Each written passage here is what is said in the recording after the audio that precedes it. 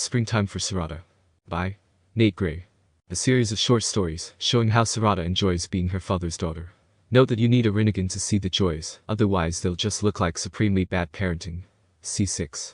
Sarada's search for the full story behind a curious scar on Karen's chest leads to an obvious cover-up and many disturbing truths. We talked about this, sweetheart. No pets. Sarda Chiha, then 7 years old, ducked her head, wincing as she glanced over her shoulder to see her mother frowning at her. But, she whined. No, Sakura replied firmly. No pets. That's the rule, and you said then that you understood it. True or false?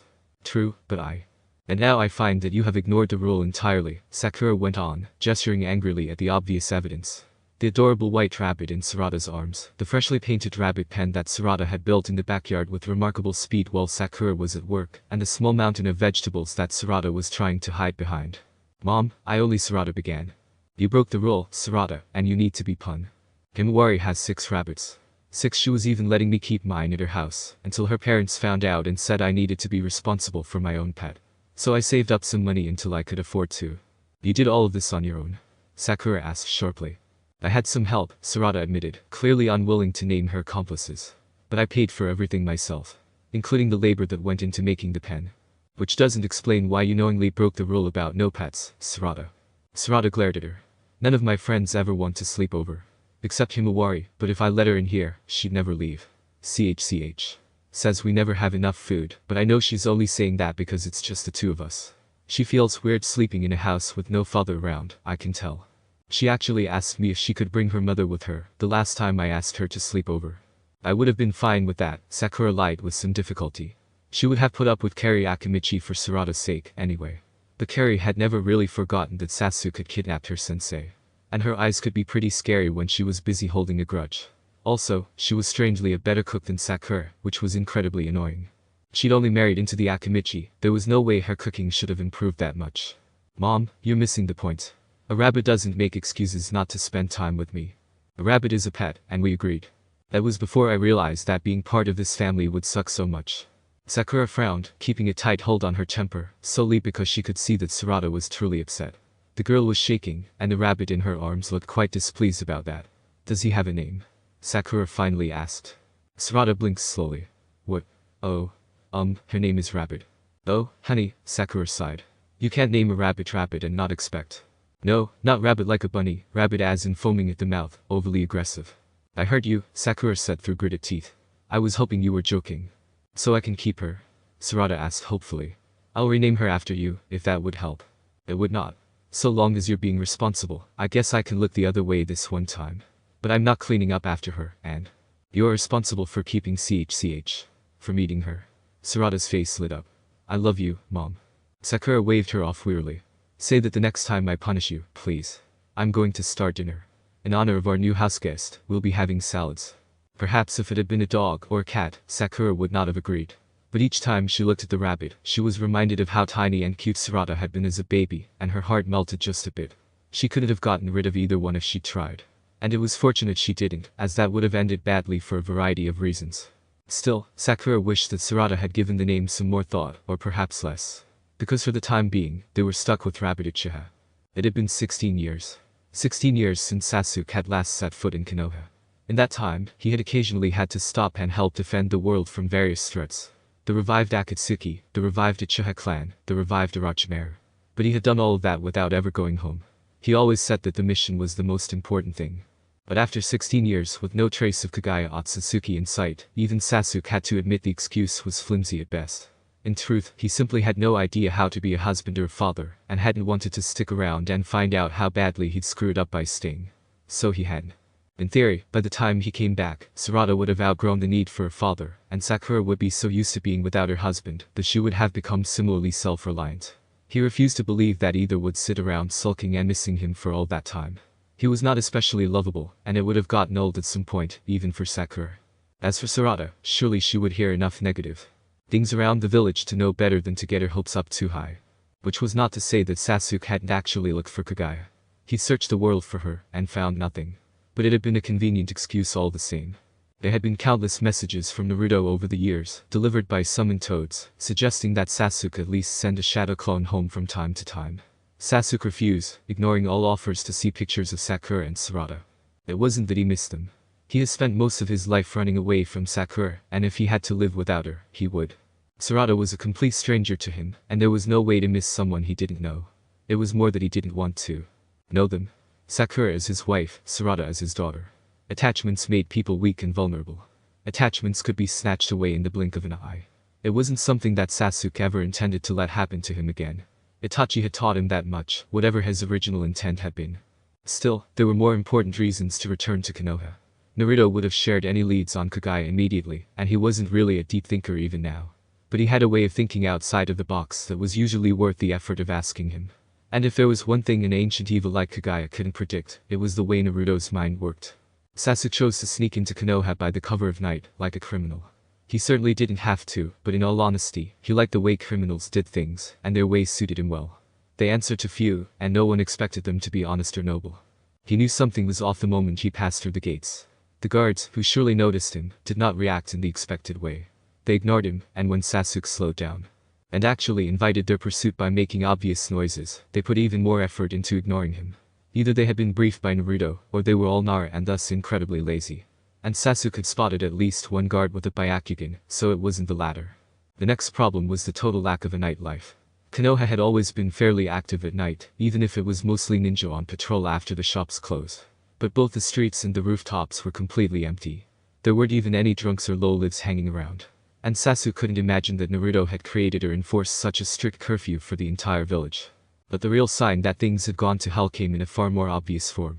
There was an empty lot where Chiraku Ramen had once stood, and every indication that they had not only been closed for years, but had failed to relocate elsewhere in all that time. Even Sasuke wasn't sure he wanted to live in a world where Naruto didn't love ramen enough to prevent such an occurrence. If Naruto didn't still cherish ramen, in what other ways had he changed? And did his strange behavior have any connection to the unusual state of the village? Almost certainly so, assuming Naruto was still Hokage. And Sasuke was no longer willing to assume anything, including that his own family was intact. With that in mind, he headed straight for his home, concerned for his family taking priority for the first time in years. The first thing that Sasuke noticed upon entering his home was Naruto's signature cloak, draped across a chair. Another man might have read far too much into that. Sasuke knew better. Sakura had had every opportunity to be with Naruto in the past, and oddly enough, had taken none of them. She certainly wasn't going to be unfaithful now that she had Sarada to look after, and especially not now that Naruto's wife and in-laws all had the Byakugan. And yet the presence of Naruto's cloak did indicate that he himself was in the house, which was still unusual, given the late hour. Even stranger, Sasuke could detect the chakra of his wife and daughter in the house right away. Which would not have been so odd, except for the fact that both had apparently been doing some incredibly intense training. Sakura's already impressive chakra reserves had at least doubled, and though he had been nowhere near Sarada since her birth, she had to have 3 times more chakra than anyone her age should have had, including Naruto's kids. And no one should have been training that hard unless they expected to be caught up in another war, or a fight with an immortal. You really should have come home sooner, bastard. Sasuke frowned as he turned to find Naruto leaning against the wall. While Sasuke had been focused on the chakra of Sakura and Sarada, he had not been so focused that he should have missed Naruto entering the room. And Naruto had never been subtle, not even when he learned his father's prize technique. Sasuke, at least, had always been able to feel him coming. "Why are you in my house, dead last?" Sasuke asked. "Not like I expected you to be here to find out I was," Naruto countered. "Did you forget how a family is supposed to work, or did you just not care? All this time and you're still treating Sakura like she doesn't matter. I'd kill you if I thought I could get away with it." There was no heat behind Naruto's words, and he actually looked bored as he spoke. These were warning signs to Sasuke, and though he could detect no hostile presence in the house, and believed Naruto to be genuine, he drew his sword. Naruto shook his head. "Won't need that. Way too late to do anything about this now. Told you, you should have come home sooner." Sasuke glared at him. "Start making sense, for once. Don't suppose you ever found any trace of Kagaya out there?" Naruto asked. Sasuke froze. "None. Ever once think about looking here?" After a long pause, Sasuke narrowed his eyes. "You were supposed to." "Yeah, I'll just bust out these awesome eyes the old sage left me." "Oh, no, wait, you've got the eyes. I've got the mad awesome chakra sensing. Which means I knew she was here only when she wanted me to know that she'd set up shop. By then it was too late to stop her, and I couldn't do squat about it from outside of her hidden dimension, anyway. Guess you didn't think that part of the plan through." "You're telling me she's in the village?" Sasuke demanded. "I'm telling you she is the village. I haven't seen a person here in years that doesn't carry some of her chakra. Except you. Then Sakura. And Sarada." Naruto shook his head. "They were the first ones she caught. She was pretty clever about it, too. Took one look at you and figured you'd never be home looking after your family. Now she not only has them, but every family in Konoha. All because you couldn't be bothered to look in on yours. I told you being an insensitive ass would blow up in your face one day. How did she break our seal? Sasuke asked. I still don't know. Maybe someone unsealed her, or she managed to hide a piece of herself somewhere before we sealed her. All that matters now is she's back, and she's not going anywhere anytime soon. It had been so very easy. The Uchiha child had welcomed her with open arms, and a desperation that actually moved Kagaya. It wasn't natural to crave affection that much. She decided then, as a woman and a mother, she would punish the man who had made the child this way. And she would start by taking his family away from him, not that it even required much effort. Only the mother and the Hokage would say anything decent about Sasuke, and after a few years, only the mother actually believed what she said to be true. At first, Kagaya timed the expansion of her chakra within the child, so that it was easily passed off as growth spurts, or increased training. And if anyone ever detected a flare of chakra that could be considered questionable, it was easily explained by the girl's heritage.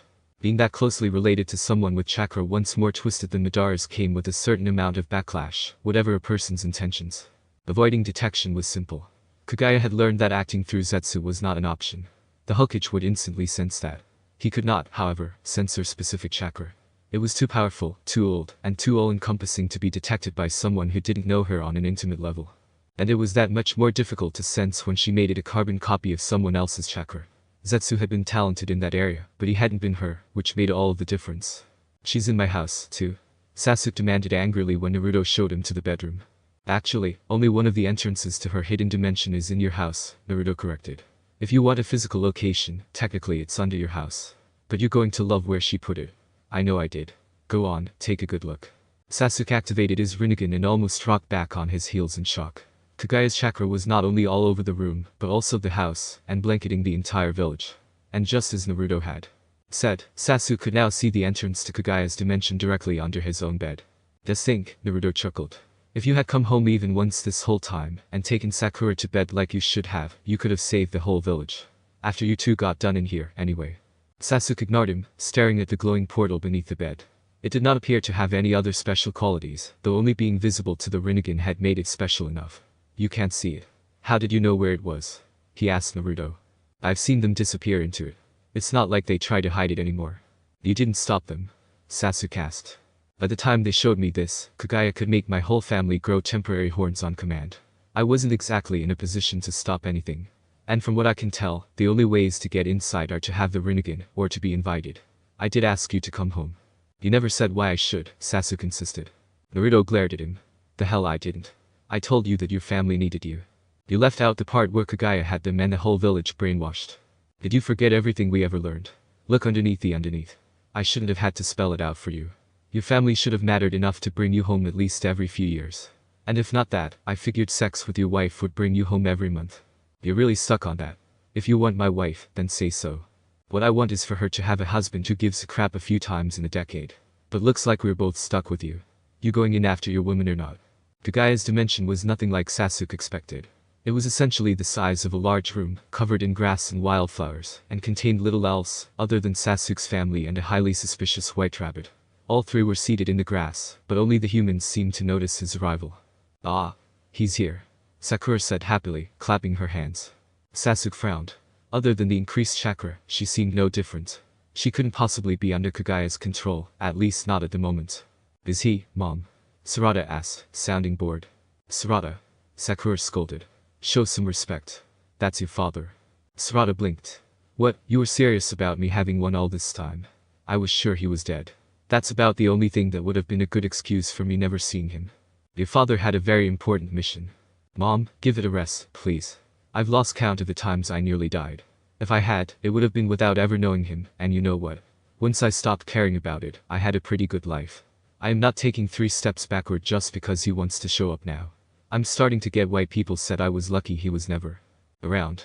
Sakura frowned and glanced worriedly at Sasuke. Sarada, that isn't fair. Sarada scowled at her. Me never meeting my father wasn't fair, Mom. And other than my genes, I bet he hasn't done a single thing that benefits me. He doesn't send home money or gifts, he doesn't send either of us letters, and at this point that academy teacher who smells funny is more of a father to me than this guy. Sasuke was irritated by Sarada's disrespectful attitude, but he was more concerned about the rabbit, which appeared to be dozing near Sarada's left knee. It hadn't moved yet, other than breathing, but he was sure that simply stabbing it without explanation would not go over well. Sarda noticed the direction of his gaze and quickly picked up the rabbit, settling it in her lap. "So, what do you want, anyway?" she demanded. "I doubt you're here to see either of us. You've made it clear that you can get along just fine without doing that." "Sarda," Sasuke said slowly, "put the rabbit down and back away. Do you think you can just walk in here and start ordering me around, because—" "Sarda," Sasuke snapped. "Do as I say. Mom told me never to listen to strangers." Sarda spat at him. Sakura sighed. "Sasuke-kun, why are you so concerned about the rabbit? It's Sarada's beloved pet, and she—" "There's no point in pretending any longer. He knows." Sasuke didn't have to look to know that the voice had come from the rabbit. And it was a good thing he didn't, or else he might have missed the blank look that settled on Sakura's face as she murmured, "As you wish, Lady Kagaya." Perhaps more disturbing was that there was no change in Sarada's expression, which implied that she was fully aware of Kagaya's possession of Sakura and was not the least bit bothered by it. The rabbit, no longer pretending to be asleep, stared directly at Sasuke, its Byakugan staring straight through him. "I have been waiting a long time for you, Sasuke. Though not quite as long as these two, it seems. Apparently our battle taught you nothing about protecting the bonds of family." "I was protecting my family by searching for you," Sasuke argued. "And that turned out so very well," the rabbit replied, smirking at him. "No, you're lying. If you were really so concerned about your family, this would not be the first time either your wife or daughter has heard from you in so long. You possess the power to reshape this world, yet you cannot seem to ensure your own family's happiness and stability. Perhaps your line truly is cursed. And perhaps that is partially my fault. I failed as a mother many times, but even I can see that simply putting forth effort repeatedly is better than not trying at all. It's easy to preach when you're the one that turned my daughter against me. It was easy to turn her against you, when you were never here to defend yourself, or to ever make an impression on her in person," the rabbit answered smoothly. "You may blame me all you wish. That will not change the fact that Sarada blames you for your choices. Choices I had no influence over, I would remind you. Until and unless you accept blame, Sarada will never forgive or trust you. But if you truly feel that you are unfit to be a father, and if that is why you stayed away, I would not blame you. And if you are concerned with how your daughter was raised, do not be. She is a fine human." Sasuke froze, certain he did not like where this was going. "What do you mean by that?" "I have raised her into a fine human. I have been with her all these years, listening to her insecurities, offering comfort and guidance, ensuring that she grows properly in the ways of our clan." "You are not a member of my clan," Sasuke growled. "True. You are a member of mine. For the moment. But that can and will change, if you seek my life, Sasuke. Konoha is mine now, as is your family. You may join us. But unit-like can trust you, I would take back the chakra given to you by Hagoromo. Admittedly, that may interfere with your using the Rinnegan, but so long as your intentions are honorable, you will not need it." "And if I refuse?" Sasuke asked. "Then you could resume your life outside of this village. But you will never see your family again, unless it is on the battlefield. You will have no more chances to harm them." Sakura would never accept that. Sakura has had over a decade to see other children growing up alongside their fathers, and just as long as Sarada's complaints of a damaged family. You would be surprised what she would accept. Or who. There are many men who would be happy to take your place in her life. Perhaps some already have. How would you know either way? And would you even care? Naruto had grown up under the assumption that when Sasuke hurt the people close to him, it was rarely ever done on purpose. Sasuke had lost his family at a young age, and perhaps because he knew he could never have them back, he lashed out at those he saw as trying to replace them. Or perhaps he could only quiet the rage in his heart for so long before it spilled over and drove him to violence. After the war, there had been small signs that Sasuke had changed. Marrying Sakura and making Sarada, for example. And then Sasuke had come up with the search for Kagaya. And while it made sense that only Sasuke could find her, Naruto had never understood or accepted the part where Sasuke never came back home. There had been so many times where he had been prepared to go out and drag Sasuke back, but Hinata had always stopped him. He'd only run again, and hurt them more in the process, she always said. Which was true. And also possibly Kagaya speaking through her. Now that he reconsidered it, it has to be his choice. Which was even truer. If Sasuke didn't want to come back to his family, there was no point. Naruto couldn't understand how Sasuke's heart worked, if it did at all. From the moment Naruto had found out that Hinata was pregnant, he always found ways to sneak in time with his kids, even if it was through shadow clones. His son never failed to find unique ways of getting into trouble, and his daughter was the sweetest thing on two legs. The thought of not seeing them for even a few months made Naruto's heart ache. He couldn't imagine how Sasuke managed it, and apparently desired it, for so long. That was why Naruto hadn't even tried to fight Kagaya when he first discovered her in the village. Someone who could spirit his family away in the middle of the night, and would be impossible to track without Sasuke's help, wasn't a foe he could afford to anger. Kagaya had infested the entire village, but harmed no one. She had merely passed her chakra on like a disease, albeit one that seemed to be entirely beneficial, in that it notably increased chakra capacity, but did little else, initially. The problem was that any being that possessed a portion of Kagaya's chakra was also under her complete control, as often and as long she so desired. She had targeted the Hyuga clan after Naruto's family, her mastery of the Byakugan making them easy prey. But aside from a few new laws that didn't actually change all that much, Kagaya didn't seem to want much of anything from Konoha, other than total control of its population, which she did next to nothing with. Naruto was not so naive as to believe that it would end there. He rarely left the village for fear of what might happen in his absence, and he was certain that Kagaya had to be spreading her chakra throughout the rest of the world, although Sasuke's lack of findings suggested otherwise. Also, Kagaya seemed more overbearing than evil now. She would occasionally provide a reminder of her power, in the form of some random person close to Naruto, suddenly gaining a temporary Byakugan, or growing horns shaped like rabbit ears. Other than that, she was content to keep Sakura and Sarada as her constant companions.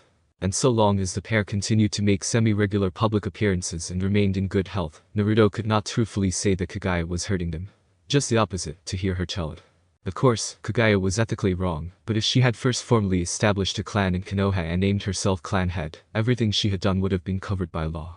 So long as she allowed the possessed ninja to act when necessary, and did not interfere with their duties, Naruto would have been powerless, especially as Hokage, to stop her. The only real difference between Kagaya and the Hyuga was that they had controlled people through influence rather than chakra, and they had certainly interfered with far less good intentions, and far more resulting harm all over the village through the years. Kagaya's chakra had done wonders in all areas. The mission success rate had never been higher, medic nin were saving patients that would have been beyond their skill years before, and Naruto now lost more veteran Anbu to retirement than to death in the field. And if the only prices he had to pay for all that was a slight loss of control, and Sasuke never seeing Sakura and Sarada again. Well, it wasn't as if Sasuke had expressed any interest in seeing them to begin with. And Sarada had eventually gotten over Sasuke's absence. As for Sakura, if Sasuke wasn't going to make her happy by being with her, and Kagaya could find someone who would, that was another plus. Sakura had earned the right to be happy, even if it had to be forced on her. And Naruto, for one, was sick of seeing her unhappy, especially when she invited it on herself by insisting on staying with Sasuke. It wasn't a betrayal, not really. Naruto had a duty to his friends and his village. Sasuke was the only thing that had managed to hurt his family in quite some time, and it was time to cut off the bad leg. Mama, help. Kushina got out again. Hinata sighed and slowly opened her eyes, taking in the sight of her daughter leaning over her. She did not need a clock to know that it was the middle of the night. Kushina only ever seemed to vanish during such hours. Calm down, Himawari. Where did you look for her? Under my bed, in my closet, and in the hallway. Hinata mentally counted to 10. And did you think to use your Byakugan while you were looking? She already knew the answer, though. Himawari blushed. No. I was so worried that I didn't think about it. Well, try it now, dear. Hinata wanted to encourage her children to do things for themselves, and more importantly, she did not want to get out of bed for anything less than a true crisis. She did not consider Kushina's nightly escape attempts to be on that list. Oh, I found her. Himawari cried shortly, beaming in relief. She's with Papa again. She always is, Hinata reminded her. She must be living up to her name. You really think so? I know so. Himawari had decided to name each of her 6 pet rabbits after the previous Hokage. So there was Hashirama, Tobirama, Hiruzen, Minato, and Tsunade. But the final rabbit had also been female, and Himawari had not wanted to name one after either 6, anyway, and since one had already been named for her father's father. Himawari named it after her father's mother.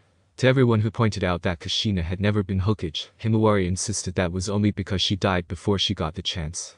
And in any case, the rabbit did feel like a Kushina. She seemed to think she belonged to Naruto, and escaped at every available opportunity, just to be near him. Sorry I woke you, Mama, Himawari apologized. It's fine, Hinata yawned. Just remind your father to put Kushina back in the pen with the others. This is not why I woke you, Hinata. Although there had been no change in Himawari's voice or expression, Hinata instantly noticed the slight difference in her chakra fluctuations. She had never determined if that was because Himawari was her child, or due to her own chakra's uniqueness, or a gift that Kagaya had allowed her. I am honored, Lady Kagaya. As always, Hinata murmured as she sat up, now fully awake. I will have to deal with Ichiha soon. Whatever the outcome, I am sure that Sakura and Sarada will need your family's continued support. I cannot imagine that I could provide them with anything that you cannot, but it will be as you say. Do you think you'll have to kill Sasuke? I would regret it, it would complicate things. Yet it is an acceptable outcome. Some disruptions simply cannot be tolerated. Hinata noted that Kagaya seemed genuinely annoyed by having to deal with Sasuke, which at least was something she could understand. She could not exactly make the case that Sakura and Sarada had been happy without Sasuke around, and yet she was. Sure, his absence was preferable to his presence. I understand. Was there anything else you required of me? Yes. Himawari is considering giving Kushina to her father for his next birthday. Encourage her. Hinata blinks slowly. May I ask why? A flicker of annoyance passed through Himawari's face. Why would you? It would make them both happy. Yes, I know that, and you know that. I'm really surprised that you would care enough to bring it to my attention. We are not so different, Hinata, whatever you might think of me. We have different ways of raising our children, but it pleases us to see them happy. Mom, you burned the rice again, Sarada complained the next morning. Sorry, honey, Sakura apologized, taking the bowl away. I was distracted. Sarada frowned at her. So that guy is gone. Again. Yes, he's gone, Sakura answered, looking away. Lady Kagaya didn't want him here, and we live to serve her, so. But, Sarada replied. I didn't want him here, anyway. We're better off. Lady Kagaya takes better care of us than he ever did. Why was he so special to you, anyway? Sakura sighed. Sarada, I have learned that it's a waste of time trying to convince others of what I see in him. I can only tell you that he is what my heart wanted. And when your heart wants something, you will do anything to grasp it and hold on to it for as long as you can. Even if others tell you to let go. I didn't like him. That isn't surprising. He has never been good with first impressions. Or children. Or marriage, if you want to get technical about it. Are you admitting that he wasn't a good husband or father? None of which changes that my heart still wants him, and you. Sarada, Sakura replied, squeezing her daughter's shoulder. You are both precious to me, even if you are not exactly fond of each other. You mean like the way I can only stand Himawari in small doses? Sakura smiled. Something like that, yes. Are you going to be sad, now that he's gone? I don't want him here, but if it means. Lady Kagaya, Sakura interrupted, was very understanding. She offered to let me forget him, if it ever became too much. But I don't think it will be necessary. She smiled confidently. Your mom is much tougher than she looks. Sarada looked uneasy. You must be an absolute monster, then, because if I wasn't your kid, you scared the crap out of me half the time. Sakura's smile stayed firmly in place, even as she returned the bowl of burned rice to its original spot in front of Sarada. In that case, you're a monster's kid, and that means eating burned rice should be no problem for you, Missy. Mom, I didn't, Sarada began. Sakura's smile widened. Eat. It. All. Swallowing nervously, Sarada reluctantly began to eat. I should really learn when to stop talking. She paused when her rabbit hopped into her lap. Oh, rabbit. Would you like some of Mom's special rice? The rabbit gave her a cold stare. I guess not. Sarada lowered her voice. Look, can you help me out here? Just hold the burn away, or wish up some more rice. I have no problem with your attitude toward that man, Rabbit said. He has done nothing to benefit you, and only brought chaos to your life. But disrespecting your mother, either of them, demands punishment, Sarada. Eat the rice. Easy for you to say. She never burns your food, Sarada grumbled as Sakura placed a plate of raw vegetables on the table. I can also burn your lunch, if you'd like, Sakura offered. Sarada frowned. But you've already made my lunch, you always do it before breakfast. Exactly. And I have no problem burning it now. Are you absolutely sure you're not upset about that guy being gone, Mom? Honestly, I'm more upset that my daughter thinks of me as a fire-breathing monster who burns her food. You misunderstood me. I don't mind so much having monster in my blood. I just don't want to eat like one. We're Uchiha, not Akamichi. End of chapter 1. Continued in chapter 2. Salada of the Grass. Sarada has the Chunin exams when she runs into, you guessed it, a suspicious grass genin. But this one happens to be authentic. Problem is, she's authentically Sarada's half-sister. And it's rant. May want to skip if you love Sasuke.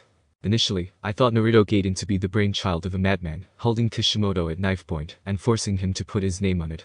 Mind you, a well-meaning madman who was once a Sasuke fan, but gradually became bitter with the revelation that Sasuke has no soul. But at some point just before the final chapter, Kishimoto made his escape and gave Sasuke back his soul. And you have no idea how much I wish that hadn't happened. Because, once again, I feel like the final chapter ruined nearly everything. And the most disgusting thing of all. I was right about Ino not being over Sasuke, which means she actually married the guy most like Sasuke on purpose. Made me throw up in my mouth a little bit. So, this story, and indeed, most of my Sasuke-centric stories, are an attempt to return things to a simpler time. When Sasuke had no soul, or at least did a great job of keeping it locked away, where it belonged. Uchiha walking around with souls, nobody wants to see that. We want a Sasuke who stabs everyone who claims to love him. A Sasuke that could drop Karen's kid in Sakura's lap like a boss, then walk out for over a decade, and still find a hot dinner on the table when he got back. A Sasuke with a pimp eye that strong, I could at least grudgingly accept. A Sasuke that can't kiss his wife is an embarrassment to Sasuke. Make him a powerful jerk, but don't make him shy. That's Hinata's gimmick, and it cost her cousin and a rod to the gut, so she's more than earned it. I feel like the Sasuke Gaiden is something of a new character. Supposedly a redeemed version of the guy who once hated the world. Which only works if you accept that Sasuke has been redeemed. And I only feel that Sasuke made amends with Team 7. And by that I mean he basically did nothing, and they forgave him yet again. He rests the problem. The village is in Team 7. Sasuke may have once been their golden boy, but that was before. Kakashi actually had to put some effort into getting Sasuke pardoned, so Konoha is no longer in the business of looking the other way when Sasuke messes up. Yet there is no mention of anything Sasuke has done to repay the village for his crimes against it, or even the former classmates he nearly got killed. And I doubt there is anything to mention. Instant forgiveness no jutsu at work yet again. And clearly Ino invented it. I'm sure there are lots of people bragging now that Sarada is safely Sakura's child. Doesn't change the fact that Sarada has a crappy father, has zero memories of him until recently, and that he is leaving her yet again. Or that he apparently has time to train Naruto, with the very same jutsu that could have easily allowed him to check on his family. I'll give Kishimoto credit for one thing. He never fails to remind us that Sasuke is cruel to people who love him, for no apparent reason. People still make excuses for Sasuke not going home in over 10 years. I maintain that there simply isn't a good enough one, especially among those who can make shadow clones. Jiraiya didn't have an excuse for not checking on Naruto, Kakashi didn't have one for not training Naruto or Sakura during the Chunin exams, and Sasuke especially doesn't have one for all that time. I'm reminded of Sasuke preaching to Naruto about how he couldn't understand what it felt like to lose a family, when he never had one. Sasuke knew how it felt to be ignored by his own father, yet he can't see that he's doing it to his own kid. Funny how that works. Only not really. What is it about being a combat genius that makes for lousy parenting in Naruto? I mean, Goku used to think marriage was food, but even he knew enough to play with his kids occasionally. And he had the very valid excuse of being dead half of the time. Which is just going to make Sasuke look worse in the crossover. Salada of the Grass, Part 1. Notes. The majority of this, and the following chapter, was written months before I saw the Naruto movie. I decided not to make many changes out of personal preference. To be clear, I did enjoy the movie, but as you should know by now, enjoyment has no place in this series. Summary. Sarada had the Chunin exams 1, until she ran into, you guessed it, a suspicious grass genin. But this one is authentic. Authentically Sarada's half-sister, that is. Springtime for Sarada a Naruto fanfic by Nate Gray, XMAN0123 at al.com, Chapter 2. Salada of the Grass, Part 1. Naruto burst into hospital room, only to find quite a confusing scene. The hospital staff was standing around with blank looks on their faces, no doubt under the influence, which, in a hidden village, typically meant jinjutsu more than drugs. Sakura, having just given birth and still heavily drugged, was singing a song, loudly and horribly off-key, but with admirable determination all the same. Sasuke was in the corner, doggedly applying what appeared to be black shoe polish to his newborn daughter's head. This made much more sense when Naruto spotted what could only be a curly pink hair among all the black. Instantly, Sasuke was in Naruto's personal space with a chidori against the blonde's throat. This was impressive, considering Sasuke was cradling both the baby and the shoe polish in the other arm. No one can know, Sasuke hissed, clearly indicating his desire to keep the pink hair an S-rank secret. Okay, but I think you're taking this a little too far, Naruto told him. Naruto. Sakura sang, a sappy grin on her face as she finally noticed him. Look at my pretty baby. I want to name her after food, too. Her name is Salad. Ahahaha. The chidori pressed deeper into Naruto's throat, drawing blood. That name is not going on the birth certificate, Sasuke growled. I guess they gave her too much drugs. Naruto asked, doing his best not to smile as Sakura began to hum loudly. Sasuke grunted. More like not enough. I told them to give her enough to knock her out, but they claimed that would make the delivery difficult. Naruto gaped at him. Well, yeah. Her being knocked out might make pushing baby out a little difficult. I want her to have no memory of this day. Sasuke, it's your daughter's birthday. Of course Sakura is going to remember it. Sasuke glared. Her name is Sarada, she was born with black hair, and that's all anyone needs to know. I will burn the birth records if they show anything different. You're so in denial, Naruto sighed. But I guess what you want isn't unreasonable. Actually calling a kid Salad, even I wouldn't do that. Sasuke relaxed, meaning that he moved the chidori so it wasn't touching Naruto's neck any longer. Naruto frowned. You can put that away now. And take the jinjutsu off the staff while you're at it. Not until I rewrite their memories. No one can know. What is that, your new catchphrase? Tell it to the janitor I beheaded and stuffed in a closet. Sasuke was not present at a very similar birth, roughly a week later. This was understandable, up to a point. Witnessing the miracle of birth even once can be rather traumatizing. And if there was one thing Sasuke had experienced enough of in his life, it was bloody, mentally scarring trauma related to his family. Also, it was clear to him now that he just had bad luck with baby making. The minute he learned he was having another girl, Sasuke correctly assumed she would come out of her deed and mostly tried to forget about her. And since Sasuke was not present, things proceeded almost exactly as they would have for Sakura had he not been there to intervene. In other words, there existed, in another forest-themed hidden village, an unfortunate baby girl named Sarda, whose mother had been thoroughly drugged when naming her. Whether the girl was unfortunate because of her name, parentage, or both, was a matter of much public debate. However, she was also rather fortunate in several ways. For one thing, she was born without any health issues, unless one counted near-perfect health as an issue, which would remain the norm for the next several years of her life. For another, she had been blessed with a mother who was determined to make sure that having an absent father was in no way a hindrance to her. Years later, the totally random display board arrived at its next pairing with an almost audible thunk. Sarada Uchiha vs Sarada of the Grass. Among the gathered spectators, both Naruto and Sasuke paid extra attention as the two fighters took their place in the arena. As Hokage, Naruto was of course interested in the potential of foreign powers, particularly Grass, who had long been an ally, but in a somewhat frosty way. Sasuke, on the other hand, had his own reasons to be alert. Reasons that not just he would soon be aware of. The two girls on the arena floor had a remarkable amount in common, despite their differences. They were roughly the same height and weight, had similar pale complexions, and wore glasses. Sarada's were red with round frames, Sarada's were black with square ones.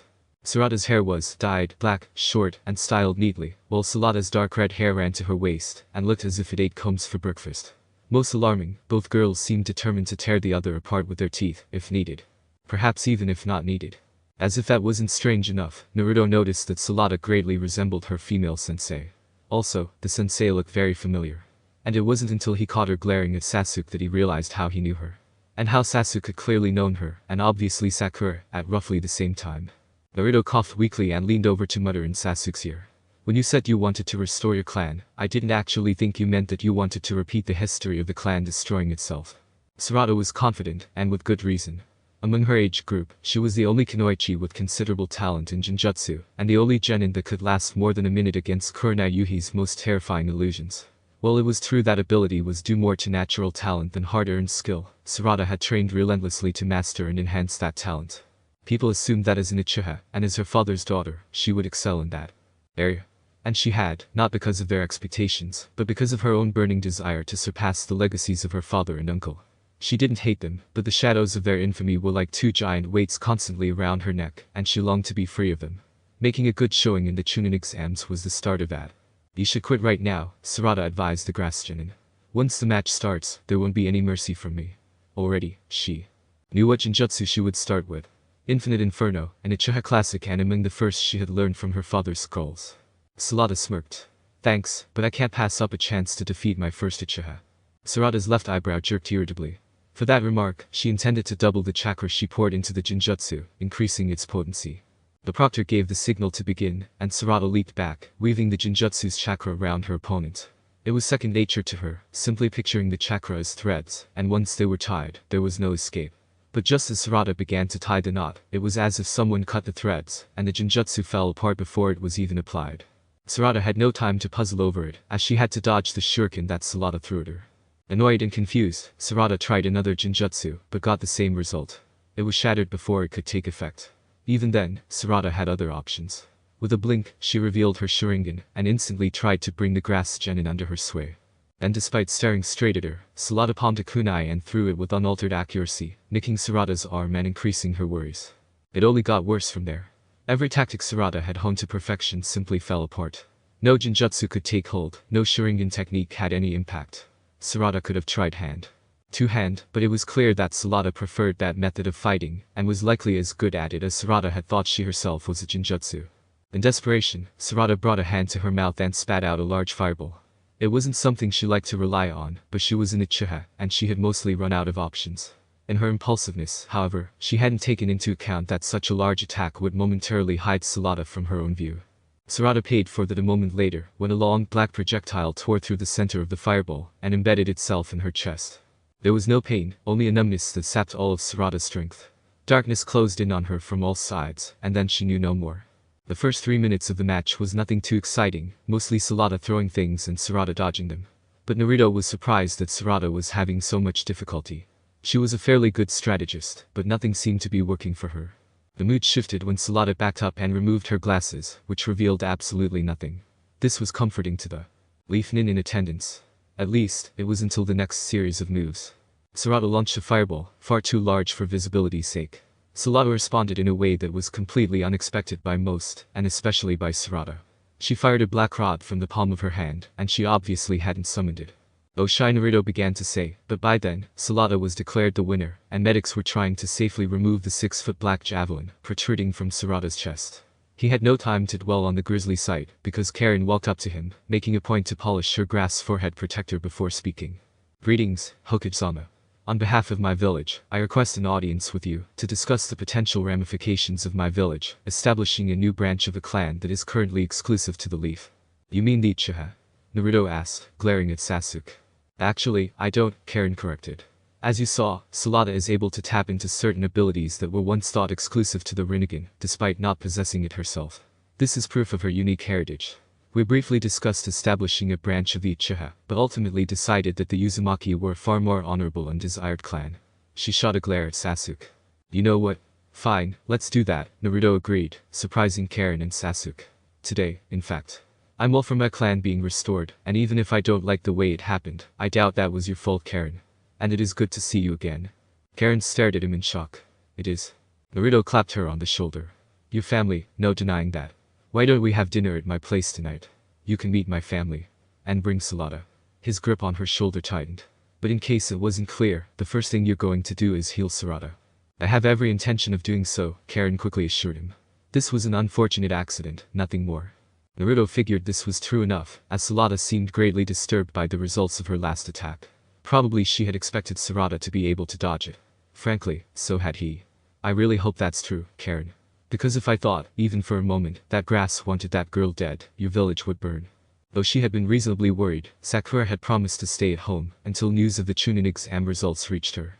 Sarda had said that if she was old enough to be promoted, then she was also old enough not to have her mother shadowing her. Sakura had tried to explain just how bad things had gotten during her own exams, but Sarda, being something of a history buff, had already known. She insisted that she was prepared for anything, and having seen her pack, Sakura was forced to agree. Sarda had sealed anything she could possibly need into storage scrolls, including some things Sakura never would have thought to bring at that age. Sarda had her own crush on a boy, but unlike the Sakura of so long ago, she did not allow it to rule her thoughts, or take priority over her career as a kunoichi.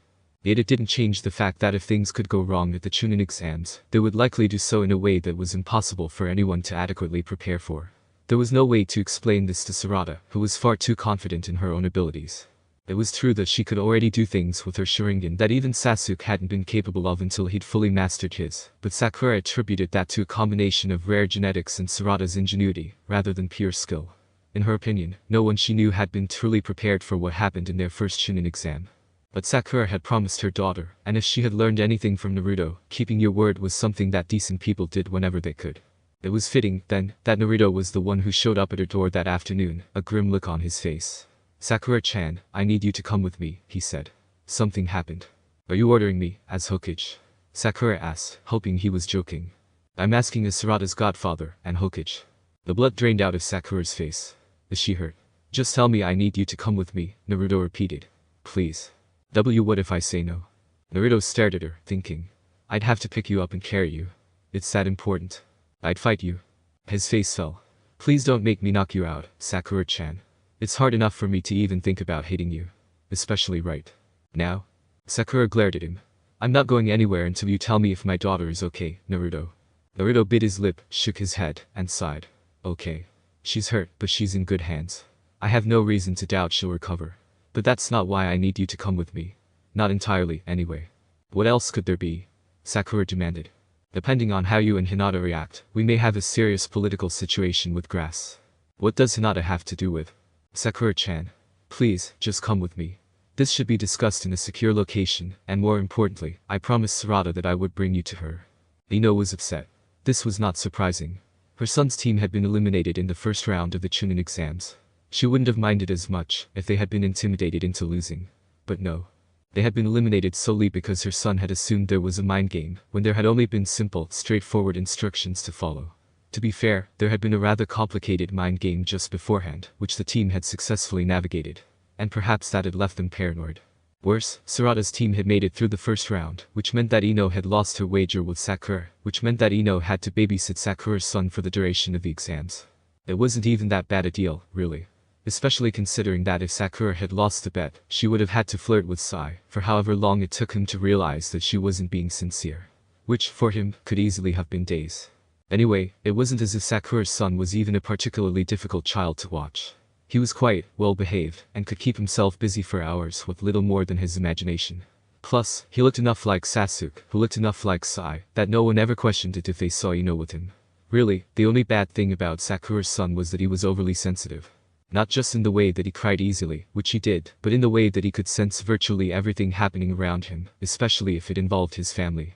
It was impossible to lie effectively to a child like that, and Ino had swiftly come to realize that being able to lie to a child was a huge part of parenting. Perhaps that was why Sakura's son liked being around Ino so much. He knew that she knew she couldn't lie to him. So when the boy came to her and stated plainly, "Ino-san, Ni-chan is hurt, and I need to see her," Ino didn't question how accurate his concern was. But she also knew Sakura's rule for watching the boy. Never let him be the parent, he's far too good at it. Ino shook her head. "Sorry, Kai-chan, but you know how this works. You don't leave my house unless your mom knows about it. She doesn't, so we're staying put." The boy frowned at her. "I'm going. You can come if you want." No. You're not going anywhere." "I'm a clone, by the way," the boy pointed out, just before he burst into smoke. "Crap," Ino murmured. Sakura briefly grew more concerned when Naruto didn't take her to the hospital. Instead, he took her to the Hokage's mansion. She hadn't been there since Kakashi retired, but Sarada had sleepovers with Himawari occasionally.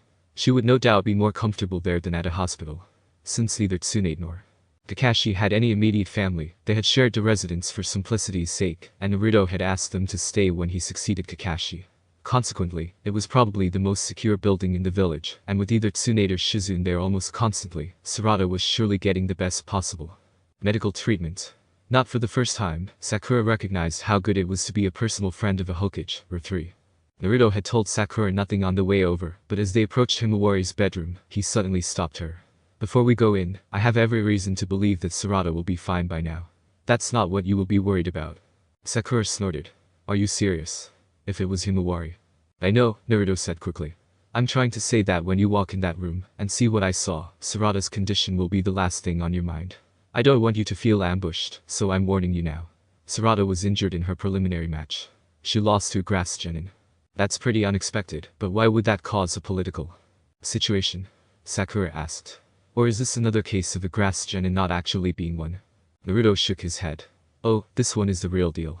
But due to her unique parentage, she possesses a bloodline that was exclusive to the Leaf, and her family is in the process of obtaining clan status with Grass. Naturally, this will cause some conflict with us. I still don't see how this would impact both me and Hinata," Sakura pointed out. "Wouldn't it only be one of us?"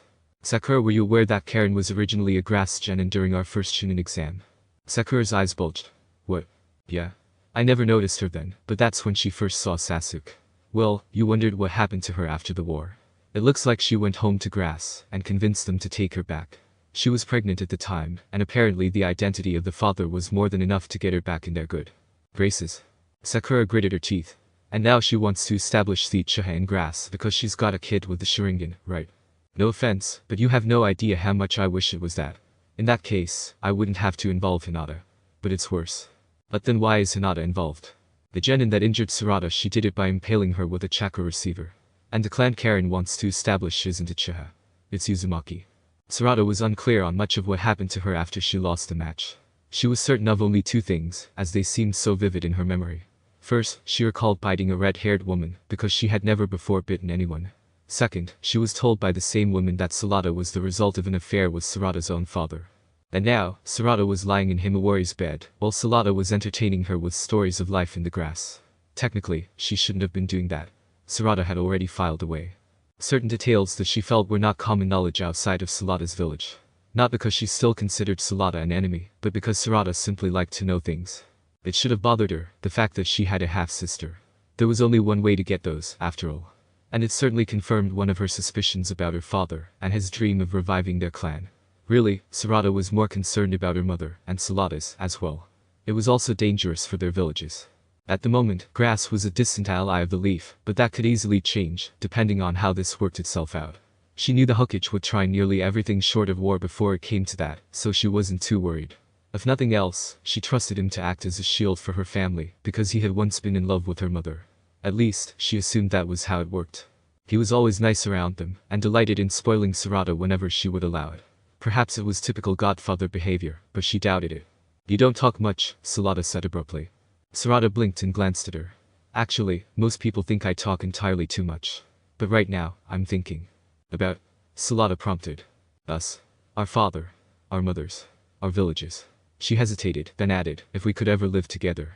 I'd like that, Sarada said at once, though she didn't seem happy. Really? Why? Sarada asked. I always wanted a sister, but I never thought I'd get one. Mom tends to scare most guys off. And the ones she doesn't are usually pretty odd. Anyway, I used to dream about all four of us living together. You, me, and our mothers. What about Dad? Sarada grinned. He wouldn't be there. Then we could talk trash about him. You know I've never even met him. That's not fair, Sarada murmured, surprised by how much that fact bothered her. Well, I think he makes civilians too nervous for constant visits, anyway. Apparently he's a pretty scary guy. And before she devoted herself to being furious at him, I think Mom really loved him. That's probably why she's so mad that he has a wife and kid. Sarada coughed. Actually, I've never seen any proof that they got married. Sarada snorted. Figures. There was a sudden knock on the door. We're not decent. Sarada immediately shouted. Yes, we are. Sarada snapped. Sarada shrugged. Well, as decent as illegitimate children can be, I guess. At any other time, Sarada would have been deeply offended. But since Sarada was including herself in that, it didn't sting quite as bad. Hardly at all, really. The door opened, and Naruto poked his head in, though with his hand firmly over his eyes. I'll have you know that lying to the Hokage is a good way to end up in a cell overnight. I don't see Mom. You didn't keep your promise, Sarada said accusingly.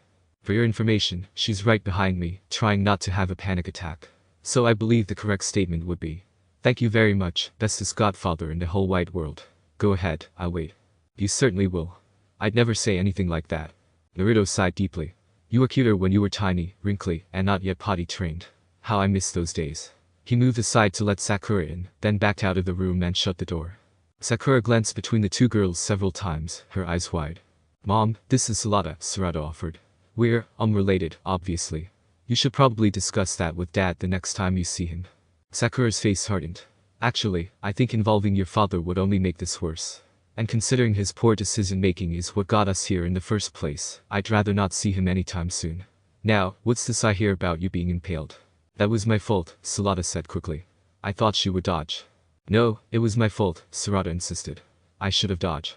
If you've got the energy to argue, you must be feeling better, Sakura said as she stepped closer, placing her hand gently on Sarada's stomach.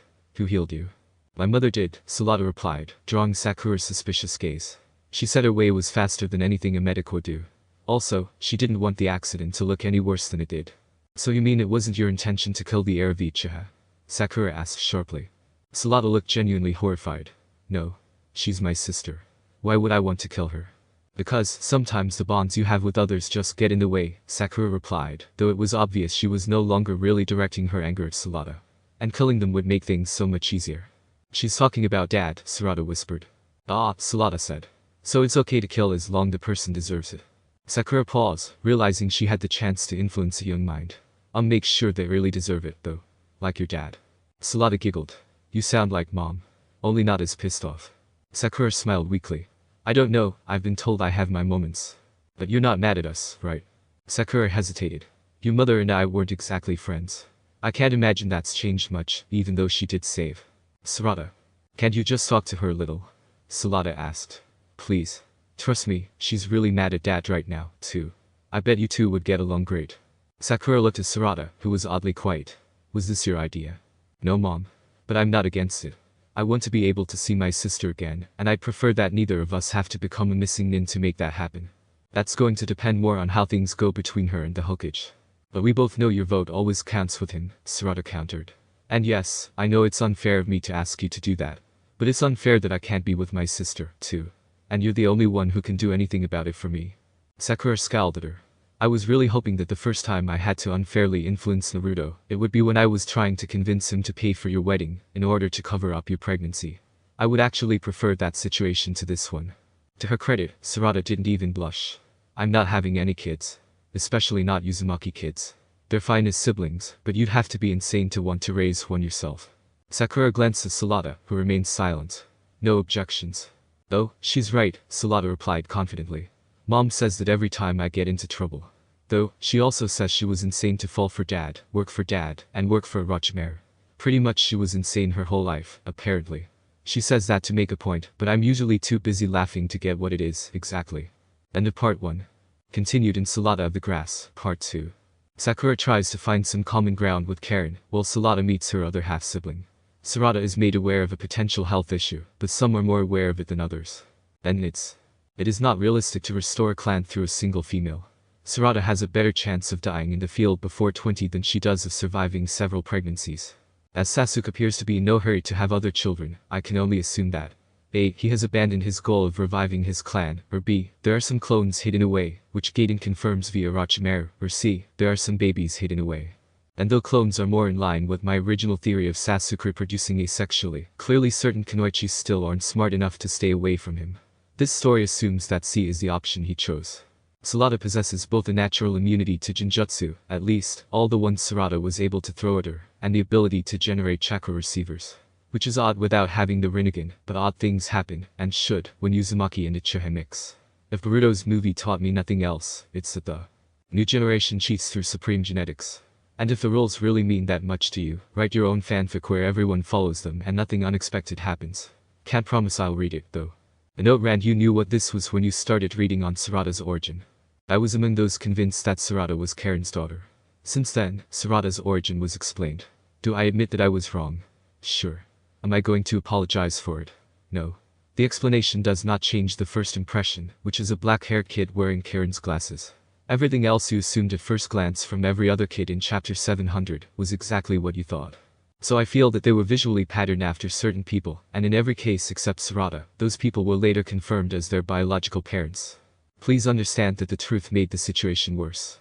Karen is not Sarada's mother, but Karen did deliver Sarda. Sarda is wearing Karen's glasses. There are no birth records in Konoha, and Sakura and Sasuke have no wedding photo.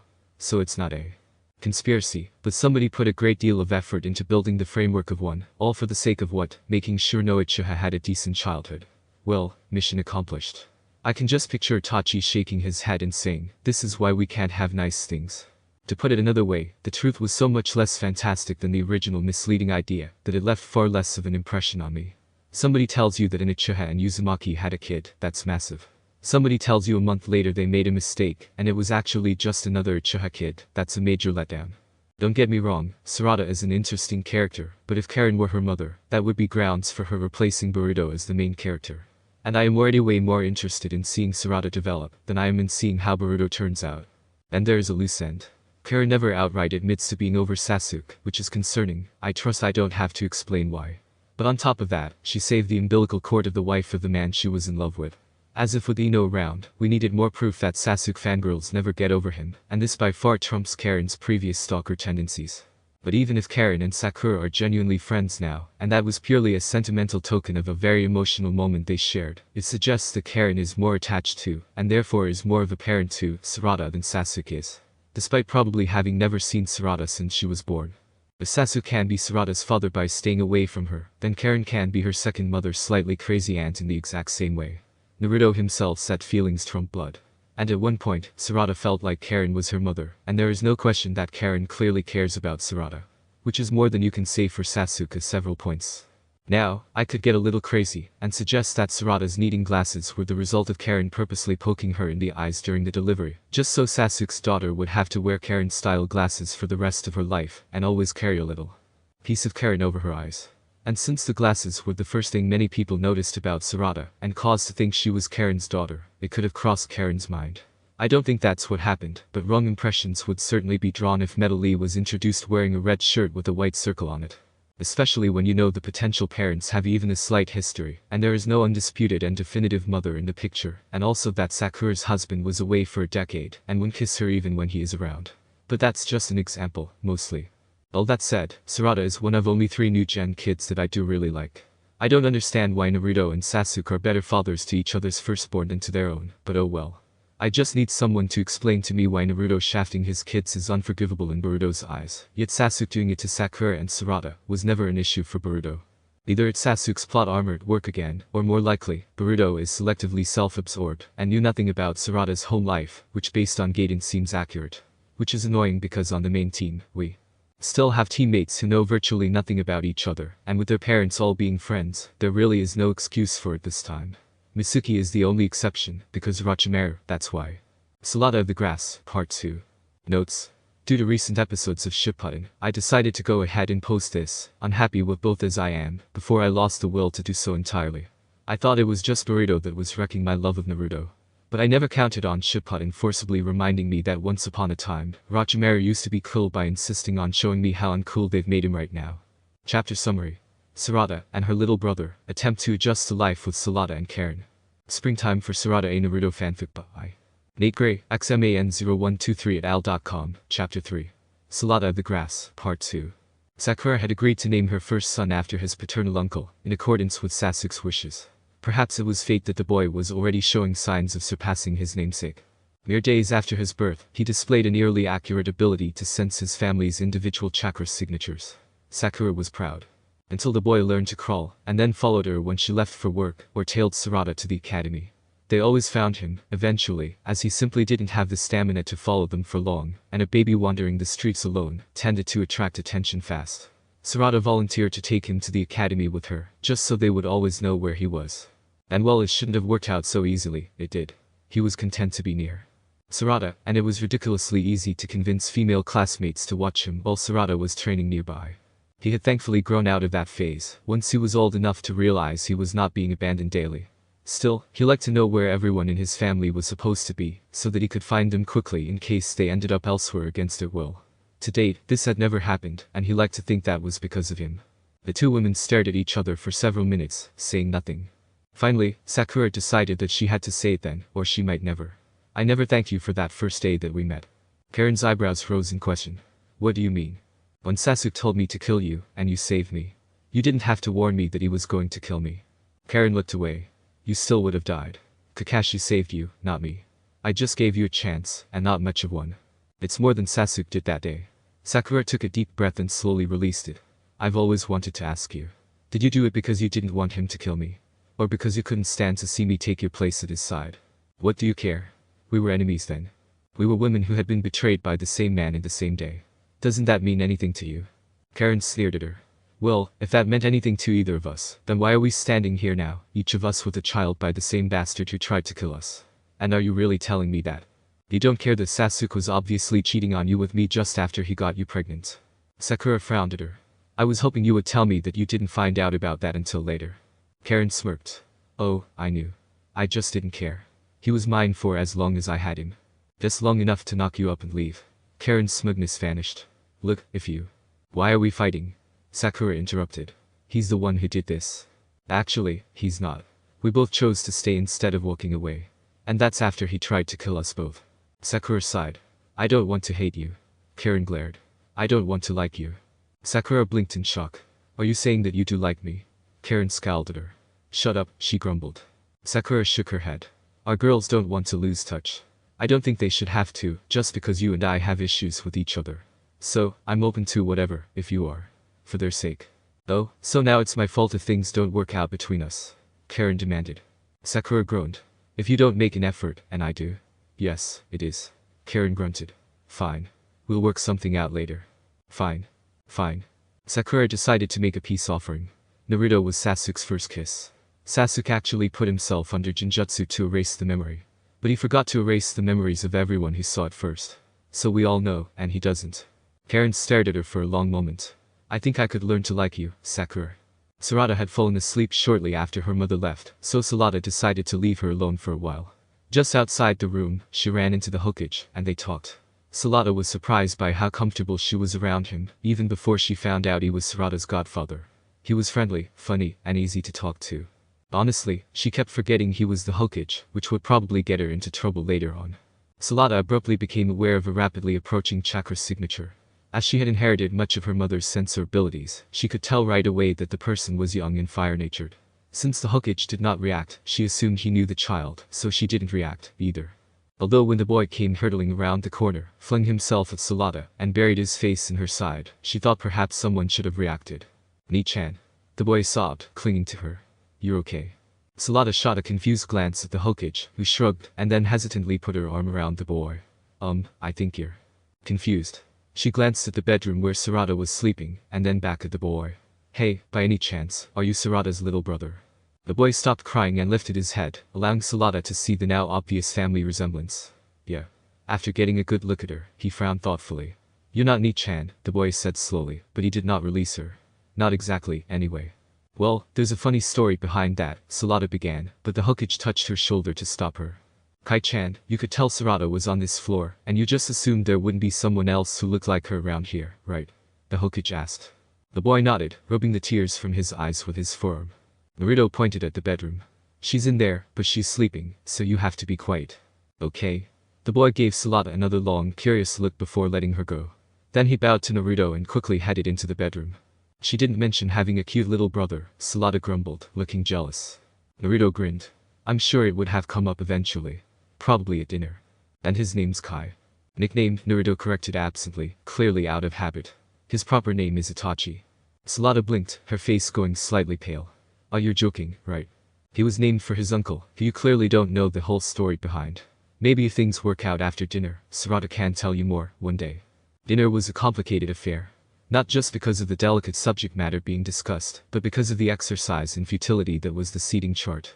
In her time as a Hokage's wife, Hinata had become something of an expert in knowing exactly where to place guests, in order to achieve maximum comfort during tense situations, and even she was stumped.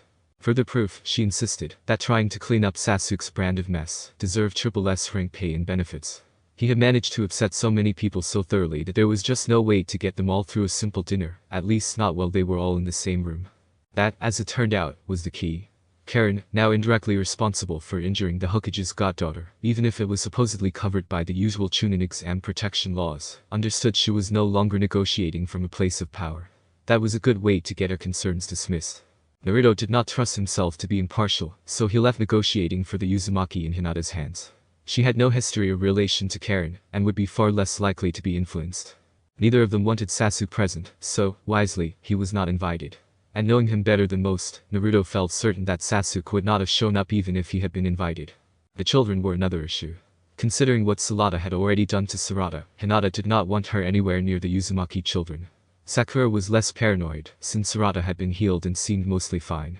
Since Naruto had been the one to invite Sarada to dinner in the first place, he finally had to suggest the wildly unpopular idea of Sakura, Sarada, Itachi, and Sarada eating in a separate room entirely. Karen caved first, admitting that she trusted Sakura to keep an eye on Sarada. Sakura eventually gave in, as she hadn't wanted to miss the negotiations, but had to be content with the knowledge that Karen and Sarada belonging to an outside clan that Sasuke had no control over was for the best. That, and since their child had been injured on Naruto's watch, he would not allow them to be inconvenienced any further, in theory. Perhaps sensing how tense the adults were, the children were on their best behavior. Sarada in particular was extra polite, something she was clearly not used to being, if Sakura's hunch was right.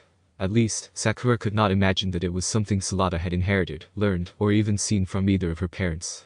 And surely if there was a new, respectable man in Karen's life, she would have bragged about him the first chance she got. To Sakura's relief, the children mostly watched themselves. Or rather, Sarada and Itachi kept fairly quiet while Sarada fired off question after question at Sakura, who did her best to answer them all. Karen had apparently told Sarada very little about Sakura, which was simultaneously a relief and a curse, since it meant Sakura was basically interviewing for a position she had no desire to obtain. About an hour into dinner, Sarada noticed that Itachi was staring at her. This was nothing new.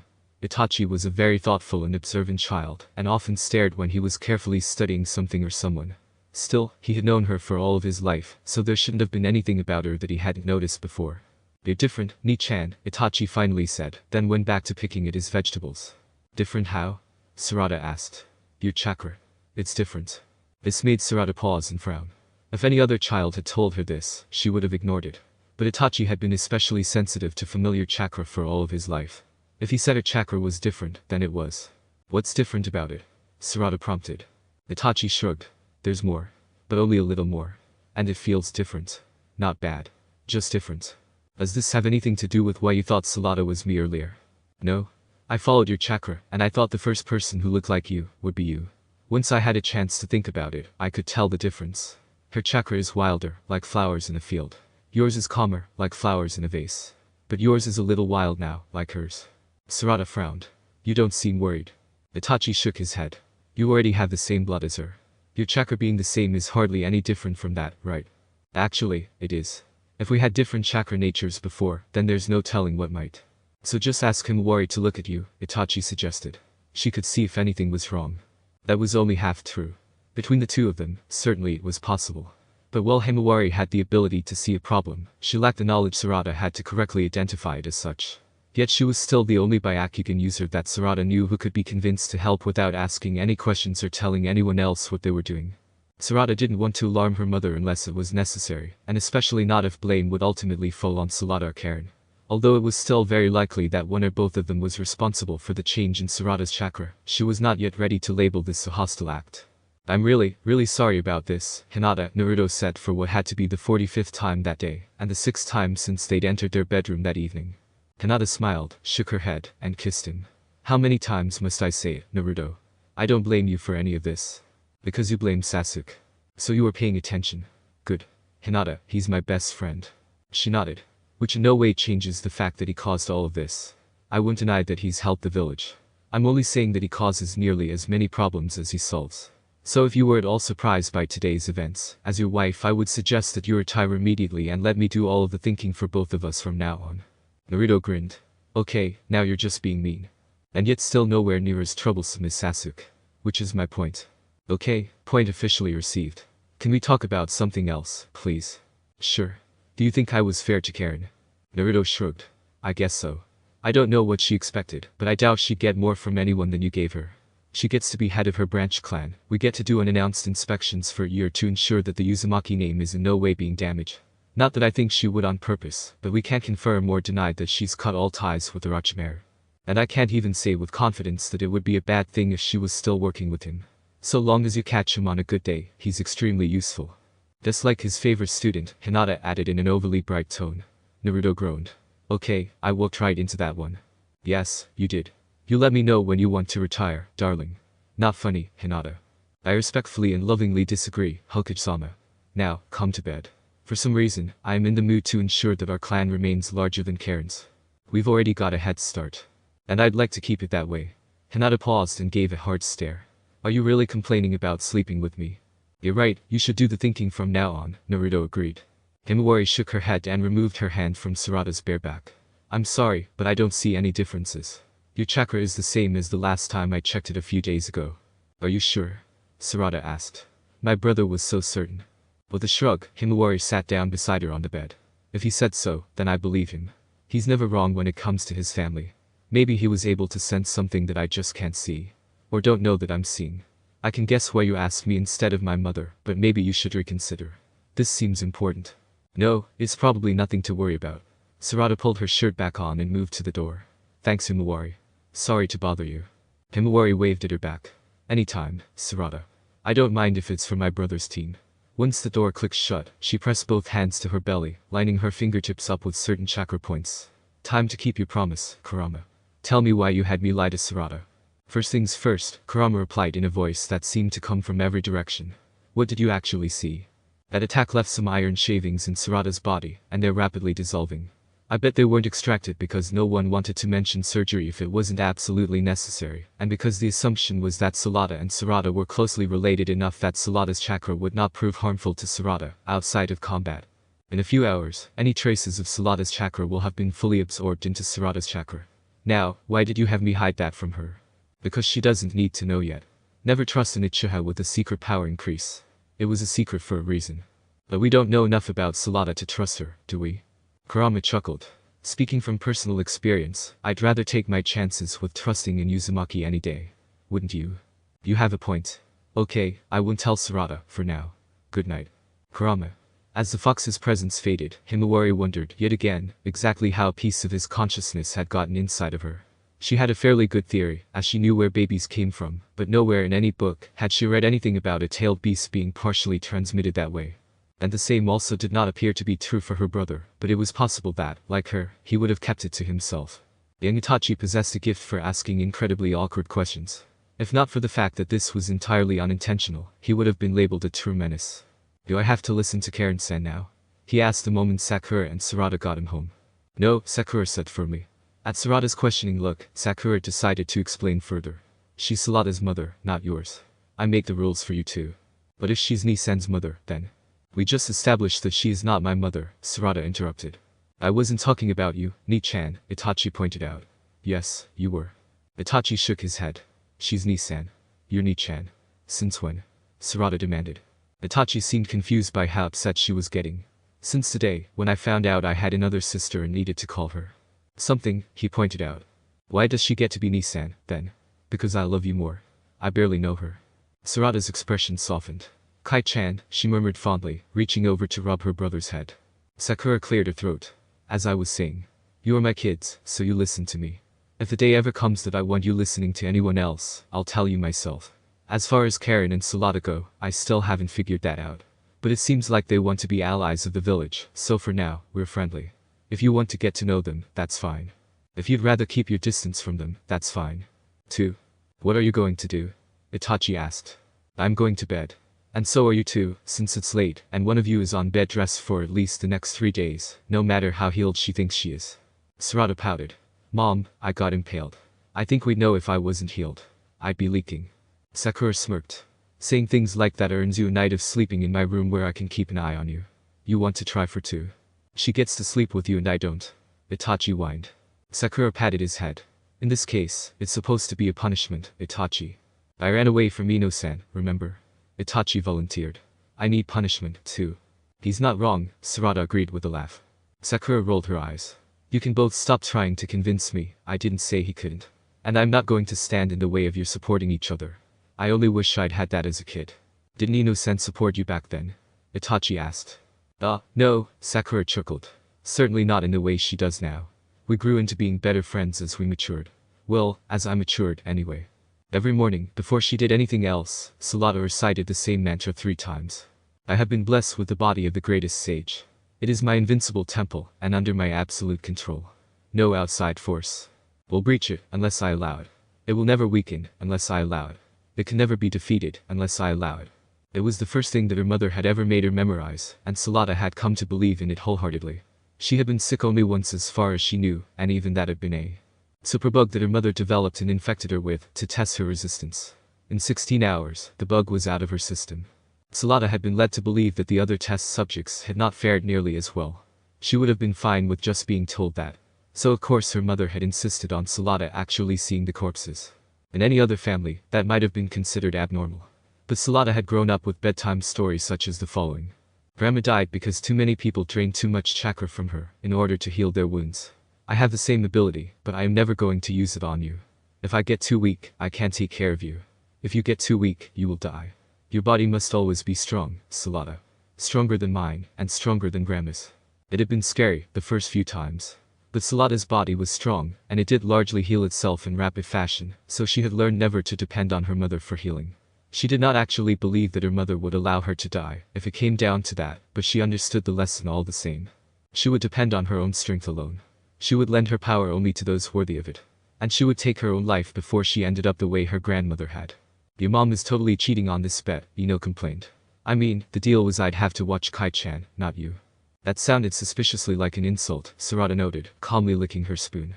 And are you forgetting that you lost him? Yesterday. Being asked to watch the older child is a serious demotion. Your lucky mom still trusts you with either of us. Ino completely ignored her. I mean, don't get me wrong. If I got to sit in bed and eat ice cream every time I went on a babysitting job, I would have happily been doing D ranks until. You do remember that I'm the one that's supposed to be bedridden and eating the ice cream, right? Sarada interrupted. Ino elbowed her gently. Shut up, I gave you plenty. But your bowl is bigger. I'm doing all the work. You're doing the exact same thing as me. Sitting in my bed, eating ice cream that mom bought for me. The only difference is you have more ice cream. Cut your Auntie Ino some slack. You and your brother pretty much watch yourselves. This is boring. I will remember this on your next birthday, Sarada promised. So, Ino said softly.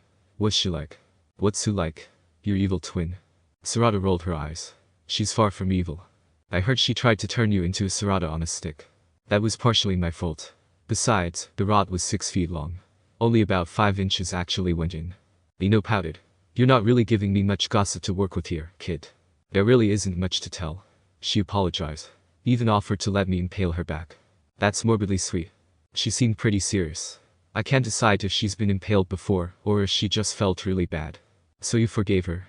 Ino demanded. It was an accident and my fault. I don't deserve to be a chunin if I can be distracted that easily. And honestly, I would have been distracted no matter what, once I found out who she was. Better that I lost to her now, than to someone stronger and more determined to hurt me in the finals. You must really like her. Sarada blinked and glanced at Ino, who was staring at her. Hey. Stay out of my head. I'm not in your head. It's written all over your face. I'm allowed to like her. Mom said so. Sarada isn't an enemy. I have a cousin that's been asking me out since we were kids. He's not an enemy, either, and impaling him is one of the nicer ways I can think of to turn him down. When Sakura had said she wanted to get along for the sake of their daughters, Karen had only believed her so much.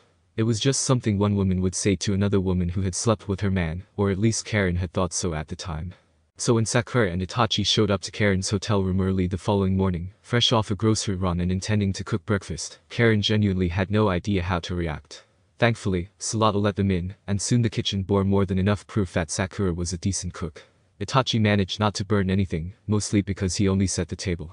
Rather noticeable by her absence was Sarada. Sakura admitted that while she had complete faith in Karen's ability to heal, both Sasuke and Tsunade owed their lives to it. After all, she hadn't wanted to take any risks with Sarada's recovery. But Sakura also made it clear that Sarada was able to have visitors, including family, extended or otherwise. Sarada appreciated the hint, but Karen did not react at all.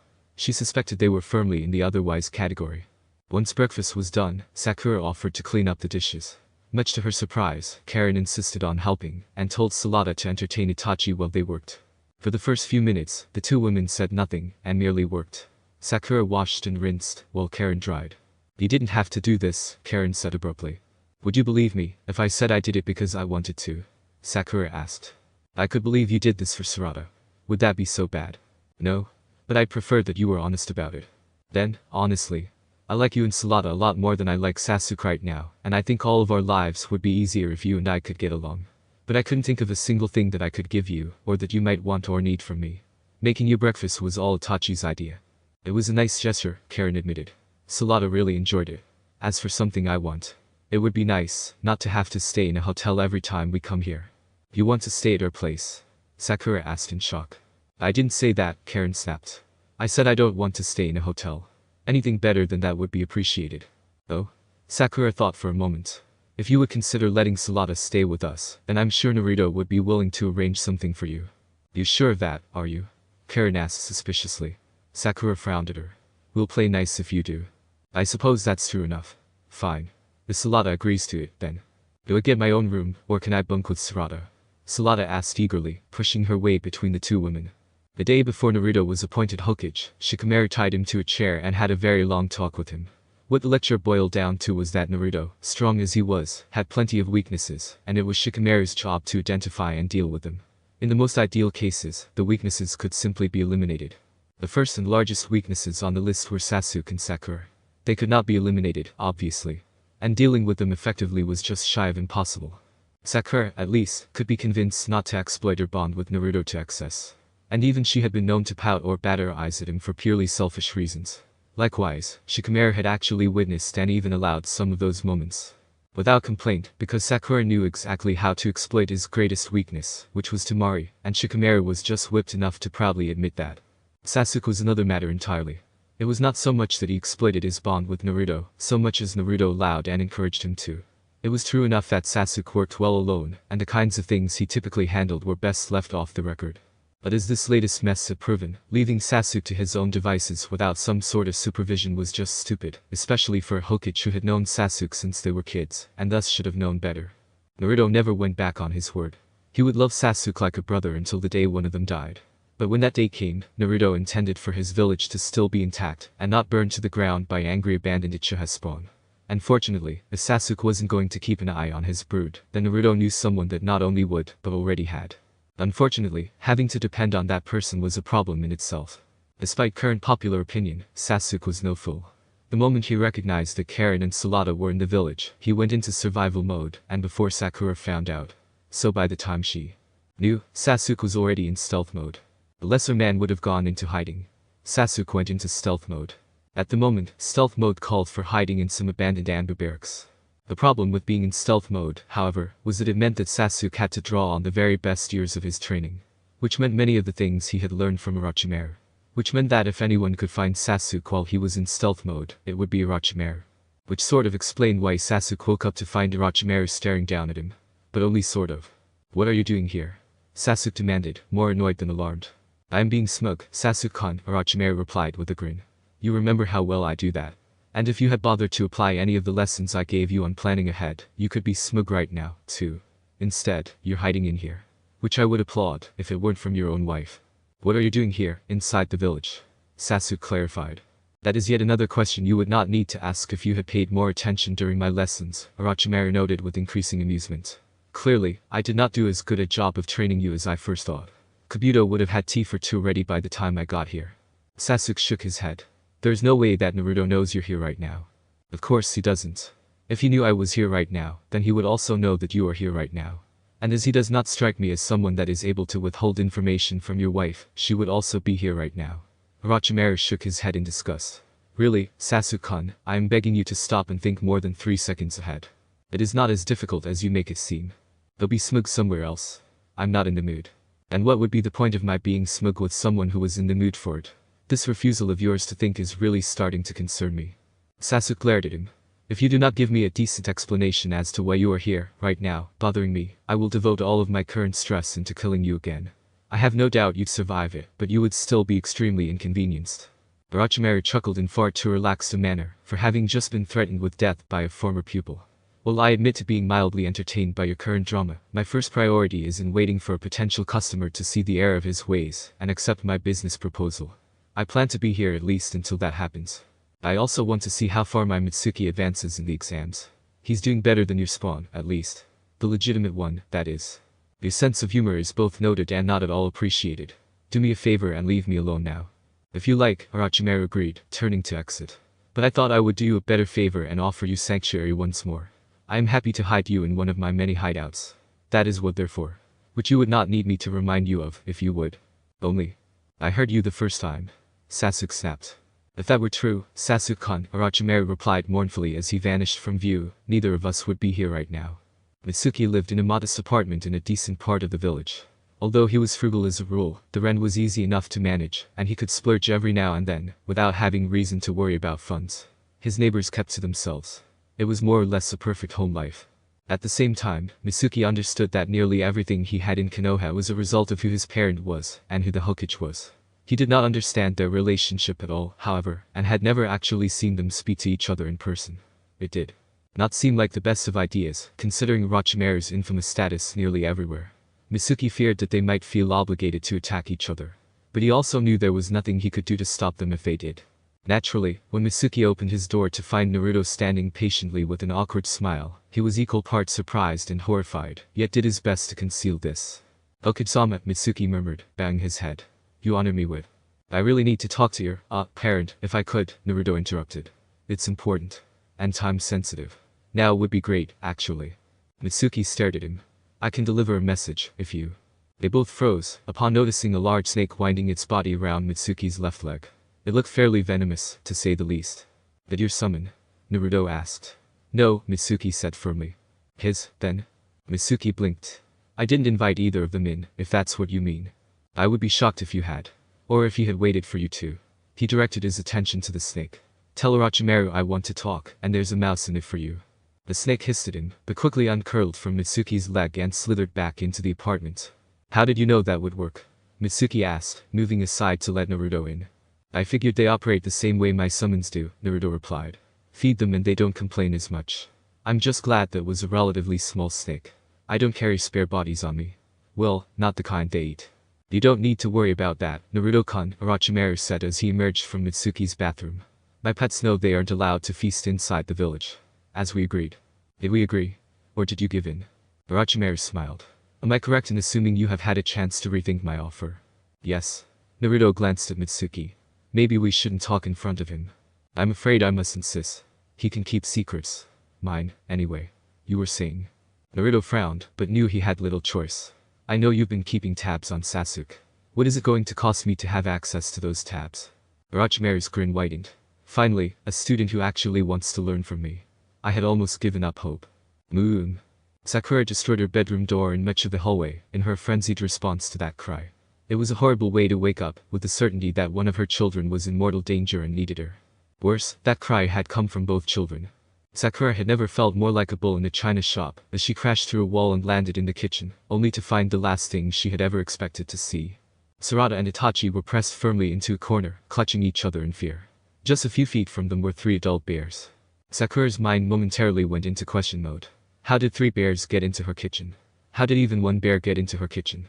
She forced those questions away, and took in the scene again, only to have a very curious detail leap out at her. All 3 bears were pink.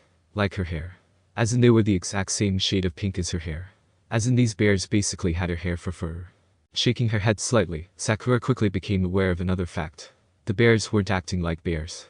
Granted, in her life, she had thankfully had precious few encounters with bears. And yet she still knew enough to know that if they found themselves in a kitchen, 3 bears would never walk in a perfect circle pattern, sniffing the floor occasionally. Reminding herself that she was indeed a ninja girl in a ninja world, Sakura focused her thoughts and looked at her kids. Did they talk? She asked. Itachi stared at her blankly, obviously lost, but Sarada instantly understood. No, she replied. And they didn't respond when we asked them to please go away, either. That's when we yelled for you. Did they threaten you? Or at least seem angry? Sakura pressed. No, Itachi admitted, even more confused. Actually, they seem kinda lost. Like they don't know what a kitchen is, or why they're in one. But, you know, they're bears, so kinda scary still. Did you see where they came from? Sarada shook her head. I got up to get some water, and Kai-chan heard me, so he followed me. We had only been in here for a minute or so when Kai-chan saw the first bear by the couch. It saw us see it, and followed us, and then the other 2 bears followed it. I think they were already in the house when we got up. But once they got in here, they just started circling like this. Sakura wasn't sure how to take that. As a rule, a bear could not help but make noise in a house, given their size, curiosity, and unfamiliarity with being in a house. The idea that 3 bears could be in their house while the family was sound asleep was impossible. But then, so were pink bears. Sakura whistled sharply. The bears ignored her. Sakura stomped her feet. The bears ignored her. Sakura shouted, "Stupid pink bears." The bears ignored her. Sakura hesitated, then moved closer. The bears ignored her. Sakura slowly stretched out her hand and got as close as she dared without more information. All the bears paused, and the closest one sniffed in the direction of her extended hand. After 2 seconds, all 3 bears went back to circling. Puzzled, Sakura stepped back. They're the weirdest bears I've ever seen, summons or not. If they're summons, can you make them leave? Itachi asked. Sakura shook her head. I'm not their summoner. Despite all appearances to the contrary. The only other way I know of is to damage them to the point where they're dismissed. But attacking them isn't the best idea, seeing as how they're currently calm. Why are they calm? Sarada asked. Shouldn't they be alert, at least? Since we're right here with them. In theory. Sakura took a piece of candy from the counter, unwrapped it, and rolled it across the floor. The candy rolled right past the lowered nose of the bear, who made no attempt to sniff or go after it, and rolled into Sarada's waiting hand. They should have at least smelled that, right? Sarada asked. Sakura nodded. Even a bear who wasn't hungry should have smelled that. But at least they don't seem to want food. Or us. But they followed us, Itachi pointed out. They're not following you now. Although they did sniff me. Let me try something. Sakura made a shadow clone, and had it walk past the bears at normal speed. Again, the bears paused and sniffed at the clone as it passed them, but then went back to circling. I'm going to have my clone walk you past one at a time, Sakura said. Sarada. You'll be okay by yourself. Yeah, Sarada said after a pause. So long as they keep not caring I'm here. Itachi took the hand of Sakura's clone, and together they walked past the bears. Again, the bears paused and sniffed them, but otherwise didn't seem to care. With Itachi safely at her side, Sakura sent the clone back to Sarada without incident. For no reason that she could explain, however, she knew the next attempt would not be so easy. Sarada and Sakura's clone began their attempt, with the clone between Sarada and the bears. Again, the bears paused and sniffed. The only difference was that they sniffed for a few seconds longer than they had previously. And then the first bear lumbered after Sarada, like a rather oversized dog. The other 2 began to follow. Stop. Sakura ordered. Sarada and the clone stopped. It took the bears a second to realize they had, but they stopped as well. They did not begin circling again, however, and instead stayed lined up as they were. Behind Sarada. Who was quickly picking up on the same pattern Sakura was. Mom? Sarada asked, sounding more than a little scared. I swear I didn't sign a contract without your permission. Just to be sure, Sakura dispelled her clone. The bears ignored this.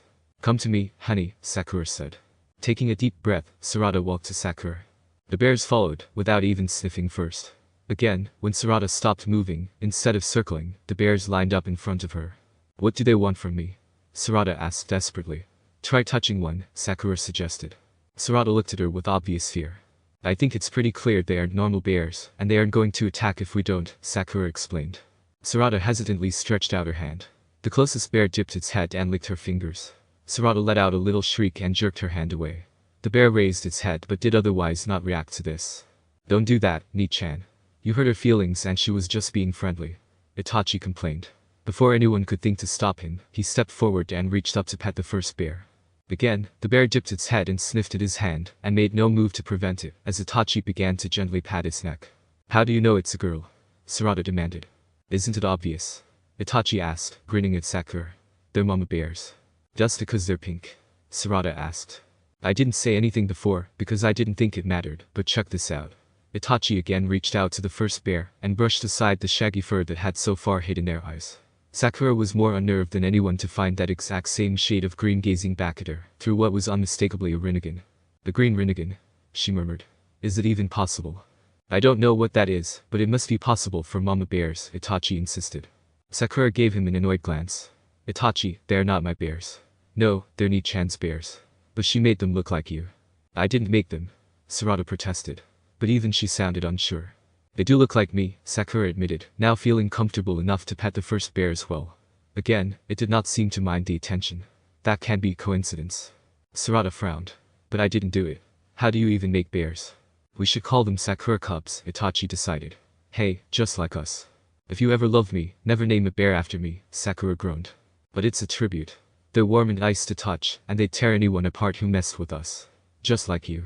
As usual, hard to argue with him, Sarada chuckled, earning a sharp glare from Sakura. But if they really are my bears, then I get to name them. Blossom bears. Ah, Sakura cubs is way better. Itachi complained. Sakura ignored the minor argument that followed, because she was very much aware of the extremely rare ways in which anyone got the Rinnegan. And given what had just recently happened to Sarada, she didn't think any of that was a coincidence, either. Eri would have been content to spend the rest of his shinobi career as a member of the Raikage's honor guard. Supposedly, that was what made him an excellent Raikage. He did not seek glory for himself, or desire anything that the village itself was unable to deliver. So long as his village was whole, and everyone else knew that their power was not to be underestimated, Eri was content.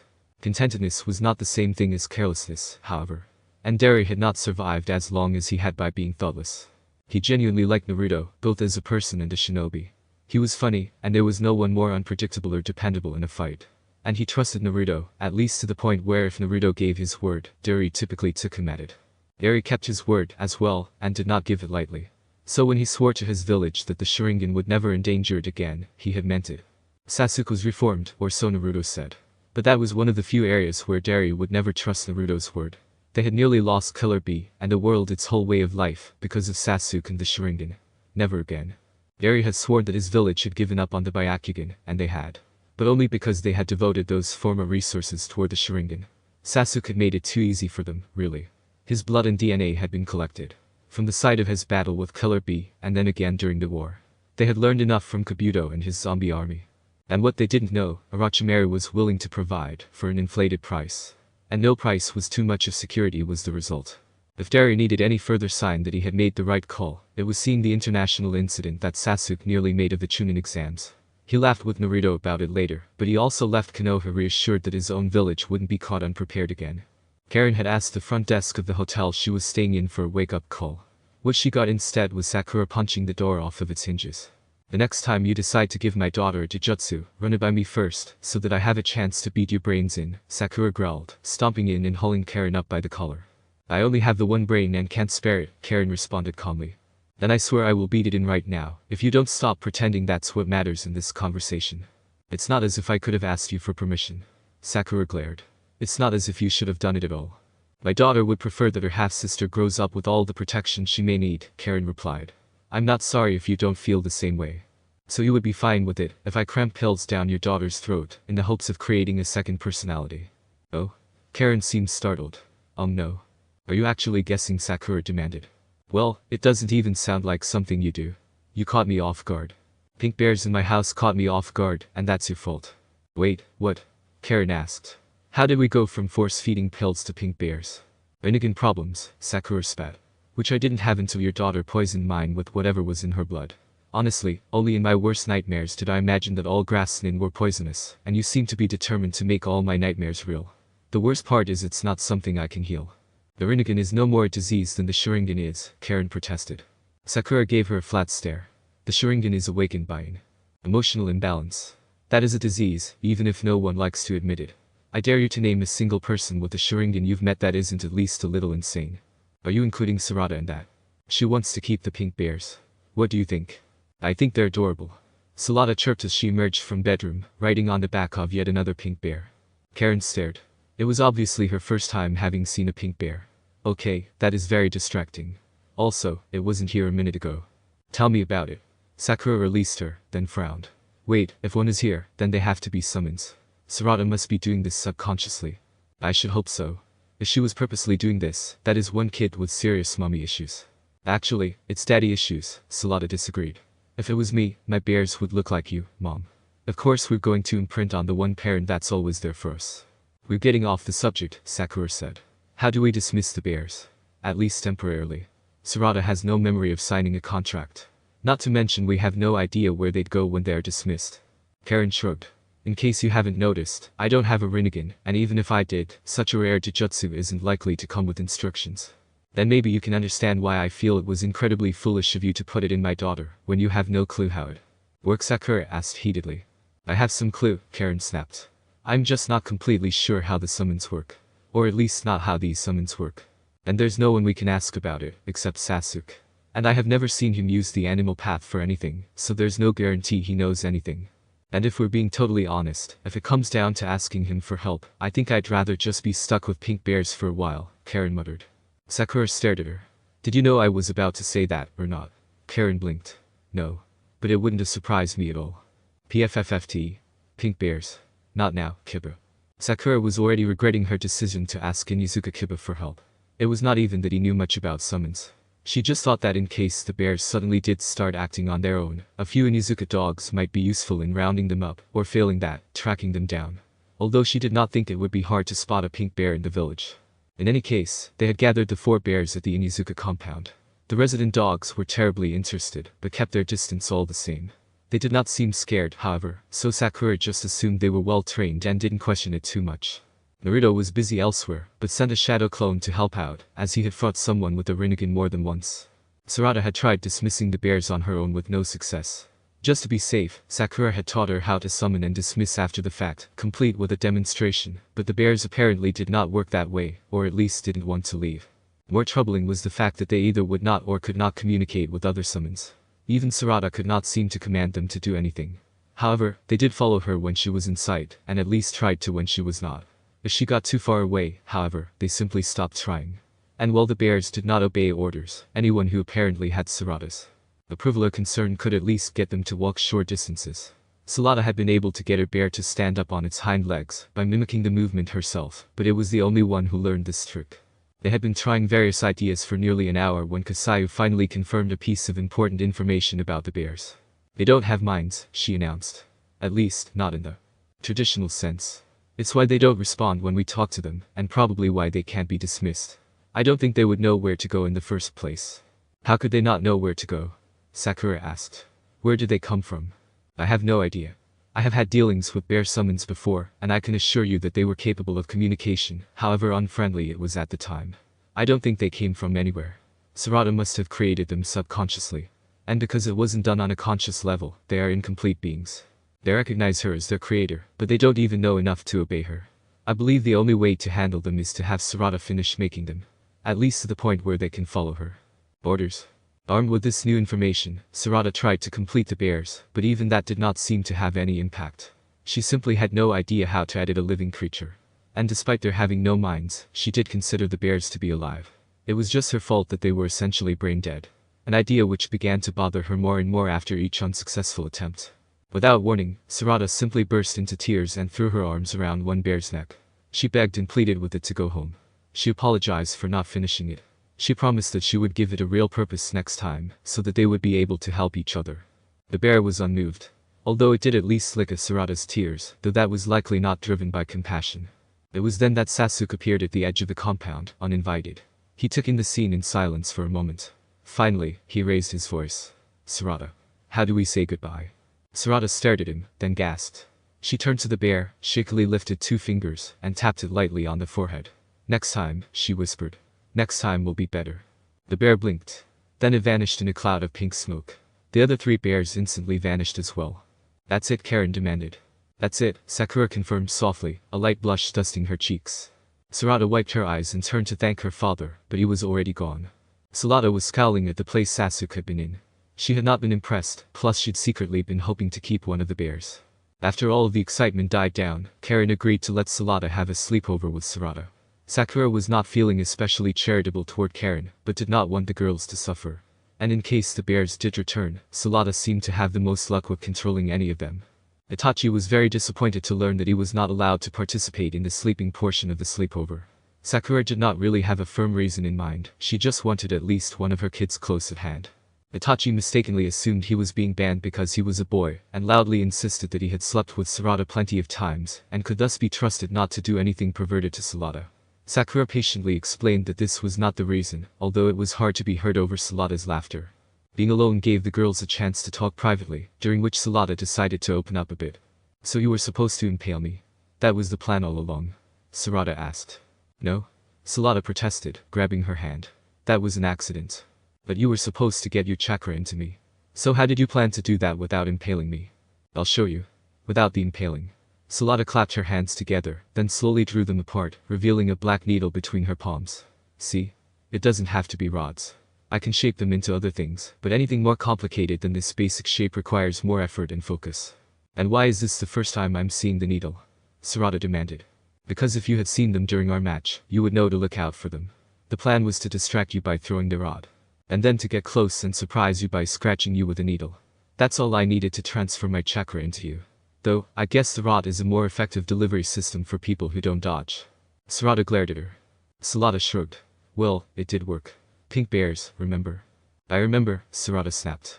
I just don't like that you planned this. Imagine how badly it could have gone if there was no plan at all. You just said it was an accident. Sarada grinned. Yes, and that was with a plan. Without one, I might have killed you. The grin melted off her face when she noticed the stunned look on Sarada's face. That sounded much funnier in my head. I really doubt it. Sarada sighed and leaned back in her chair. Well, I won't thank you. You really screwed up my life here, with your planning and your jujutsu and your pink bears. Technically, only the plan was Mom's. And everything else was yours. Not my point. Well, you just learned how much trouble not being precise can get you into with a Rinnegan. You need the practice. I did, and I don't even have one. What about anything you did here was precise? Please tell me, because I'm not seeing any of it. I infected the right half-sister with my chakra. Sarada snorted. You do remember that I'm your only half-sister. Well, about that, Sarada murmured nervously. I don't really have any proof just yet, but there's a Sand Genin with the Sharingan. Eri looked up from the paperwork on his desk and instantly pushed the papers to the side. Talk to me. Amoy nodded and took a seat in front of the desk. I got lost on my way out and ran into this kid with a hood. Which isn't weird there, but it got jostled when I bumped into him, and I got a good look at his face. How do you know he's a genin? Too old for academy, too young for chunin, and he said, watch it, Pops. Before he ran off. Trust me, he's a genin. I bet he was purposely kept out of the chunin exams. To avoid exactly the kind of incident that Grass caused by sending their Chiha offspring, Derry muttered. Interesting. So what do we do, boss? We don't do anything. You keep your mouth shut. I will deal with this. Sure, but what if more pop up? Then you especially keep your mouth shut and especially let me deal with it. Boss, I'm starting to think you don't want my help with this. Amoy, you did good just to find this out and report back without getting detained. You've done enough. I have a team set aside for just this type of situation. They don't need any help. Naruto had not enjoyed making a deal with Orochimaru. He rarely did, but not for the most obvious reasons. Orochimaru had repeatedly proven useful, to the point where it was difficult to hold an old grudge against him. After all, Sasuke had come home stronger and in one piece, and if not for Orochimaru, Tsunade would have died in the war. It was what Orochimaru represented that caused Naruto the most problems. No matter what Orochimaru did now, his reputation always preceded him, and it was simply impossible to change it, partially because Orochimaru had no desire to change it. No Hokage who wanted to keep their job could be seen openly dealing with such a person. Still, it was important information. Important enough that dealing with Orochimaru, and all the risks that went along with that, had been worth it. Because even after he was armed with that information, Naruto found it was still possible to blindside it by Sasuke's infidelities. Although, at least with Orochimaru's information in hand, Naruto was not completely in the dark. So when Kakashi summoned him to an underground bunker years later, Naruto had a rough idea of what he was walking into. He just hadn't realized how bad it would be. The mistake that Sarutobi and Danzo had made was that they'd allowed their rivalry and bitter feelings to get in the way of their friendship, which had soured their working relationship. But Naruto and Kakashi understood there was no point in such feelings for each other. Naruto needed a person that was well connected in Anbu to keep an eye on things, and Kakashi, despite his claims of wanting to enjoy his retirement, could still get things done from behind a desk that would have taken considerably longer for anyone else. Kakashi had also not liked dealing with Orochimaru, for much the same reasons as Naruto. And yet, if the alternative was working against Orochimaru, it was just easier to swallow any distaste and move on. So it was not too surprising for Naruto to find Kakashi and Orochimaru discussing something when he arrived. Gaara being there was a surprise, because his presence implied certain things that Naruto had hoped they would never have to admit to each other. When Kakashi noticed Naruto, he cleared his throat. "Well, gentlemen, I'd like to clear this up as quickly and as quietly as we possibly can. So I'll tell you exactly what I know." He gestured to the prisoner, who was blindfolded and tied to a chair. This person was spotted just within the Land of Wind's border a week ago. She bore no affiliation to any village, and when Sand tried to capture her, she fled into the Land of Fire. She was caught by one of our patrol teams 3 days later. She is suspected of killing a certain Sand Genin, who turned out to be an unofficial Uchiha Saiyan. She has offered no information and has proven extremely resistant to usual methods of interrogation. I can confirm that she matches the description of the suspected killer, Gaara noted. After a long stare from Naruto, Gaara sighed. And that the person killed was an unofficial Uchiha. Naruto shook his head. There were many things he wanted to say to Gaara, but out of respect for their years of friendship, he would save them until they could speak privately. I understand why Gaara is here. I'm not entirely sure why Orochimaru is here, unless you just thought he'd find this amusing, Kakashi. Orochimaru smiled. Should I speak freely, or conservatively? Naruto understood that Orochimaru was actually doing him the courtesy of not revealing their deal to the Kazekage, without permission. On the other hand, too many secrets had caused this mess. Freely. Kakashi glanced at Naruto, but said nothing as Orochimaru began talking. I have been keeping tabs on my former student in his travels. Call it a hobby of mine. I was aware that he spent some time in Suna, and that this time bore fruit. Others also became aware of this, and were concerned. I was approached, and commissioned to develop some anti-Uchiha measures. I'm sure you can understand why. You won't reveal your client's name, Gaara guessed. That would be best for my personal ventures. Although I can confirm that it is no village currently represented in this room. So rest assured that your subordinates are trustworthy. At least, on this matter. Anyway, this girl that you've captured is one such anti-Uchiha measure. Naruto blinked. You made her. In part. I would credit her primary genetic donor with her creation, however. And that person would be. Orochimaru gave him a blank stare. I already had plenty of samples in storage. Naruto groaned. Damn it, Sasuke. Kakashi let out a fake cough. That tells us where she comes from. Sort of. I would rather we not keep her, as she won't tell us anything. In theory, she should be turned over to Suna. But Orochimaru is the only one here who knows where home is for her, and that must be considered. So we have some things to decide. Naruto stepped closer to the girl, noticing something strange about her. What's this black stuff staining her blindfold? What in the world did you guys do to her? Ah, that. It wasn't us. Kakashi sounded distinctly uncomfortable. She's blind. More accurately, she doesn't have eyes at all. Just the empty sockets. And this black substance frequently leaks from them.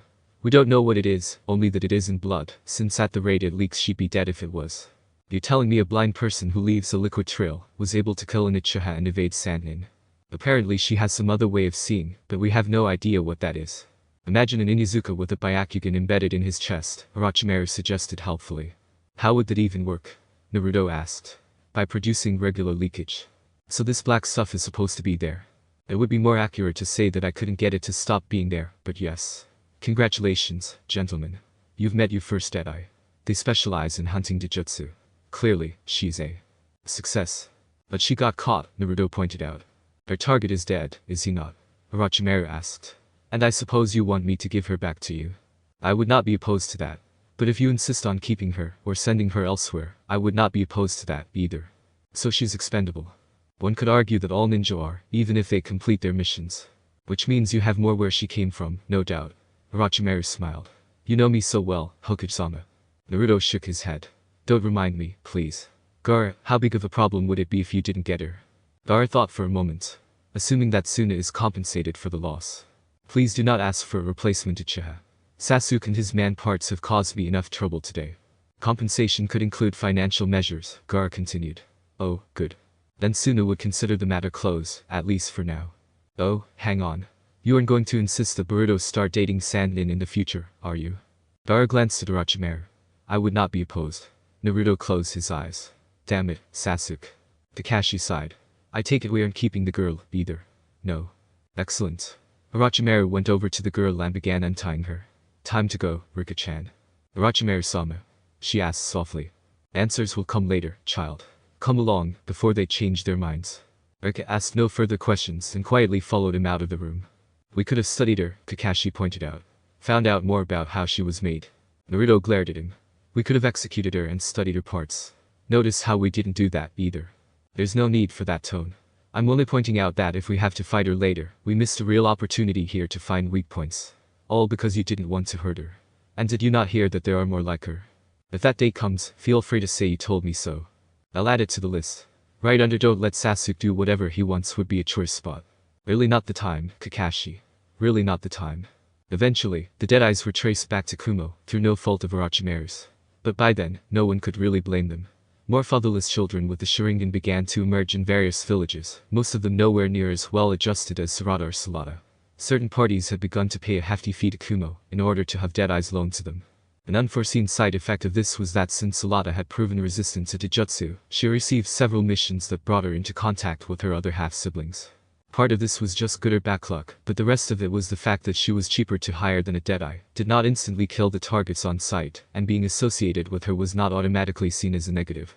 Rather, as a double heir, she was highly valued by her village. And since she lacked the Sharingan, her sanity was never called into question. Sarada was somewhat less fortunate, in that her sanity was questioned. She was eventually able to improve upon her summoned bears. As it turned out, they were not even bears, or didn't have to be. She could shape them into various animals, and even give them different personalities, but for some reason, she could never alter the pink skin or green eyes. So she had given a pig to her mother, which was instantly named after Ino, a gorilla too. Itachi, by his own request, and a small fox to Himawari, again, by request. Sarada kept a bear for herself, and assigned a second to Sarada whenever she was in the village. The next time that Naruto saw Rika, it was several years later.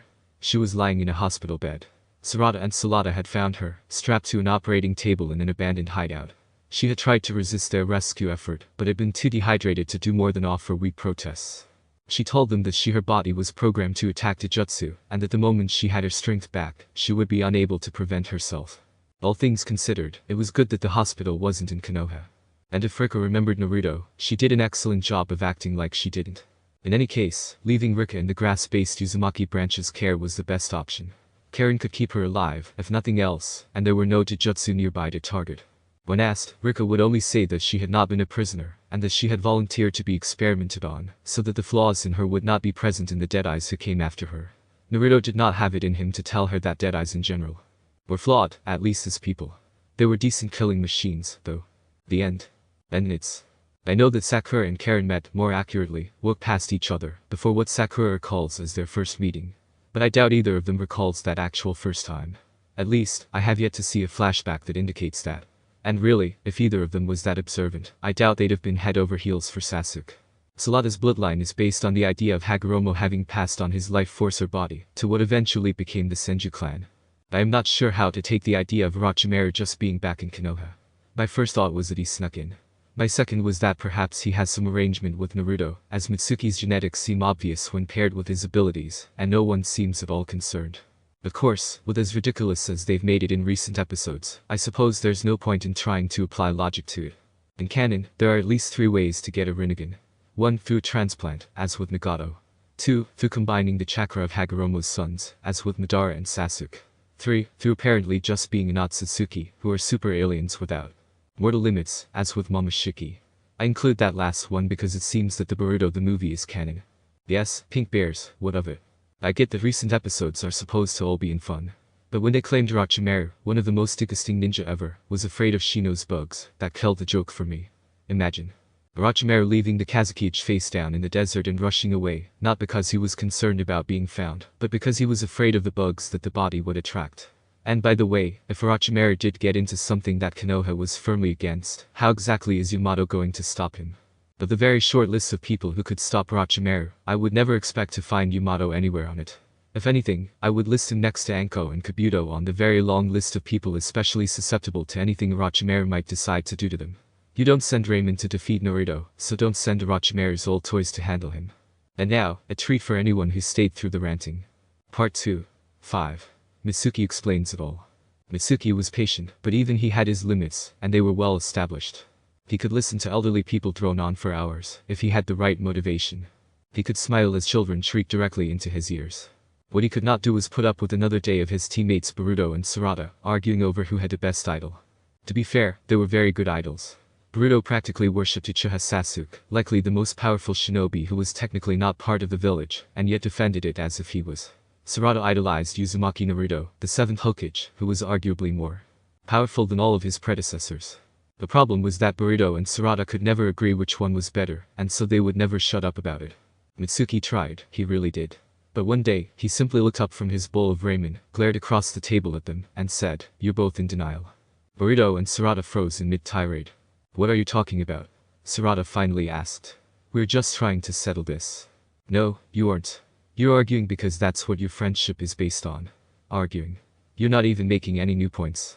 You're just recycling the same ones you always use. It's boring and stupid and pointless. If you could actually settle this that way, it would have been settled within 5 minutes. I can settle this in half that time." Boruto scowled at him. "Prove it." Happily, Mitsuki cleared his throat and pointed at Boruto. "You say you like Sasuke because you think he's cool and strong. But that's not why you really like him. Of course that's why. You like him because he broke all of the rules, and then made his own. You like him because you couldn't get along by following the rules, either, so you like the idea of someone so strong that they were able to ignore the rules. You like him because he's a shinobi who turned his back on being a shinobi by betraying his village. You think it's cool to not have to take orders from anyone. Even the Hokage doesn't order Sasuke. And I'd bet anything you like that most of all." Boruto's face was bright red by the end. He said nothing. Mitsuki turned to Sarada, who immediately tensed up. "You like the Hokage because he takes care of everyone in the village and treats them like family. But what you really like about him is that he especially treats your family like family. What's so wrong about that?" Sarada demanded. Mitsuki ignored her question. "He treats your father like a brother. He treats you like an ice. He treats your mother like a sister. Or tries to." Sarada's eyes narrowed. "Don't even. The Hokage goes out of his way to spend time with you. He listens to your problems and offers advice. He makes sure that you have everything you need. But that's what a Hokage is supposed. He makes your mother laugh in a way that no one else can." "Don't go there," Sarada warned him. Mitsuki stared at her, unafraid and unapologetic. "There are people who will never forget that your father was once my father's student. The Hokage's former feelings for your mother are a matter of public record. I do not need to imply anything. The facts are more than enough." "What facts?" Sarada demanded. "The Hokage is trying to be a father for you. To fill in for the one that was consistently absent from your life. As you say, that could be considered part of his job. But I doubt every child in the village without a consistent father figure can make the claim that they rated such frequent personal attention from the Hokage. And surely no mother, other than his own wife, could say." "Shut up or I'll hit you," Sarada interrupted angrily. Again, Mitsuki ignored her. "At least argue about what you really feel. Boruto, you like Sasuke because he doesn't have to listen to your father. Sarada, you like the Hokage because he's doing his best to be your father. You both want the other's father as your own. And they both seem to prefer the other's child, to an extent. Yet neither of you realizes how lucky you truly are, to have your mothers. Or to have a mother at all." Sarada considered that, then immediately ran home to hug her mother. Boruto took a little longer, but eventually went home and asked his mother if she wanted help with anything. Which, oddly enough, resulted in him and Himawari being sent to return some empty baskets to Sarada's mother. Instead of appreciating this, she became convinced that this many children acting so politely surely meant that one of them had done something awful recently, and a whole hour had passed before Boruto and Himawari could escape her relentless questioning. Ultimately, though, this did make them both appreciate their own mother more. The true end. Sleeper. Notes. I feel that Sarada's backstory was rushed, because there are certain holes that aren't resolved. So this is my attempt to fill some of them. Which means this chapter follows the actual manga much more closely, and has a much stronger basis in canon. Which in turn will make it far more difficult for some to accept. I ask that you read the entire story before jumping to incorrect, or even correct, conclusions. Summary. Failure to recall if your husband wears glasses, after a decade of marriage, when 90% of his offense is jujutsu-based, is a big deal. Someone should have looked into that. This is what may happen if they don't.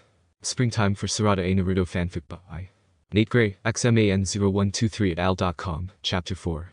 Sleeper. Naruto would not approve. But Sakura was not going to be responsible for the future of Naruto's clan. She was not Naruto's wife. She wasn't guarding Naruto's secrets. It had to be done. The mission was too important, and the risk that vital facts could leak, too great. Sakura could not reveal what she could not remember. What she was not allowed to remember. His mind made up, Sasuke raised his hand over the sleeping form of his wife. His Sharingan glowed and swirled into the Mangekyo. Sharingan.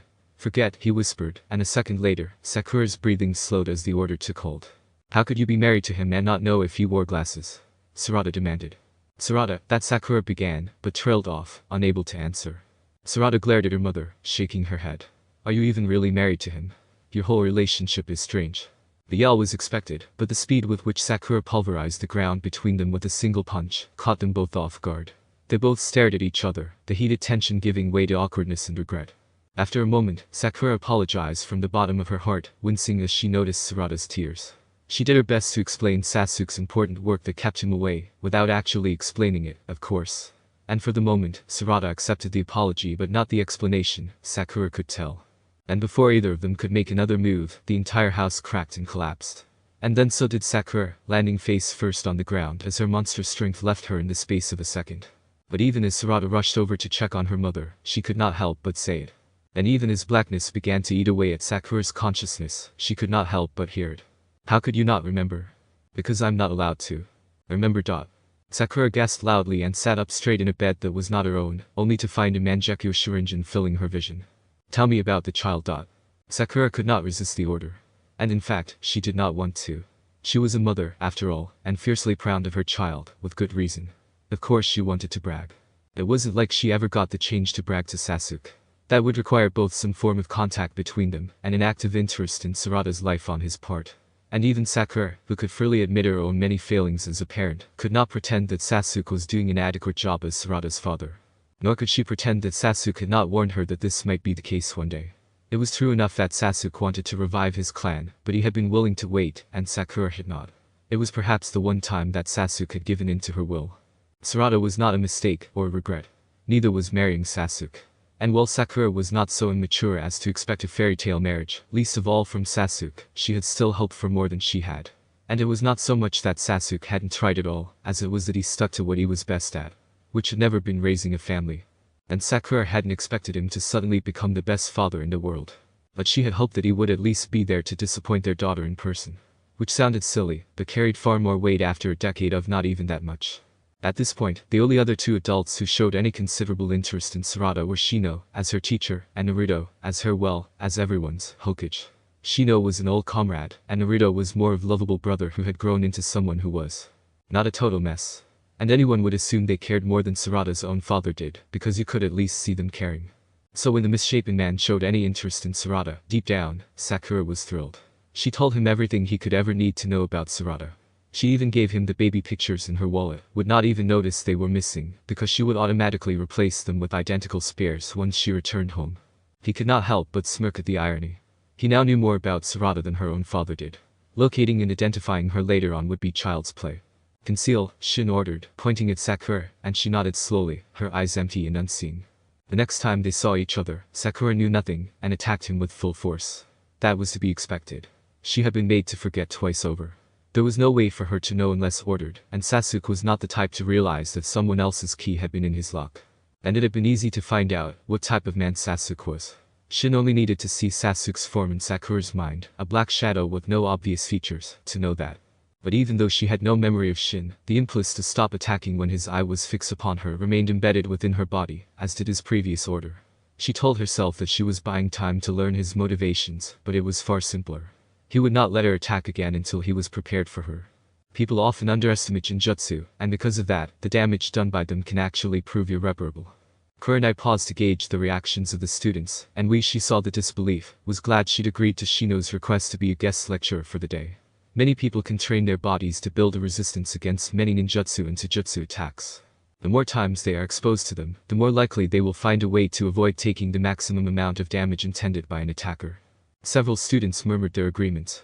But depending on the person, Jinjutsu can have the exact opposite result. If the wrong person experiences a single Jinjutsu that is Powerful enough, it could reduce natural resistance, and leave them more vulnerable to even the weakest level of Jinjutsu. That is part of why there are so few Jinjutsu masters, aside from those born with an obvious talent for it. Simply practicing on the same person too often could have unforeseen results. Conceal. It was the only warning Sarda got before the kunai slammed into the pillow, where her head had been only a second before. She scrambled off the bed, and stared in horror up at her mother, who lifted the kunai, turned empty eyes on her, and lunged. Conceal. Hinata asked no questions when Naruto burst through the door with a blood-drenched Sarada clutched tightly in his arms. She didn't need to. Once they got Sarada into the bathroom and began scrubbing the blood off of her face and arms, Naruto simply started talking, unable to keep it to himself. Sarada made the whole thing easier by remaining largely motionless. There was a Jinjutsu on Sakura, Naruto murmured. As near as I can tell, she was ordered to conceal everything about Sarada. I don't know when it was put on her, but it might even explain why Sakura was so dodgy anytime she was asked about when and where Sarada was born.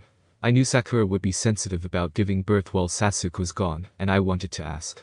But she said Karen was with her the whole time and brought her back safe, and Sarada was born healthy. I didn't want to pry. I should have. The blood? Hinata prompted. Naruto grimaced. The command had evolved somehow, from hiding information about Sarada, to erasing her existence entirely. Sakura tried to kill Sarada. But she must have been resisting the order with everything she had, because if she put all her effort into carrying it out, I wouldn't have made it in time. He paused and shook his head. No, I still didn't make it in time. When I got there, Sarada was trapped in her bedroom. Sakura had blocked the door from the inside, so I went through the window. Sakura was hugging Sarada or trying to crush her, I'm still not sure. But she had dropped the kunai, and Sarada. She told me to do it, Sarada said dully. Well, I could. She said she'd rather die than kill me. So I picked up the kunai, and then she was hugging me, and there was so much blood. You don't have to talk about it, Hinata interrupted. You're right, Sarada agreed, giving her an uneasy smile. There's no need. I see it every time I close my eyes. She paused, staring closely at Hinata. Can I ask you something? Anything, dear, Hinata encouraged. I know it's not the same, but maybe you know how. Sarada pointed at her brand new Mangekyo Sharingan. I'd really like to turn this off now, please. And it's... Sakura was obsessed with Sasuke for most of her life, yet claims she doesn't know if he wore glasses. There were only two possible explanations for this. 1. Sakura is horrible at lying to people she loves. There is evidence of this, given her love confession to Naruto, and her claim of leaving Konoha. 2. Sakura genuinely can't remember, due to Jinjutsu. Sasuke has used Jinjutsu on her before, so there is precedence for it. Although if Sasuke has truly changed, I fail to see how being unable to trust Sakura to keep her mouth shut is evidence of that change. The only way that would be acceptable is if Sakura asked him to do it. So I must lean to the Jinjutsu answer, for the simple fact that there is no real reason to lie about Sasuke wearing glasses, though there is also no reason to conceal that with Jinjutsu. Whether he did or didn't, the fact that Sakura doesn't wear glasses would still imply that Karen had a greater chance of being Sarada's real mother either way. And of all the things to lie about in Sasuke's past, lack of headgear is a silly one. I am sure some would like the implication that Sasuke is behind Sakura's bad memory. But unless you want to blame poor storytelling, I can't imagine who else could be, without someone close to Sakura noticing and attempting to fix it. And since no rules ever apply to Sasuke, him having done it is the only case I can imagine where Naruto and Shizune and Ino see Sakura all the time, know something isn't right, and do nothing about it. The alternative is that they notice something wrong, Sasuke wasn't responsible, and they failed to do everything in their power to get him to come home, and at least try to fix it. I credit Shin with forcing Sakura to hide all info on Sarada, even from Sarada herself. Yes, this could have been Sasuke as well, but there are again two reasons why I doubt that. First, Sasuke being responsible would require him to have far more interest in Sarada than he had shown in a decade, so it would be wildly out of character for him to be behind this. Second, the fact that Sasuke doesn't recognize Sarada when they are reunited, and very nearly attacks her, suggests that he has not been overly concerned with keeping track of her or how safe she is. Kagaya took priority even over that. Shin, on the other hand, has far more sensible motivation. Keeping this information from Sarada eventually drives her to leave the village in search of Sasuke, which exposes her to Shin. By capturing her, he could use her for spare parts, or lure Sasuke into a trap. Assuming Sasuke would actually attempt to save her or could even be reached in a timely manner. And assuming Sarada had actually gained her Sharingan in the traditional way, failure to meet Sasuke, or failure to get answers from him, could have awakened it. I actually do invite opinions and debates on this, because this is the only explanation I have been able to come up with that makes sense to me. I don't want to blame this on poor storytelling, I really don't. In part because I like Sarada way more than I do Boruto, but mostly because her backstory is way more interesting than Boruto's, and deserves to have had some serious thought invested in it. DTR1. Grandma's red hair. Notes. Parts of this are heavily inspired by Konoha's Black Reaper's excellent fanfic, Beautiful Hair. It can be found on my faves list, naturally, in which Orochimaru uses Ito Tensei to revive Kushina during the Chunin exams. I so wanted to do that story, but with some key differences. It wasn't to be, sadly. What did work out is how much I want Kushina to meet her grandkids, but only because I keep trying, and this is the first time I've posted a success. So these final 2 chapters, unless I come up with yet another one, always possible, will wrap things up and offer wild, unlikely theories too. How the Boruto series could get to that battle with Kawaki. Chapter summary. Boruto meets a certain undead Redeed in Orochimaru's lair. He takes her home and decides to keep her. No matter the cost. Springtime for Sarda, a Naruto fanfic by Nate Gray, XMAN0123 at al.com. Chapter 5. Doomed to Repeat, Part 1. Grandma's Red Hair. Say that one more time, Naruto murmured, leaning back in his chair and slowly massaging the bridge of his nose. I said this entire world may be the product of Genjutsu, Sasuke began. That's what I thought you said, Naruto groaned, missing the twitch of annoyance in Sasuke's face at being interrupted. Great. Just. Great. You believe me, Sasuke said with some surprise. Why? Naruto shrugged. If it was you doing it, you wouldn't just tell me. And I know it really bugs any Uchiha in general, and you in particular, to have to admit you're stuck in anyone's Genjutsu. He paused, then added, and this isn't really the first he stopped again, then shook his head. You know what, forget it. What are we going to do? Find the dreamer and wake them up, obviously, Sasuke replied at once. How is that obvious? Naruto countered. Sasuke stared at him. Please tell me that you're pretending to be this stupid. Are you actually suggesting that we should stay under the Genjutsu? Are you suggesting that you don't care that your family will cease to exist? Sasuke went very still. They're not real, or actually your family. Naruto leaned forward, peering at Sasuke intently. So if we wake up and come out of those cocoons, and Sakura tries to be with you again, you're going to turn her down. You won't be at all interested in making Sarada happen again. What if that's what the dreamer wants? Sasuke demanded. What if that's what you want? Naruto asked softly. Sasuke bristled at once. You said it wasn't me. I know. But you can't look me in the eyes and honestly say that you don't care that you wouldn't be married to Sakura, or that you wouldn't have Sarada anymore. That's not.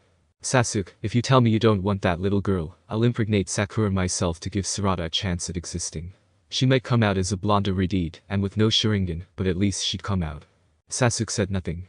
The truly unnerving thing was that Naruto hadn't said that just out of some silly childhood crush on Sakura that never went away. He said it out of genuine love for Sarada.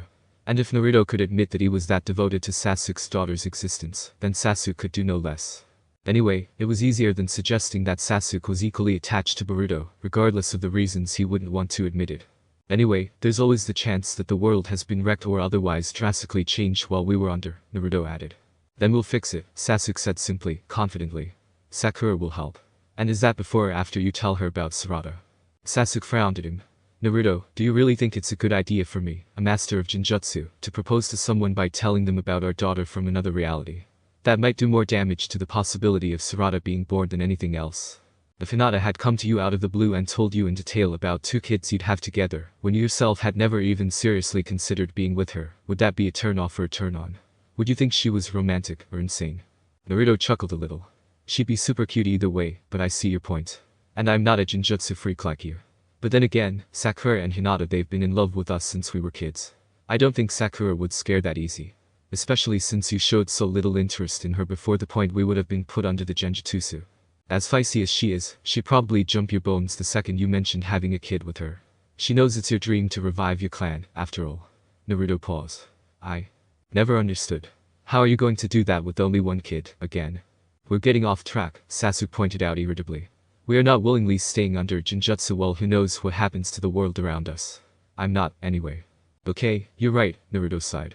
So, any idea as to who is in charge of this stream? And why it's tailored to their desires, and not ours?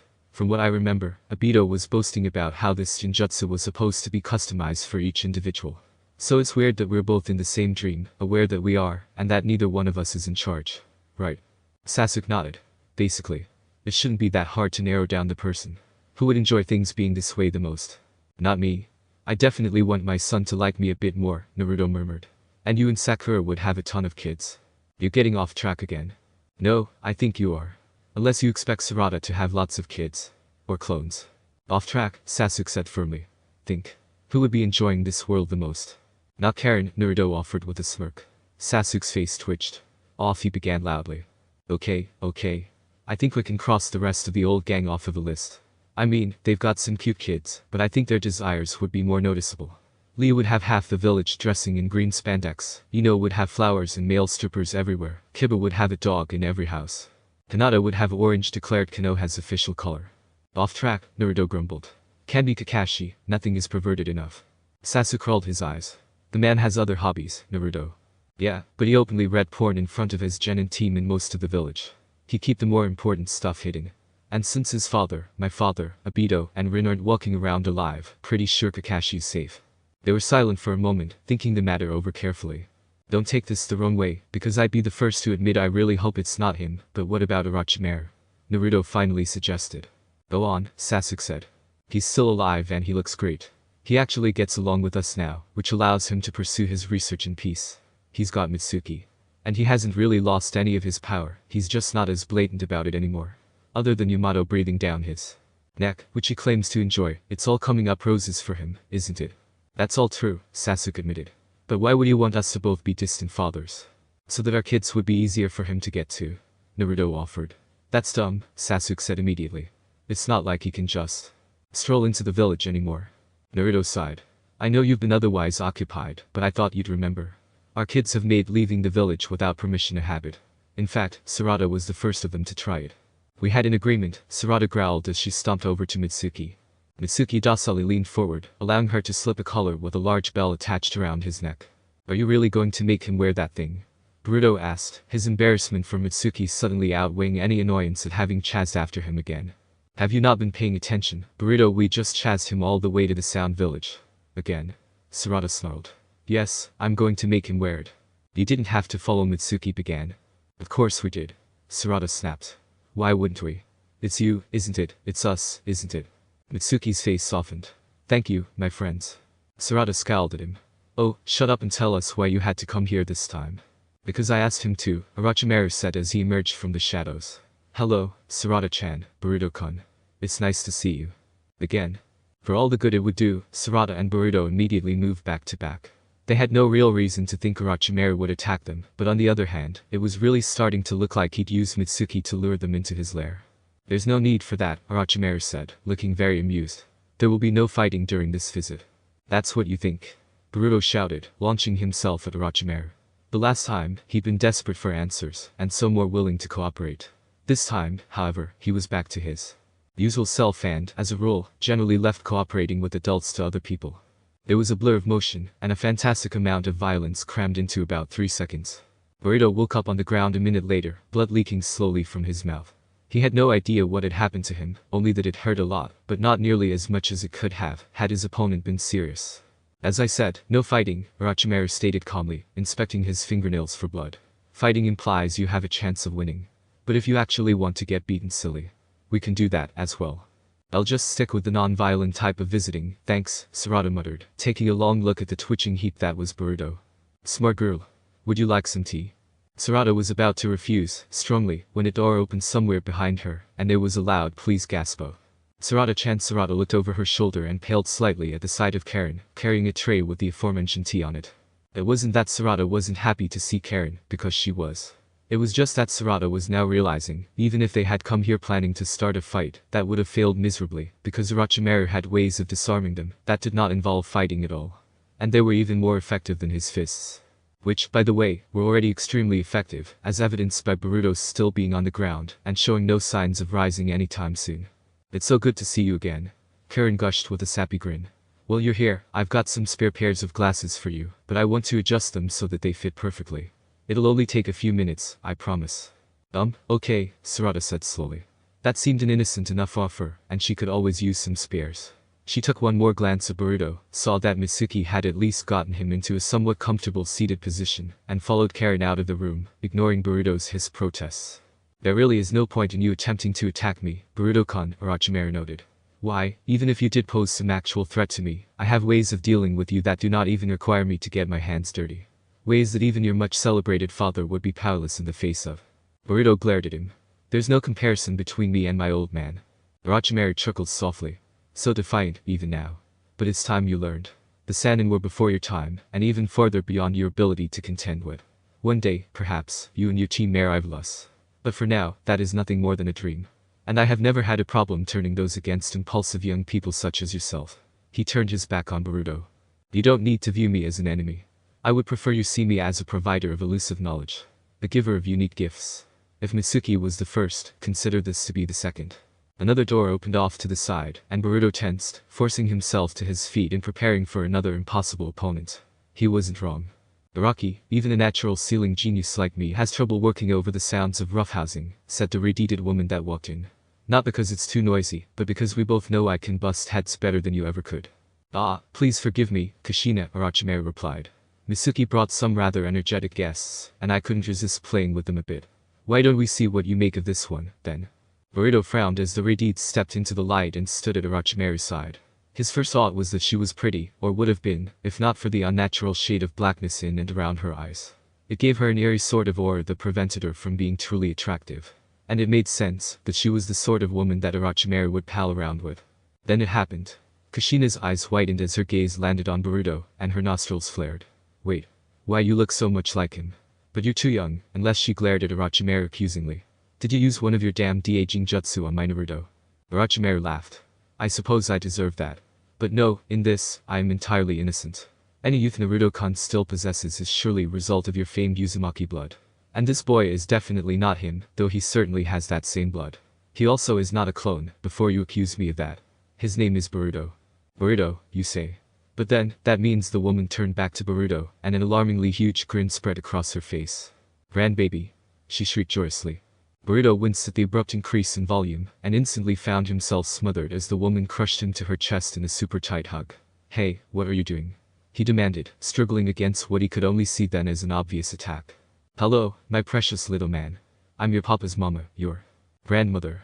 Kushina cooed in his ear, rubbing her cheek against his. Boruto froze and gaped at her. Wait, what? Then what are you doing here?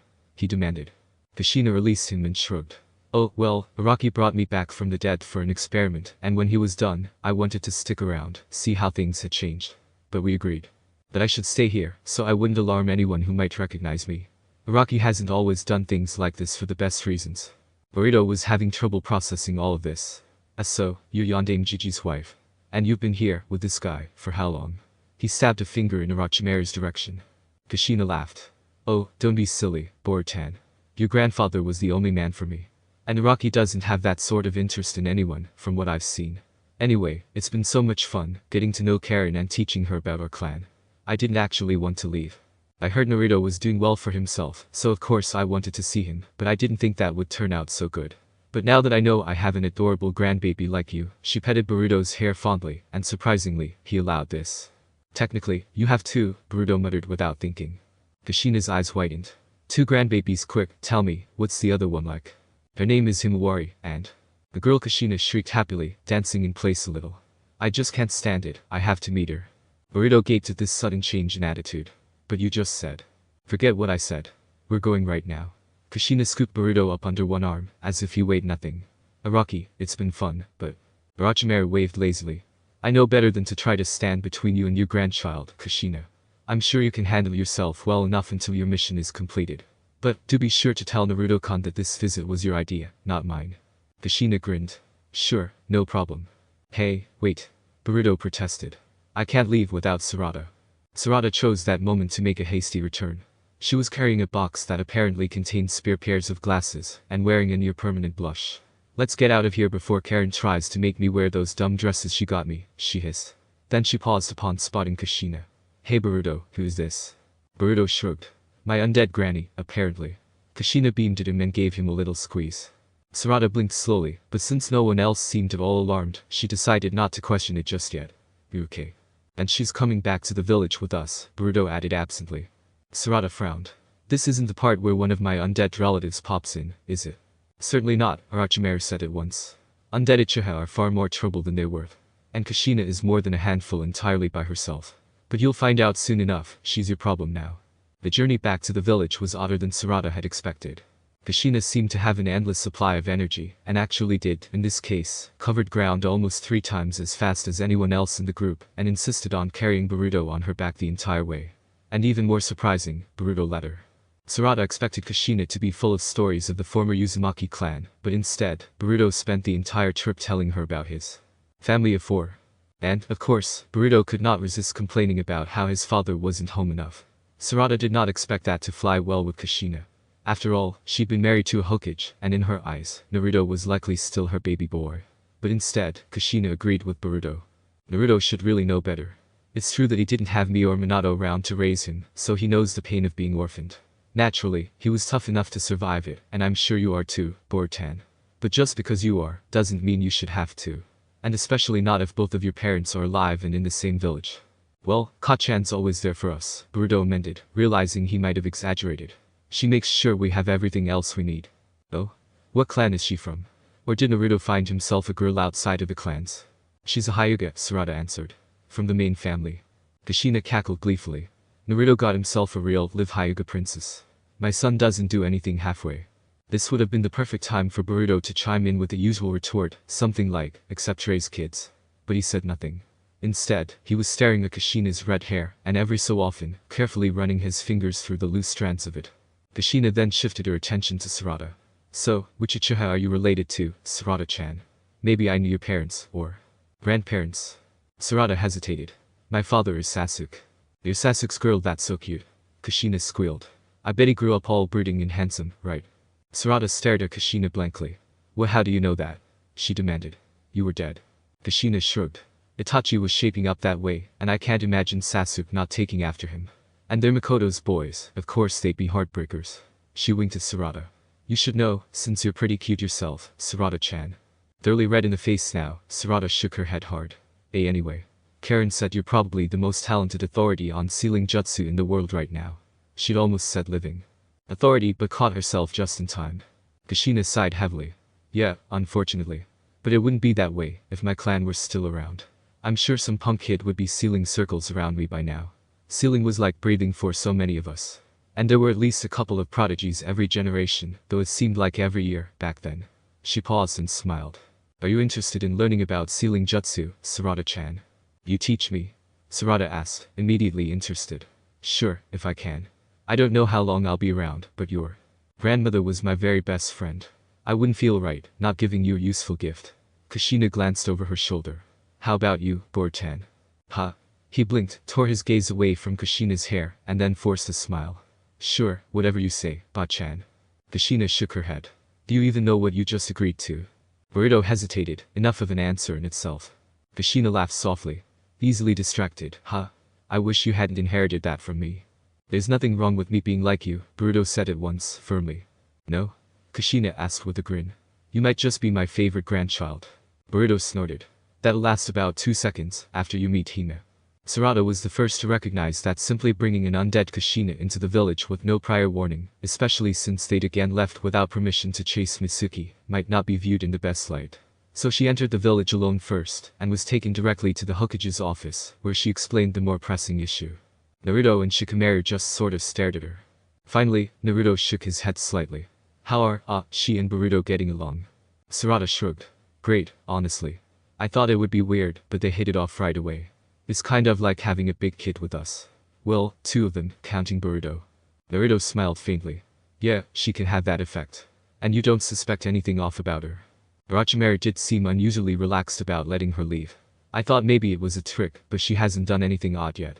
She really wants to meet Himawari, but I guess that would be true even if she wasn't part of an evil plot. Would you trust her around your family? Naruto asked. Sarada blinked. Karen would have warned me, if she were dangerous to me. I believe that. Good enough for me, I guess. Really? Shikamaru asked mildly. Good enough for me to check things out myself, Naruto clarified, rising from his chair. Find Kakashi and Tsunade, if you can. They're probably the only ones left who might recognize any behavior that was extremely out of character for her.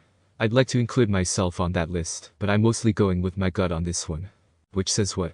Shikamaru asked. That if Orochimaru had done this to hurt me, he wouldn't have waited so long, and he wouldn't keep her personality intact. Shikamaru frowned. Unless his plan is to get you to drop your guard. It's not dropped, Naruto disagreed. I'm just cautiously optimistic. Don't make me regret teaching you that phrase, Naruto. When Sarada had gone ahead into the village, Boruto had thought he would use that time to talk to Kushina more.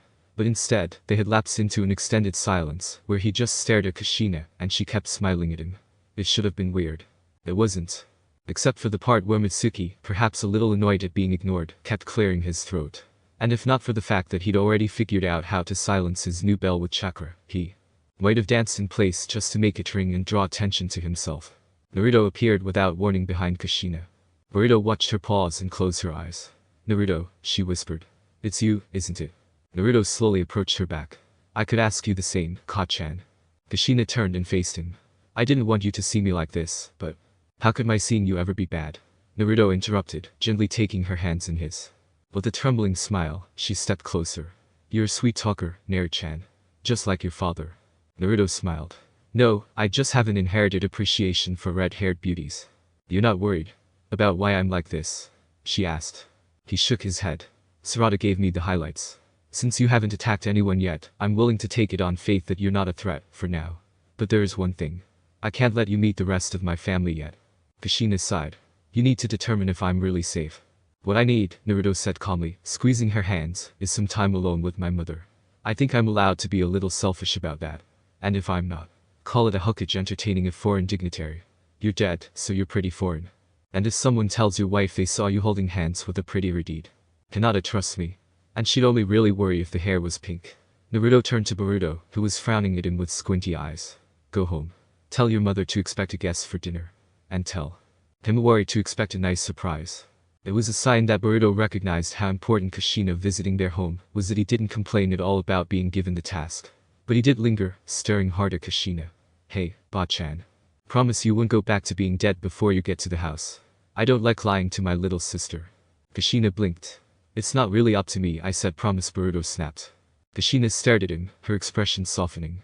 I promise, Borutan. I won't leave until I meet her. Boruto nodded stiffly, then turned and ran off. He really takes his promises seriously, Kushina murmured. Yeah, Naruto agreed. But it's more that he doesn't like being made a liar. Afraid that's mostly my fault.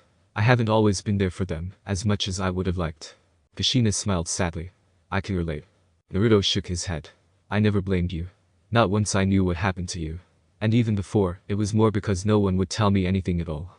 That doesn't erase the guilt and sorrow I feel for leaving you alone. Or yours, for not being there for them. It doesn't mean that you don't love them. It means that you do, and you're going to do better next time. She patted his shoulder. Don't worry so much about what you can't change. Sounds like good advice. It should be. Your father only told it to me 100 times. I'd hate to think he'd been wrong so much. Outwardly, Sarada's main takeaway from meeting Kushina was that it would be quite lively in the Uzumaki house that night. Well, more lively than usual. Inwardly, Sarada was very annoyed. It was true that not every person her age had 2 sets of living grandparents, but most at least had a parent that could say what their own parents were, or had been, like. Sarada had met her maternal grandparents a few times. They no longer lived in Konoha itself, but in a small town a few hours away. They claimed it was quiet and less likely to get caught up in conflict, and it was hard to argue with their reasoning. They also sent gifts on Sarada's birthdays, so that was all very nice and normal. The situation with Sarada's father's parents was anything but. They were dead, which wasn't even infrequent. What was unique was that her father refused to talk about them, or any other member of his family. And he had good reason. But this in no way altered the fact that Sarada wanted to learn more about her clan's history, and her father refusing to be of assistance was a major roadblock. Worse, Sarada's mother, who did want to help, couldn't because she had never exactly met any of Sasuke's close relatives, either. And yet, here was Kushina, who had been close to Sasuke's mother Mikoto, was perfectly willing to share information with Sarada, and wasn't even in the family. But Sarada was not so insensitive that she would demand answers before Kushina had even met the Uzumaki family properly. And yet they were most definitely working against the clock. Kushina could vanish at any moment if her soul was totally at peace. And how could that not happen, being with her grandchildren for the first time? Sarada could easily lose her chance to learn anything about her clan. That is, unless Kushina had already given that information to Karen first. It wasn't clear exactly how long Kushina had been with the Orochimaru, although it must have been a while. They must have talked about Sasuke at some point, given Karen's former fixation on him, or at least Sarada hoped they had. Suddenly, Sarada was all too happy that Karen had wheedled her into exchanging email addresses. And that Sakura had decided that her daughter needed a laptop, without consulting Sasuke, who seemed to view computers largely as unnecessary for anyone under 25. So when she got home, Sarada immediately emailed Karen, and got back an eager response within minutes. Suddenly, Karen being so determined to be friends with Sarada seemed like far less of an embarrassment. Himawari bounced excitedly in her seat. So what is it, Ani-chan? What's the surprise? Boruto grinned. I can't tell you. It's a surprise, and I won't ruin it for you. You'll just have to wait. Himawari pouted cutely. But I can't wait, I've got a surprise coming. He laughed and patted her head. He already had 2 backup surprises, just in case. Neither one was equal to a long-dead grandma, but Himawari tended to be pleased with any gift that Boruto gave her, based entirely on the fact that he gave them so rarely outside of birthdays. Himawari's reaction was expected, but Boruto still had trouble understanding his mother's. He had told the whole truth to. But instead of being happy, she became frantic. In less than an hour, she cleaned the entire house from top to bottom, and was currently cooking the largest dinner he had ever seen her prepare. The few times he had tried to ask about this, she had given him a stern look that could melt steel, so he'd stopped asking. It finally occurred to him that maybe his mother was nervous about meeting Kushina, though he couldn't understand why. Almost everyone liked his mother, or at least didn't dislike her. And he couldn't imagine that Kushina would disapprove. If she could forgive Naruto for being a less than perfect father, how could she complain about the parent who was closest to being perfect? Or at least that's how Boruto saw it. Trying to tell that to his mother didn't go so well. Hinata looked up from the bread she was slicing and glared at her son. Boruto, she said slowly, I may never get a second chance to impress your father's mother. Everything has to go perfectly. She never got a chance to give us her blessing, and I don't want her feeling like she wouldn't have, had she been here. Boruto frowned. She wouldn't do that, he said, but Hinata gave him another look. You don't know that. She hissed. You barely know her. None of us do. I know she was excited and really happy when I told her about you and Himawari, Boruto insisted. Ka-chan, don't worry so much. You guys are awesome, and she'll see that right away. Hinata smiled, or tried to, but was still pretty stressed, so Boruto gave her a quick hug. Then he went to keep an eye on Himawari, who was very close to bouncing off of the walls, despite her lack of any official ninja training, although someone in the know might have told him that this had more to do with her excitable Uzumaki blood shining through. Almost an hour later, the front door opened, and Naruto strolled in, arm in arm with Kushina. He paused, a little startled by the wide variety of food smells that greeted him, then wondered if maybe he should have had Boruto tell Hinata not to go to too much trouble. Kushina had told him that all she really wanted was a home-cooked meal with her family. And considering she didn't even know Hinata, she wasn't going to demand that the woman prepare a feast for her. But, judging by the eager look on Kushina's face as she, too, began to pick up on the smells, if a feast had been prepared for her, she wasn't going to refuse it. Hinata hurried into the front corridor, managing to look beautiful and completely stressed out at the same time. She stared at Kushina, clearly wanting to say something, but having no idea where to start. Kushina beat her to it. Oh, Naru-chan, she's gorgeous. Hinata's face turned bright red, and her trouble finding the right words only doubled. Ah, Uzumaki-san, that is. Kushina blinked. I'm guessing you're welcoming me into your home, she offered. Hinata nodded, her face growing redder. She tried again to form a whole sentence, but the words died in her throat. She hadn't felt so tongue-tied in years, not since before she had first confessed her feelings to Naruto. To her eternal shame, her hand slowly lifted, pointer finger extended and gradually drifting towards each other. Kushina gently caught Hinata's fingers in her hands, drawing them apart. No, dear, she said brightly. You'll need them a lot wider than that, if you want to ask for a hug. And with that, Kushina pulled Hinata into her arms, and planted a big kiss on her cheek. Hinata closed her eyes and buried her face in Kushina's shoulder, murmuring the best greeting and thanks that she could, under the circumstances. Kushina chuckled and stroked Hinata's hair. You're very welcome, and it's lovely to meet you, too. You caught all of that? Naruto wondered aloud, scratching his head. Kushina grinned. I had an older cousin who was twice as shy. Stuttered, too. Her smile faded slightly. She never got a chance to grow out of it, but she was a wonderful person. Not nearly as pretty as Hina-chan here, though. Hinata blushed again as Kushina released her. Hina-chan. She squeaked. Only if you're okay with me calling you that, Kushina said at once, getting a quick nod from Hinata. I would guess, with your background, you probably won't agree to giving me a nickname. But please, call me Kushina. I mean, everyone in this house will be Uzumaki-san at some point in their lives. Hinata nodded. In that case, welcoming you into her home was the wrong thing to say. She took a deep breath, released it, and smiled warmly. Welcome home, Kushina-san. Yeah, what took you two so long? Boruto demanded as he stomped up to them. Hinata briefly shot a horrified glance at her son.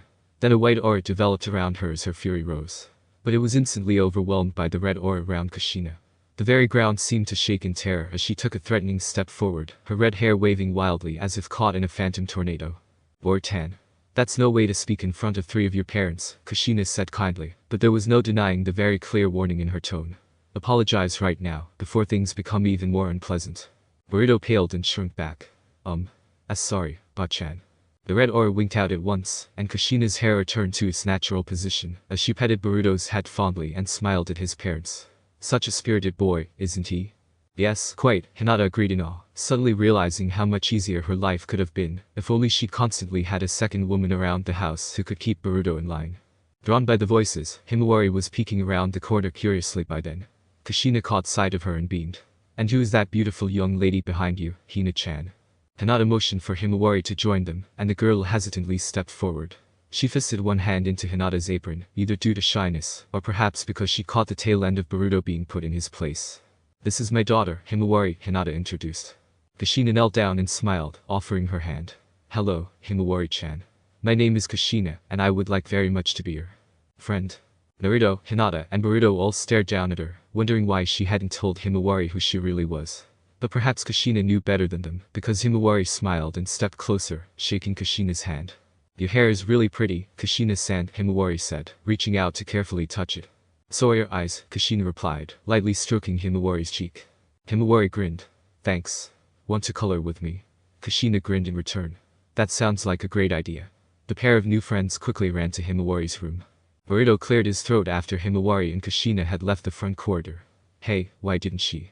It can be a shock, finding out you have a long-lost relative, Naruto said. Maybe she didn't want to upset Himawari. Was it easy for you, the way you found out? Not really, Boruto admitted. I thought she was an enemy, at first. Naruto smiled, but did not want to admit that he'd had much the same reaction the first time he'd met his mother. Then maybe it's better for Himawari to get to know her, before we drop the grandma bomb. Let's just get through dinner first, Hinata suggested. Orochimaru carefully considered the question posed to him. Why don't you start from the beginning, Karen? Leave nothing out. Karen wrung her hands nervously. But Karen, you asked for my help. Beg for it, really. This is how I help. Start over. Karen sighed. I exchanged email addresses with Sarda. I thought it would be nice if we could keep in touch. But she started asking me all of these questions about her clan. The type of questions I know Sasuke hasn't answered for her, and doesn't want her knowing the answers to. I don't want to lie to Sarada, but I don't want to refuse to answer, either. If she really wants to know, she might look for answers in the worst possible places. It sounds like you've already decided to tell Sarada something, Orochimaru noted. If Sasuke is the main issue, then go around him. Sarada does have another parent you can consult. If she agrees with Sasuke, then you could simply ignore them. Or you could tell Sarada that they will not allow her to have the information yet. But that will still likely result in Sarada seeking it out on her own. So it seems to me that you have already decided on the best possible option. Tell Sarada yourself. That way you can determine exactly what she does. And doesn't, here. Just prepare yourself to deal with the fallout, Karen. Sasuke has nearly killed you once, and Sakura may choose not to save you this time. Himawari looked at each of the worried, expectant faces around her, and finally said, okay. You're not upset that I didn't tell you who I was before? Kushina asked. That was something she'd been very worried about. But Himawari just shook her head. No. You're here now, Ba-chan. And if you can't visit a lot, I don't want to waste time being mad. I'd rather be doing something fun with you. Kushina smiled and stroked Himawari's cheek with a finger, causing the girl to giggle. That makes me so very happy, Himawari-chan. Thank you for being so understanding. Can we color some more now? Of course. After the pair had retreated to Himawari's room again, Naruto scratched his head. That was easy. Because we didn't tell her the rest, Boruto snapped. After a curious look from his mother, he amended, not that we should, or anything. But that's why it was easy. Was it easy for me, finding her there, with him, thinking she was about to attack me? Did she apologize? Hinata asked. Boruto blushed. Oh well, that was just what I thought, at the time. She didn't actually attack me. Unless you count being hugged too hard. Which I don't. So you're not really complaining, so much as trying to seem difficult, Naruto noted. Wow, things are back to normal already. Hey. Boruto protested, but Hinata put a restraining hand on his shoulder. I meant, it's amazing how fast we all adjusted to her being here, Naruto said. But Boruto seemed to take that the wrong way, too. Why wouldn't we? She's family. Naruto blinked. I just worried how you kids would react, is all. I at least met her once, but she's a stranger to you too. Or was. She's not a stranger, Boruto growled, then tore himself free from Hinata and stomped away. A moment later, the door to his room slammed shut. Naruto looked at Hinata with his eyebrows raised. Translation, please. Hinata smiled. They've already grown attached to her. Which will make it more difficult when she does leave, but they see her as family. That's better than them still seeing her as a stranger, or not knowing her at all. And that whole display was easier than admitting he loves his grandmother. Of course it was, Naruto. Admitting your true feelings is rarely easy. For some of us, anyway. Sakura came by for breakfast the following day, with the excuse that Hinata might need some help dealing with the new, or rather, newly revived, mother-in-law. Sakura was honestly more interested in meeting Kushina, who she had often wondered about. Particularly just after Naruto did something colossally stupid that made Sakura wonder what sort of genes might have produced him. She had amended this opinion only slightly upon discovering that Naruto was the Yondaime Hokage's son, but that still left only one other source for the inherited idiocy, assuming it was inherited at all. In roughly 5 minutes, Sakura decided that Naruto was nothing like his mother, and was grateful. Kushina was 3 times pushier than Naruto had ever been. Sakura had barely introduced herself when Kushina marched up to her, leaned into Sakura's personal space, and began sniffing at her hair. "Do you have Uzumaki blood in your family?" Kushina demanded. Sakura stared at her. "No." Kushina's eyes narrowed. "Are you asking or telling?" "Telling," Sakura said. "But you didn't sound so sure before." "Because no one has ever asked me that." "So you haven't thought about it before," Kushina said, decisively. "Well, no, but any relatives with red hair?" Sakura pursed her lips. Her father had dull pink hair, but she suddenly didn't want to admit that. "Sakura-chan, doesn't your dad?" Naruto began to say as he entered the room, then caught the heated look Sakura threw him and promptly shut up. Kushina smirked triumphantly. "If you can do that to a Hokage without being his wife, you're Uzumaki for sure." She turned to Naruto. "Don't get me wrong, Naruto-chan. I love Hinata, but I would be more impressed if you'd gotten this one to say yes to you. She'd be a great wife." Naruto grinned. "I've never said anything different, Ka-chan." Sakura blushed. "Why do I always end up getting embarrassed around your undead parents, Naruto?" Kushina glanced between them. "Something I should know." "Yeah, the same thing happened before," Naruto explained. "He thought she was my girlfriend. Which I wasn't," Sakura said quickly, not caring for the way Kushina's face lit up at the idea. Naruto purposely misled him. "True, but Hinata and I weren't dating then, and something about the way you treated me made him think we were dating." Kushina smirked knowingly. "Oh, I can imagine. Well, Sakura-chan, if you're a true friend of my Naruto, then you might as well be family. That will have to be good enough for me." Thank you," Sakura murmured, still uncertain if being related to Kushina on a technicality was a good thing. Then she paused. "Wait, you, too? Why does every grown Uzumaki I know call me that? Without my permission?" Kushina grinned nastily. "Well, if you want to earn a different nickname, we can take this outside for a quick spar. But I should warn you, unless you either have limitless chakra, an immortal body, or you were lying about having Uzumaki blood, it won't end well for you. And I'd hate to damage that pretty face." Sakura briefly considered it, then decided she would rather have a sealing expert on hand first. A week later, Karen stood outside of a certain apartment, hesitated, and finally convinced herself to knock on the door. It was flung open at once, and Karen found herself dragged into a firm, warm hug. "Karen, hi," Sakura said excitedly, finally releasing her. "I feel like it's been ages.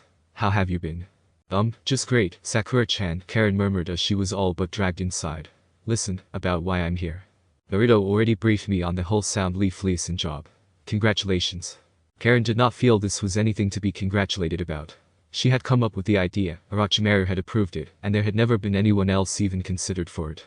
The whole thing was just an excuse to stay close to Sarda, but it reassured Konoha's top brass that there would be no need for Mitsuki to go running back home with a high-ranking Sound Nin close by at all times. Even that was silly, as Mitsuki could speak to Orochimaru directly at any time, but people just never seemed to want to admit that Orochimaru was so supremely capable of such things, as it made them uneasy. "Anyway," Karen said, "I was hoping to see Sarda. Of course, you two haven't had any proper time together. I'll just call." "Oh, Sarda, there you are." For Sarada had run out of her room and skidded to a stop in the hallway, her eyes locked on Karen. "Hi," Karen said softly. "Mama, we'll be in my room," Sarada said in a rush, grabbing Karen's hand and pulling with an amount of strength that Karen had seen in no females other than Tsunade and Sakura herself. "Have fun," Sakura called after them, having no idea that the conversations that followed would be anything but fun. Sasuke spent an entire month skulking around the Sound Village, searching for evidence. This was not absolutely necessary. Orochimaru had openly invited him to be an honored guest. Sasuke preferred to skulk. Naturally, he found no proof that Orochimaru could be in control of the entire world, which only intensified Sasuke's certainty that Orochimaru was the key to this mystery. Unfortunately, with no clues, and no useful intel gathered by the Konoha team stationed there, Sasuke had nothing to act on. And the one thing he did feel the need to act on, Kushina's revival, couldn't exactly be done from the Sound Village. So Sasuke did something he rarely did. He went home. He barely set foot into the village when a high-spirited Redeed appeared before him. "Sasuke-kun, it's you," the woman said happily. "I've been waiting for you." At first mistaking her for an undead fangirl, Sasuke's primary instinct was to be wary. If she had been brought back because she was so determined to meet him, there was no telling what sort of demented fan club she was part of. Then he noticed the entire Uzumaki family calmly waiting nearby, glanced once more at the woman's red hair, and began to connect the dots. "You're related to Naruto?" he finally asked. She nodded. "I'm his mother, Kushina. Your mother, Mikoto, was my very best friend. I met you when you were just a baby, and Itachi was." But there she stopped, staring at him worriedly, clearly having been told of Itachi's history. "It's okay," Sasuke said, and meant it. "He and I came to an understanding." Much later. Kushina relaxed. "Oh, that's good, so you're doing well. Are you happy?" Sasuke stared at her. "I'm doing much better, now." "Of course you are. I met Sakura and Sarada, what lovely girls they are." "You're a very lucky man, Sasuke-kun." "Ah yes," he agreed. This was really not what he'd been expecting when he returned. Fortunately, what he was expecting soon showed up. Sakura and Sarada arrived in that moment, both of them waving eagerly at him. "I guess you want to go be with your family now." "That's how it was for me, when I got back." Kushina reached out and grabbed his hand, giving it a squeeze. "When I see Mikoto next, I'll tell her how well you're doing. I'm sure she'll be so pleased." There was only one response that seemed appropriate to Sasuke. "Thank you, Uzumaki-san." She beamed at him, let go of his hand, and turned to rejoin her family. But she'd only taken a single step when it happened. White sparkles of light appeared all over her form. "Oh," she said softly, sounding resigned. "So it happens now, huh?" "What does?" Sasuke asked, though he was pretty sure he knew. He recognized those sparkles. "I guess making sure you were okay was the last thing I came here to do." Kushina smiled at him. "But I don't regret it. I'm really glad you and Itachi worked things out, and that you rebuilt your family. I'm sure that's what Mikoto wanted for you. It has to be, or I wouldn't be leaving now." She waved at him. "Take care of yourself, Sasuke-kun. Or rather, let your family take care of you." Sasuke nodded. "Farewell, Uzumaki-san." He had no doubt that Kushina would have faded away right before his eyes if not for Boruto, who ran forward and threw his arms around Kushina's waist. "No, Ba-chan. You can't leave yet," Boruto shouted. Kushina stared down at him with a sad smile and stroked his hair. But she could already see that her fingers were passing through his hair and his head, with no resistance. She could no longer feel his arms around her, only see them. "You have no idea how much I wish I could stay here, Borutan. I love you all so much. But my second chance is done, and I said no," Boruto yelled. "You're one of us and you aren't going anywhere." Kushina gasped as she felt a sharp jolt and then spotted the source. A small glowing ball of blue light, which drifted out of Boruto's tightly shut right eye and into her stomach. At once, her body solidified, and sensation returned. "Borutan," she breathed in wonder. "What have you done?" "You aren't leaving," Boruto chuckled, even as blood began to flow from his now empty right eye socket. "I'm not done with you yet, Ba-chan." Then he fell face first to the ground, totally unconscious. Normally, Kushina would have caught him, or at least tried to revive him. But she was staring silently at the back of his head, even as the rest of the Uzumaki family surrounded him. "Ka-chan, what happened?" Naruto demanded as Hinata turned Boruto onto his back. "Instinctive sealing," Kushina whispered. What are you?" "I haven't seen it in so long, I'd almost forgotten it was real. It's a type of sealing that requires no actual knowledge of what you're doing, only an overwhelming desire to make something real, and a suitable power source. It's one of the abilities that made our clan so feared." "Then you've seen it stop someone from going to the afterlife before?" "Never. And even if I thought Boruto was capable of that, I never would have asked him to do it for me. This type of thing always has a high cost. He may have shortened his life, or lost his right eye for good. Or both. We can't be sure just yet. But it looks like he just fainted," Hinata said in disbelief. "He's barely used any chakra at all." "Chakra isn't the price you pay for things like this," Kushina said ominously. "If that was all it took, anyone could do it. You need to, well, keep a close eye on him from now on," she said, awkwardly. "And be prepared for the consequences." Boruto had woken up long enough to eat a few bites at dinner, but then went right to bed. This was so far beyond any of his typical periods of laziness, that Himawari had wanted to sleep with him, just in case he got worse. Kushina spent the night in Boruto's bed, with him curled against her side, and Himawari draped across both of them. It was cramped, hot, and very uncomfortable. Kushina didn't sleep at all, though she wasn't sure if it was the sleeping conditions, or her own worry that prevented her. And she wouldn't have traded a second of it for anything else in either world. Earlier, she had tried to apologize to the family for endangering Boruto. The apology hadn't really gone the way she'd hoped. Himawari never once even considered the idea that Kushina would hurt Boruto, and still wouldn't. Hinata had actually laughed in Kushina's face, though not unkindly. When he finally stopped chuckling, Naruto explained. "Ka-chan, you haven't known Boruto for very long. That kid would always risk his life to help a friend. So of course he would think nothing of giving up his eye for you, even if he'd known the risks beforehand. I'm just glad that this time, we all agreed that the price was worth what we got in return." Kushina knew that Naruto was telling the truth. Because from that night on, she would sometimes get strange flutters in her stomach that had nothing to do with hunger. And the brief visions of Boruto getting older, stronger, and more handsome. Those were nice, too. Except for the part where they never seemed to get past him reaching a certain young age. And how the rest of the family wasn't in the last vision. Or how the angry boy with dark hair and wild eyes seemed to be at the root of it all. Kushina could explain none of these things to her family. They were just visions, and not necessarily true ones. She firmly believed that. At least, until she looked up one day, saw Kawaki seated across the dining table, and just knew. That boy would be the end of them all. And of her in particular. End of part 1. Concluded in part 2. The greatest sin. Sakura forgave Sasuke for everything. But Sarada is not her mother. And while Sarada struggles to accept what her father was once capable of, she discovers an even harder truth to swallow. That the village has forgiven all of it. Suddenly, it's not her father that is unacceptable. It's the village that forgave him. And we all know how dissatisfied Uchiha tried to change the village. And it's...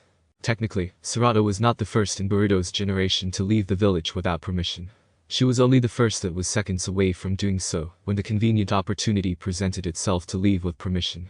Chacho was along for the ride, but at the time she was so deluded about her goal, that I hesitate to call that a firm decision to leave. If it needs to be said. No, Boruto wouldn't recognize Kushina by her appearance.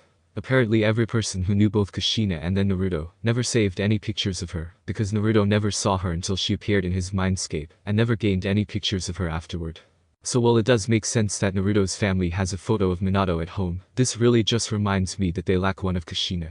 And Boruto, non-student of history that he was, probably never thought to ask about his missing grandmother. Make that missing grandmothers, while we're at it, as sightings of Hinata's unnamed mother are even rare. I don't like that Boruto has that eye, for several reasons. 1. Eye cheats tend to be overused, but they fix that by making the eye unreliable. 2. The eye cheat in question, dimension breaching, or as I like to call it, summon stealing, leans more toward Uchiha's specialty than it does Uzumaki or even Hyuga. If the eye improved Boruto's sealing jutsu, or was just a visually different Byakugan, you could argue it was genetic based, and I'd have fewer complaints. Recall that the last time we saw Uzumaki using Uchiha's skills, it was because someone exchanged eyes.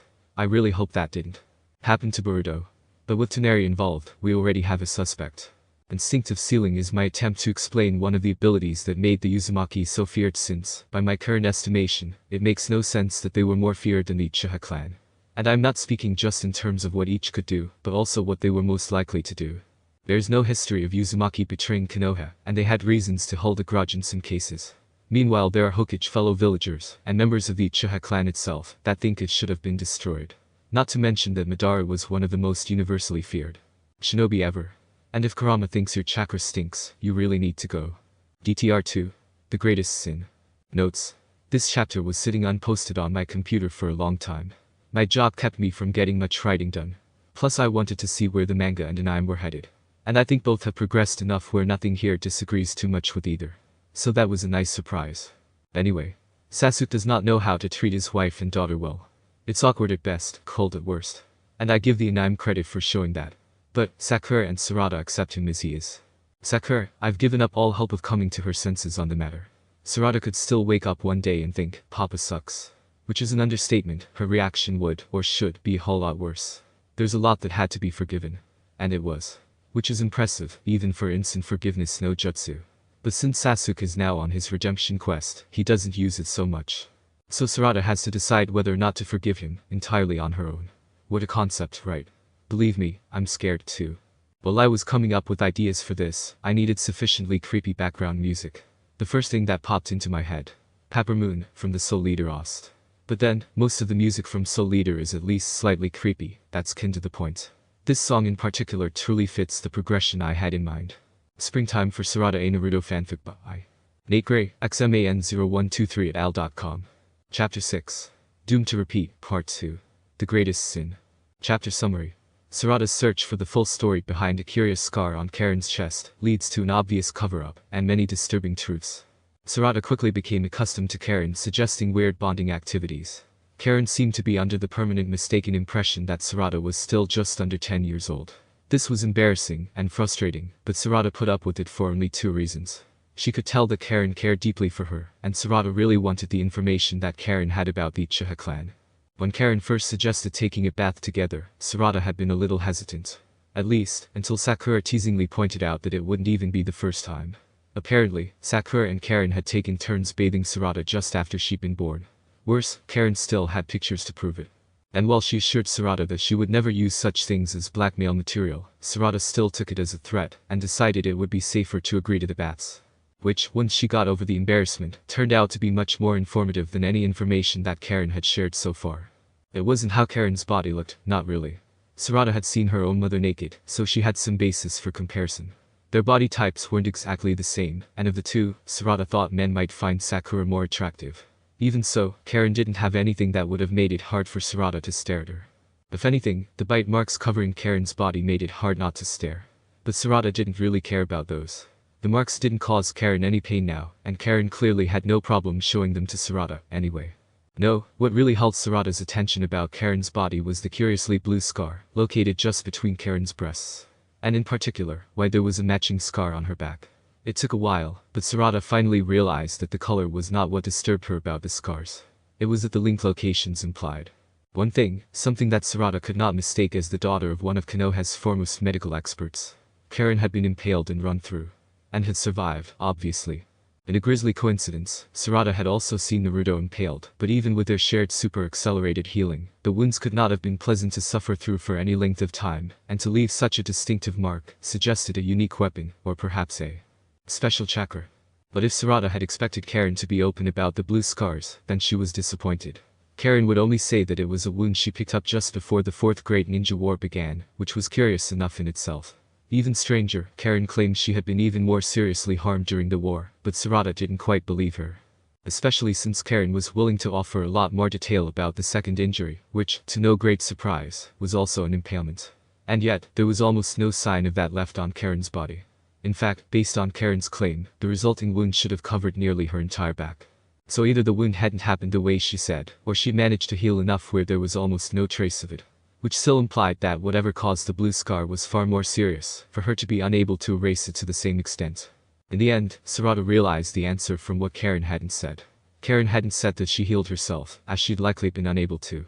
Which meant someone else had treated her wound. And the only reason Sarada could think of for Karen to hide that fact is because she didn't want Sarada asking the healer for details. Which of course meant it was someone that Sarada already knew.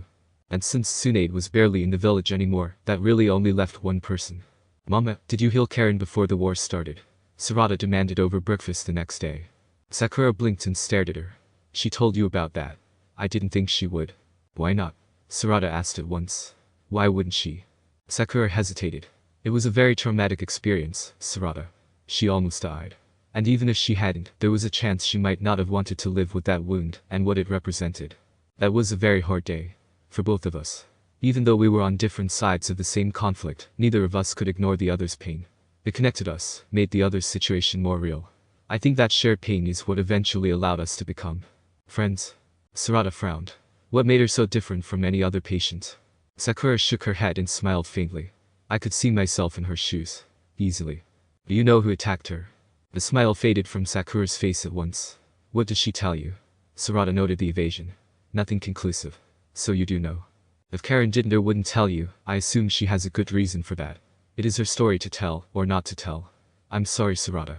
I don't feel comfortable saying anything more about it. Sarada was annoyed, but simply nodded and went back to her breakfast. She had learned more, just not enough. Her mother knew who Karen's attacker had been, but neither woman seemed willing to reveal the attacker's identity. Sarada again had to assume, hard as it was to believe, that it might be someone she currently knew. Perhaps they worried that she wouldn't be able to forgive that person. Or maybe they thought she would try to hunt the person down. Honestly, Sarada wasn't sure what she would do. But she wanted to know, despite that. Karen was important to her. For someone to hurt Karen so badly and get away with it, Sarada needed to know what type of person they were now, and what type they had been back then. It might change how she felt about the attack, and it might not. Karen was alive now, that was most important. But some people and acts were beyond forgiveness. Sarada needed to know if Karen's attacker was. And if they were, and Karen refused to do anything about it. Well, Sarada was going to be Hokage one day. That meant protecting the village, and all of the people in it. And especially those most precious to the protector. Another clue came to Sarada when she was not even searching for it. She walked into a training session, and saw Kakashi and Burrito each holding a handful of purple lightning. It was nothing she hadn't seen before, or even expected to see again. But it did remind her. Kakashi's lightning was famous for being purple, in part because that color was unusual. And she realized with a start, it had not always been that color. Before, it had been blue. It didn't mean anything, Sarada knew that. She had seen Karen interact with Kakashi more than once.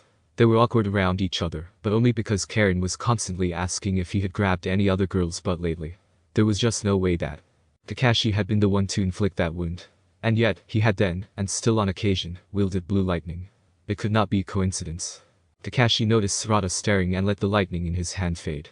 I know you've got a few lightning release techniques already, but if you're going to copy some from me, best to let me give you some pointers first, he warned. No, that's not what Sarada began, then realized she probably did want to copy it, just not at the moment. Maybe later. Look, you met Karen right before the war, right? Kakashi nodded. Your mother, Naruto, and I did, yes.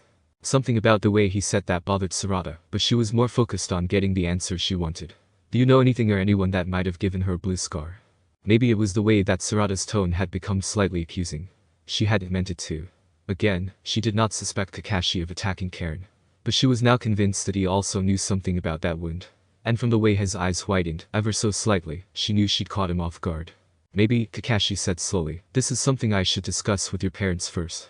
Why? Sarada asked sharply. I'm a genin. If I'm prepared to face life and death, I can know things like this. True, Kakashi agreed.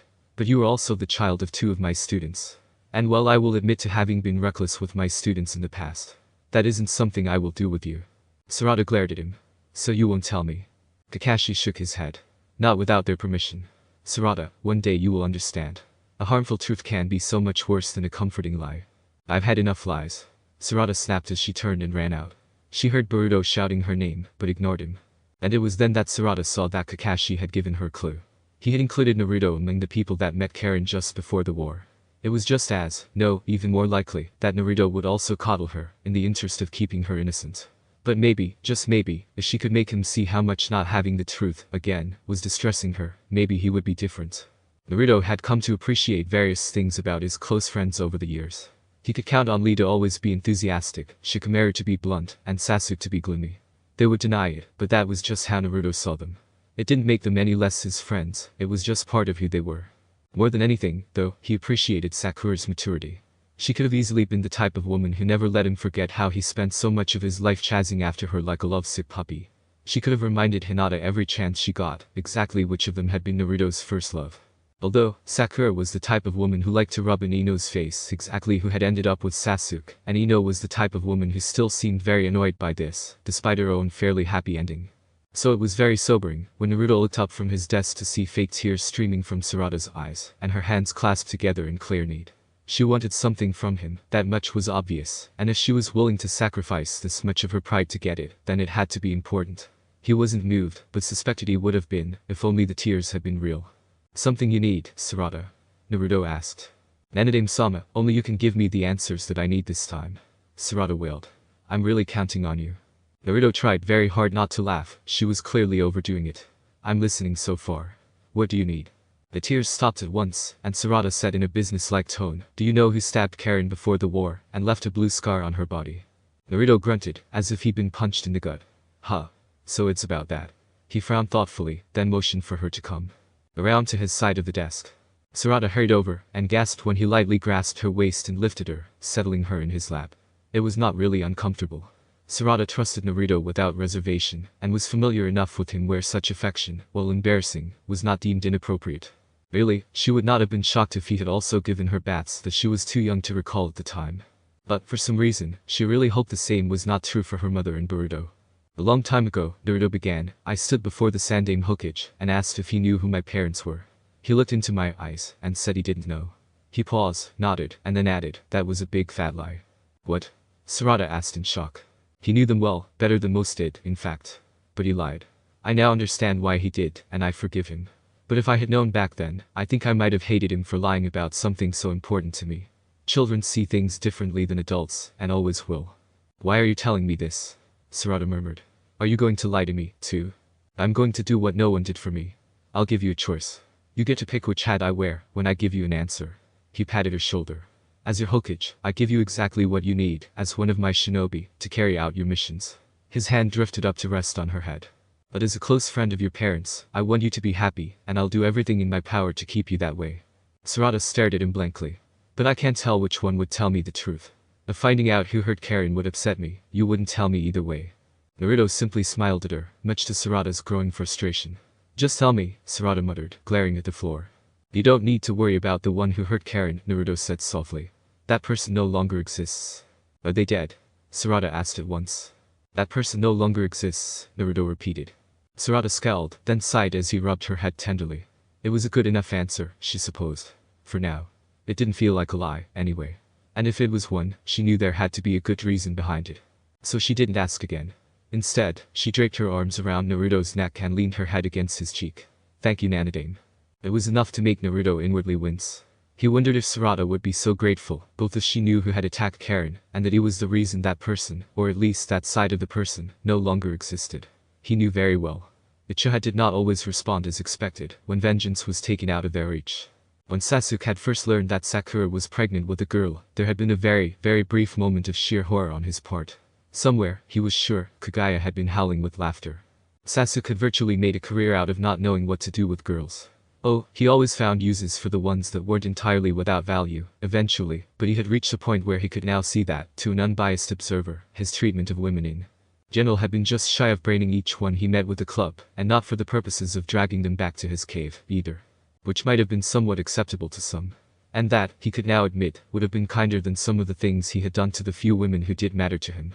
So he could not really be blamed for having no idea what to do with Sarada, 9 times out of 10. Sakura was no idiot. She knew there was no jutsu that would magically turn Sasuke into the best father ever, just as she knew that expecting Sasuke to raise a girl well, was like expecting that Itachi teaching a class on how not to murder a clan in one night, would be effective. Uchiha males were simply not built to do things so far outside of their characters. Sarada, then, was a curious mix of her parents. She could be just as expressive, or rather, quick to anger, as her mother, but she could also clam up and display almost no emotion, if the mood struck her. Sasuke might have been proud, except that this made Sarada, who was already hard for him to read, even more impossible to figure out, without considerable help from Sakura, who, it should be noted, greatly enjoyed his clumsy attempts at parenting their daughter. There was no concern that he might traumatize their child, only amusement that Papa Sasuke was doing his awkward best to bond with his baby girl. Sasuke told himself that Sarada's ability to accept his bumbling was proof of her natural resiliency and, hopefully, resistance to trauma. So he was the first to recognize that this was not quite the case. The warning signs were simple enough, at first. Sarada had always been an inquisitive child, but she suddenly stopped asking questions. Not as if she now had all the answers, though. More as if she knew the answers she would get were worthless. She also spent more time alone in her room, and when she did respond to being called, there was now a delay. Without telling Sakura, Sasuke had searched Sarada's room, and found nothing suspicious. So he could only conclude that Sarada was not using that delay to conceal anything, she was merely being purposely disrespectful. Well, maybe it wasn't so mere, but Sasuke preferred that to the worse alternatives. His wife, however, had a different perspective. Sasuke, just talk to her. Sakura begged, tugging on her husband's arm. She's been cooped up in her room all day. She won't even come out to eat. Sasuke frowned at his wife. What exactly is preventing you from simply knocking the door down? Sakura shook her head. I can't do that. She'd never trust me again. And so you want me to do it, so she'll never trust me. If you do it, she'll just accept that you're being an unreasonable, typically nosy father. She'll get over that. But I'm her mother. I can't destroy the bond I have with her. Not unless you want her hiding out at Naruto's. Why would that be so bad? We'd know exactly where she is, and I doubt Hinata, who can see through walls and is equally devoted to not being made a grandmother yet, is going to let anything inappropriate happen there. That's not the point. Then please get to it. I feel a headache coming on. Sakura pursed her lips. If you could go back in time to the exact moment just before Itachi had no other choice, wouldn't you try to reason with him? Find any other way to settle things? You know I would. I feel like this is a similar moment for Sarada. I'd like to get it right the first time. You're saying if we handle it wrong, Sarada will murder us in our beds. I would like to not get murdered, yes, but I would prefer our daughter not become the type of person capable of such a thing. You mean outside of a mission? Sakura frowned at him. I said what I meant, Sasuke. Chen. Sasuke thought for a moment. That Akimichi girl is Sarada's best friend. You mean Chacho? It's more accurate to say that Sarada is her best friend. Why? Would you say that they hang out here more or less, now? Sakura blinked. Sarada almost never brought friends home to begin with. She preferred to make the effort to go to them. I preferred knowing she was sleeping at a friend's house, instead of here alone, if I had to work overnight. Why? Sasuke grimaced at the reminder of Sakura having to pay. Oh, definitely less, now. Chacho asked me today if Sarada had been sick. She even brought over a gallon of soup for Sarada to eat. And none of it had been eaten. Sasuke stared. Is that important? It's an indicator that Chacho is worried sick about her best friend. Even sick Akimichi don't normally stop eating, they're just more selective about what they do eat. Sasuke knew then that he had to act soon. Not just because his wife was demanding it, but because now the situation did as well. If Chacho told her parents about Sarada's changed behavior, they would either try to intervene, or worse, ask Naruto to do it. And it wasn't that Naruto was unable or unwilling to help, or that Sasuke wouldn't welcome the assistance. Even Sakura would never complain about Naruto being more of a stand-in father to Sarada than Sasuke was an actual one. And yet, that knowledge bothered Sasuke a great deal. It didn't matter that the situation was technically reversed with Boruto, and that Naruto had just as much reason to feel equally vulnerable about Sasuke's role in the boy's life. Yes, it was easy to rely on a friend to help raise your kid, so long as you could accept that there were things you would miss, moments you would never get back, and that the bond between parent and child might never be as strong as the bond between child and father's friend. Keeping a secret in a village of seekers can be very tricky business. There are secrets so dangerous that they should never see the light of day. There are secrets that would simply make the lives of certain people extremely difficult. And there are secrets that are really just slightly embarrassing, so the preference is that they not be revealed. The problem with having so very many secrets, and trying to hide the majority of them, while at the same time allowing access to certain ones so that secret seekers are satisfied, is that everyone does not view the same secrets in the exact same way. For example, some might feel that the full truth of Orochimaru's past with Konoha was so demoralizing that they would deem any intel connected to him to be off limits to any non-shinobi, and even then, clearance above Chunin level would be required for most of it. In theory, this might be a good idea. In practice, it was silly and inconvenient. Orochimaru was once a keystone of Konoha, and his contributions to the fields of medical research and ninjutsu design alone were more than enough to earn him the much-coveted title of God of Shinobi, though perhaps Devil of Shinobi would have been more appropriate, thus why so few were willing to grant him such increased infamy. In any case, if a misinformed shinobi suddenly swore off all things Orochimaru, they would find themselves denied potentially life-saving medical treatment, as well as their access to learning several top-ranked jutsu blocked. And if their pride and righteousness was worth their life, then so be it. Blocking references to Orochimaru, though difficult, was not impossible. Erasing everyone who had ever met him was impossible. And there was no denying that some of his preferred students had become fairly essential personnel in Konoha, so even thinking of trying to erase them was madness in itself, both because of the resulting void their absence would leave, and the collateral damage that would occur from the resulting unavoidable battle. Pacifism was something that either never occurred in Orochimaru's students, or was largely trained out of them immediately. In short, even if someone wanted to, say, erase the fact that Orochimaru had been a snake summoner and a carrier of the snake summoning contract, they could not erase the fact that two of his former students were still snake summoners. And still used said snakes. And why wouldn't they? Snakes were extremely useful and versatile. Why, for a summoner to possess such a capable summoning contract, and rarely use it at all, simply made no sense. Unless, for example, they themselves were capable enough without it. Or, perhaps they were Hokage who had been repeatedly reminded by elders that summoning at all would remind people of the fact that Team 7 all had summons, which could be connected back to Orochimaru. Naruto thought this was silly to the extreme. From his limited interaction with snakes, he found precious few of them to be so loyal to any one summoner, not even Orochimaru, who was still synonymous with them. The relationship between Orochimaru and the former snake boss, Manda, was supposed to have been a positive bond between snake and summoner, and half of the time Manda would have eaten Orochimaru on the spot, if there were a better food provider nearby, and if Manda could be assured that Orochimaru wouldn't taste too bad. Even stranger, Sasuke had effectively killed Manda, and to date, had yet to run across any snake that took issue with him for it. From this, Naruto concluded that most snakes were opportunistic, self-centered creatures who were only as loyal as was convenient for them. And they either hadn't cared what happened to Manda, who was admittedly a real jerk, or did, but figured if Sasuke could kill their boss, he could certainly kill them. Stranger still, Sasuke also had a contract with eagles, who apparently saw how abusive he was to snakes, and possibly hoped to get easy meals out of it. Less likely was that eagles were secretly masochists and hoped to be equally mistreated by Sasuke. Sarada was not stupid, and she had eyes. Even if she had never seen Orochimaru summon a snake, from the way everything about him screamed, "I am a snake," it was pretty obvious. So when Sarada noticed that both her father and Academy Sensei Anko summoned snakes, but never wanted to discuss their personal lives, another common theme in Orochimaru's students, it wasn't hard to make the connection. Two current snake summoners loyal to Konoha, one older summoner, he didn't look it, but as one of the Sannin, his true age was well known, who must have taught them. Also, that was something Karen was happy to blab about, since it kept Sarada from hyper-focusing on Karen's own past. Perhaps Karen thought that Sarada would eventually become a snake summoner, and so saw it more as preparation than revealing Anko's secrets. But Sarada saw it as proof that Orochimaru was indeed a guardian of exclusive knowledge, some of which he had passed on to her father and Anko. Plus, he had offered to share, and was one of the few willing to do so. Sarada was sure her parents wouldn't like it, but found she wasn't so much interested in what they didn't like anymore. Finally knowing the truth was so much more important to her now. And if Karen wouldn't take her to Orochimaru, it wasn't like Sarada didn't know the way by now. Mitsuki might even agree to accompany her, since she actually wanted to go this time. The members of the current Team 7 had an unspoken agreement. When granted downtime, they checked with each other first to confirm their plans on how to spend it. Mitsuki only ever seemed to have two options: time spent alone, or time spent shadowing his comrades. Boruto always had the most options, especially now that Kushina was in his life. Sarada had more options because of Kushina, too. Kushina spent the bulk of her time with her family, but she had kept her promise to tutor Sarada in sealing jutsu. In fact, Kushina often included Himawari, even though Himawari clearly had no interest, beyond spending more time with her grandmother. Conversely, Boruto's instinctive sealing ability had inspired him to study it more in depth, but only for a month, after which he declared himself proficient. Sarada could not decide if Boruto actually felt that way, had limited interest in sealing, or if he felt guilty about taking time with Kushina away from Himawari. So Kushina found other ways to engage Boruto. Her favorite involved ambushing him, attacking him mercilessly with taijutsu while demanding that he recite a random fragment of an obscure sealing formula.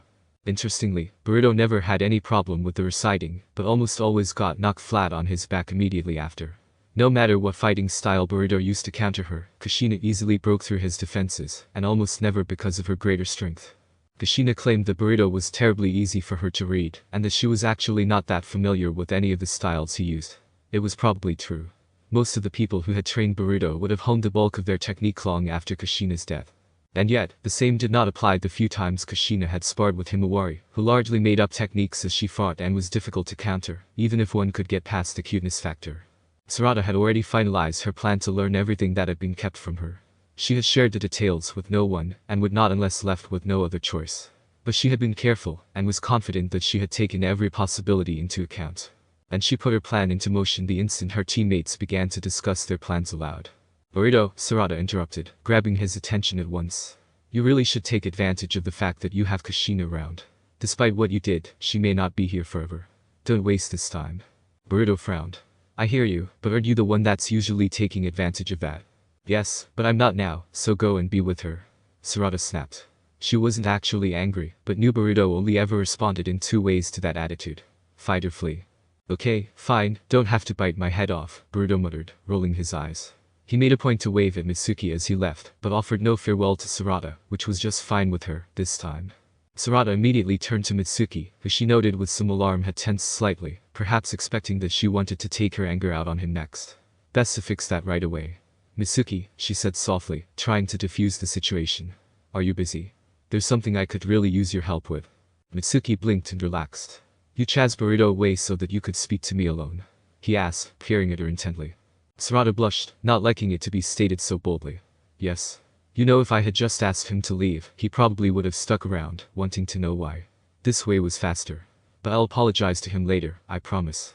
Mitsuki nodded, satisfied for the moment. "Fine. How can I help you, Sarada?" She beamed at him. "Thanks, Mitsuki. I really want to talk to your parents." Mitsuki had always referred to Orochimaru this way. So Sarada felt it was best to do the same in front of him. She had assumed Orochimaru was male, but if there was reason enough for his own child to question that, it was best to keep an open mind about it. Mitsuki's reaction was expected. He looked very surprised. "May I ask why?" "There are answers that I really want, but the other people who have them won't give them to me. But I think your parent would be different from them. I hope that's true, anyway. And it can't hurt to ask. Right?" Mitsuki did not speak for a long moment. Finally, he said, "I am not opposed to this. But, Sarada, I wonder if you truly understand." "Mitsuki," she interrupted, holding up a hand to stop him. "I already know that the questions I'm asking, and the answers I get, won't be pleasant. But I'm sick and tired of all the lies. I need to know the truth. I'm willing to accept the responsibility of this blowing up in my face, believe me. But either way, I have to know. Can you understand that?" "I see." Mitsuki hesitated, then nodded. "I will arrange a meeting. Come to my apartment tomorrow morning, and be prepared for anything." Sarada smiled. "Thank you, Mitsuki. I'll pay you back for this, I swear." "No?" Mitsuki shook his head. "This is not a favor I wish to be repaid for, Sarada. Instead, I hope you will remember that I did warn you. I will. Sarada leaned forward and grabbed his hand. You're a good friend, Mitsuki. To me and Boruto both. You don't hear that enough. Mitsuki stared at their joined hands, then raised his eyes to her face. Sarada, these answers you seek. I doubt they will bring you peace. I doubt that too, she agreed. But I still need them. And no matter how I feel about them later, I'll be grateful that you helped me. That's what I now understand, Mitsuki. Keeping someone safe can be a bad thing. Exposing them to danger, while risky, can help them grow. I never would have thought that before, but now I do. I suppose that can be true sometimes. But as your teammate and friend, I will do my best to protect you. Even from yourself. I could not face Boruto if I failed you. Sarada grinned. I'm asking you because I have faith that you won't fail me, Mitsuki. I'll see you bright and early tomorrow. Boruto got the shock of life when he returned home, only to find Himawari up on the roof, alone, pacing back and forth with a thoughtful expression on her face. Hime. Boruto cried in alarm. How'd you get up there? Ba-chan, Himawari replied absently. Hold on. I'll get you down. No? Himawari shouted, startling him. What? But why not? I get a cookie if I can get down on my own, Himawari replied. A big cookie. Boruto gaped up at her. How long have you been up there? Himawari shrugged. An hour. I dunno. Look, if Ba-chan put you up there, she can. She didn't put me up here. Himawari snapped. I got up on my own. So I can get down on my own, too. Boruto shook his head. Wait, Ba-chan got you up there with a cookie, didn't she? No, we were playing tag, and she ran up here. So I did, too. She was so surprised that I won that round. But when I told her I wasn't sure I could get down, she said I'd get a prize if I did it by myself.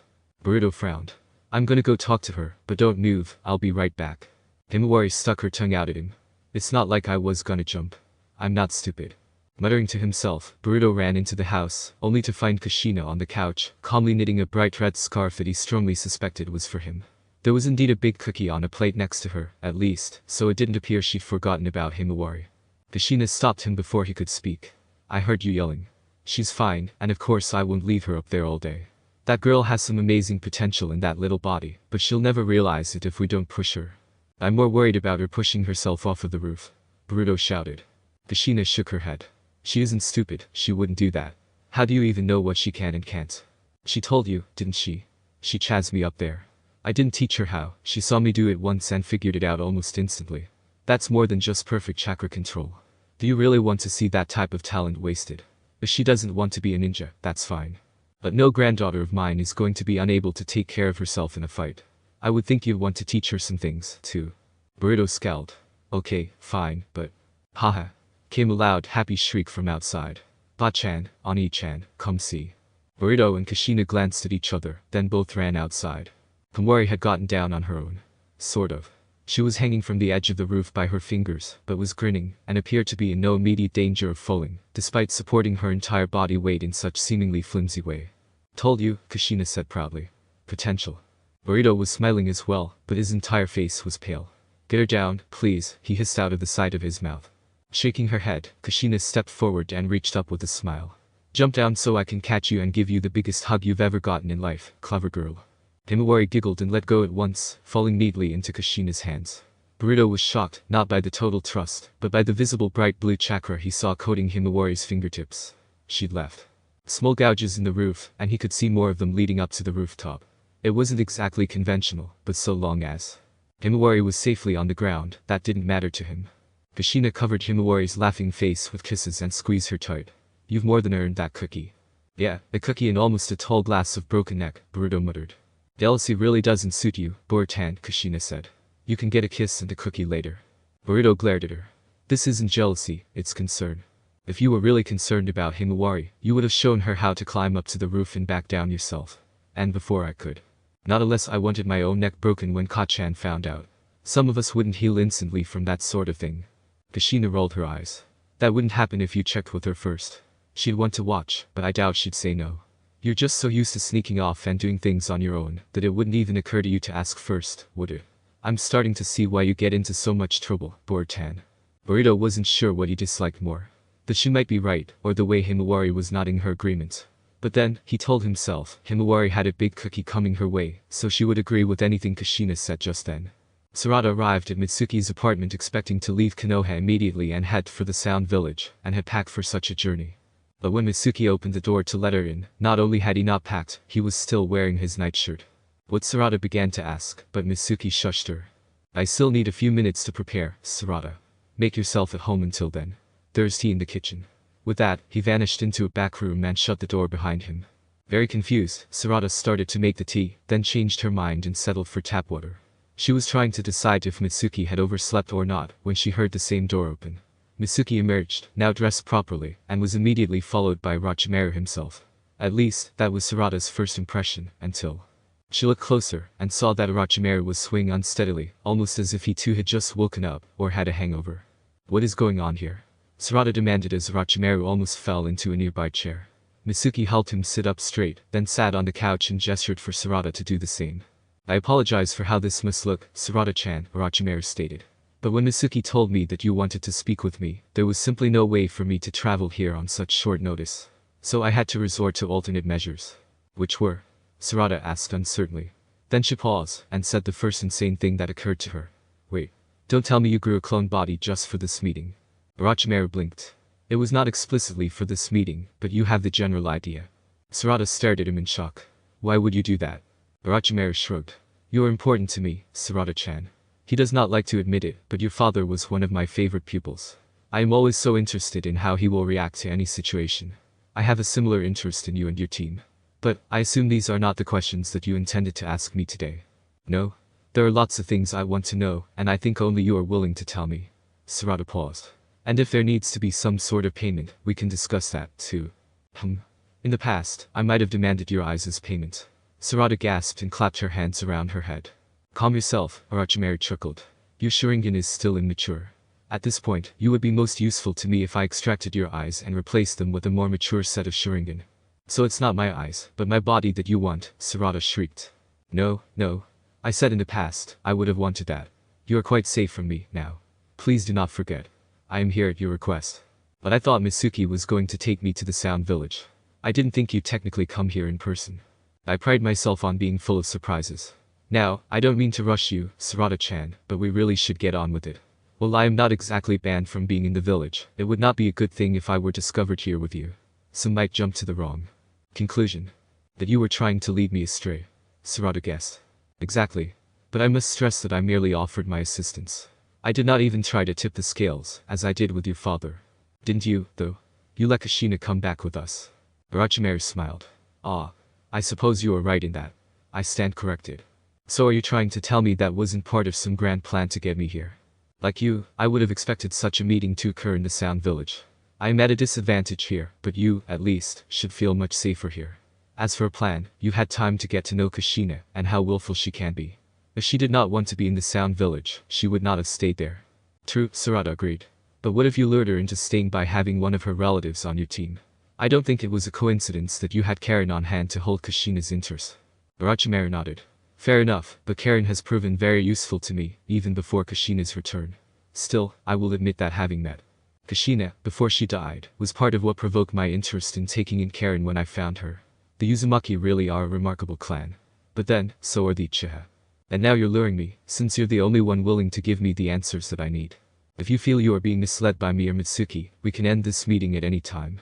This body is only temporary, and once its purpose has been served, Mitsuki will dispose of it promptly. If you do not want to be here, Sarada-chan, I certainly do not wish to be accused of holding you against your will. Sarada shook her head. But that's just it. You aren't forcing me to do anything. You're tempting me. There's a huge difference. And I think that difference is what makes you dangerous. Indeed, Orochimaru agreed. But I do not believe that you came this far to walk away. You have questions, and I can answer them. And I should point out, after this time, the odds of us being able to meet, here or anywhere else, will decrease. They will be on high alert, once they realize that one of us has an interest in the other. They will be more determined to get in your way. So I would advise that you take advantage of my being here now. He wasn't lying, Sarada knew that. Time was limited, and her window of opportunity was closing. When it did shut, she intended to have those answers. Tell me what left that blue scar on Karen's body. Ah. So it is to be those types of questions, is it?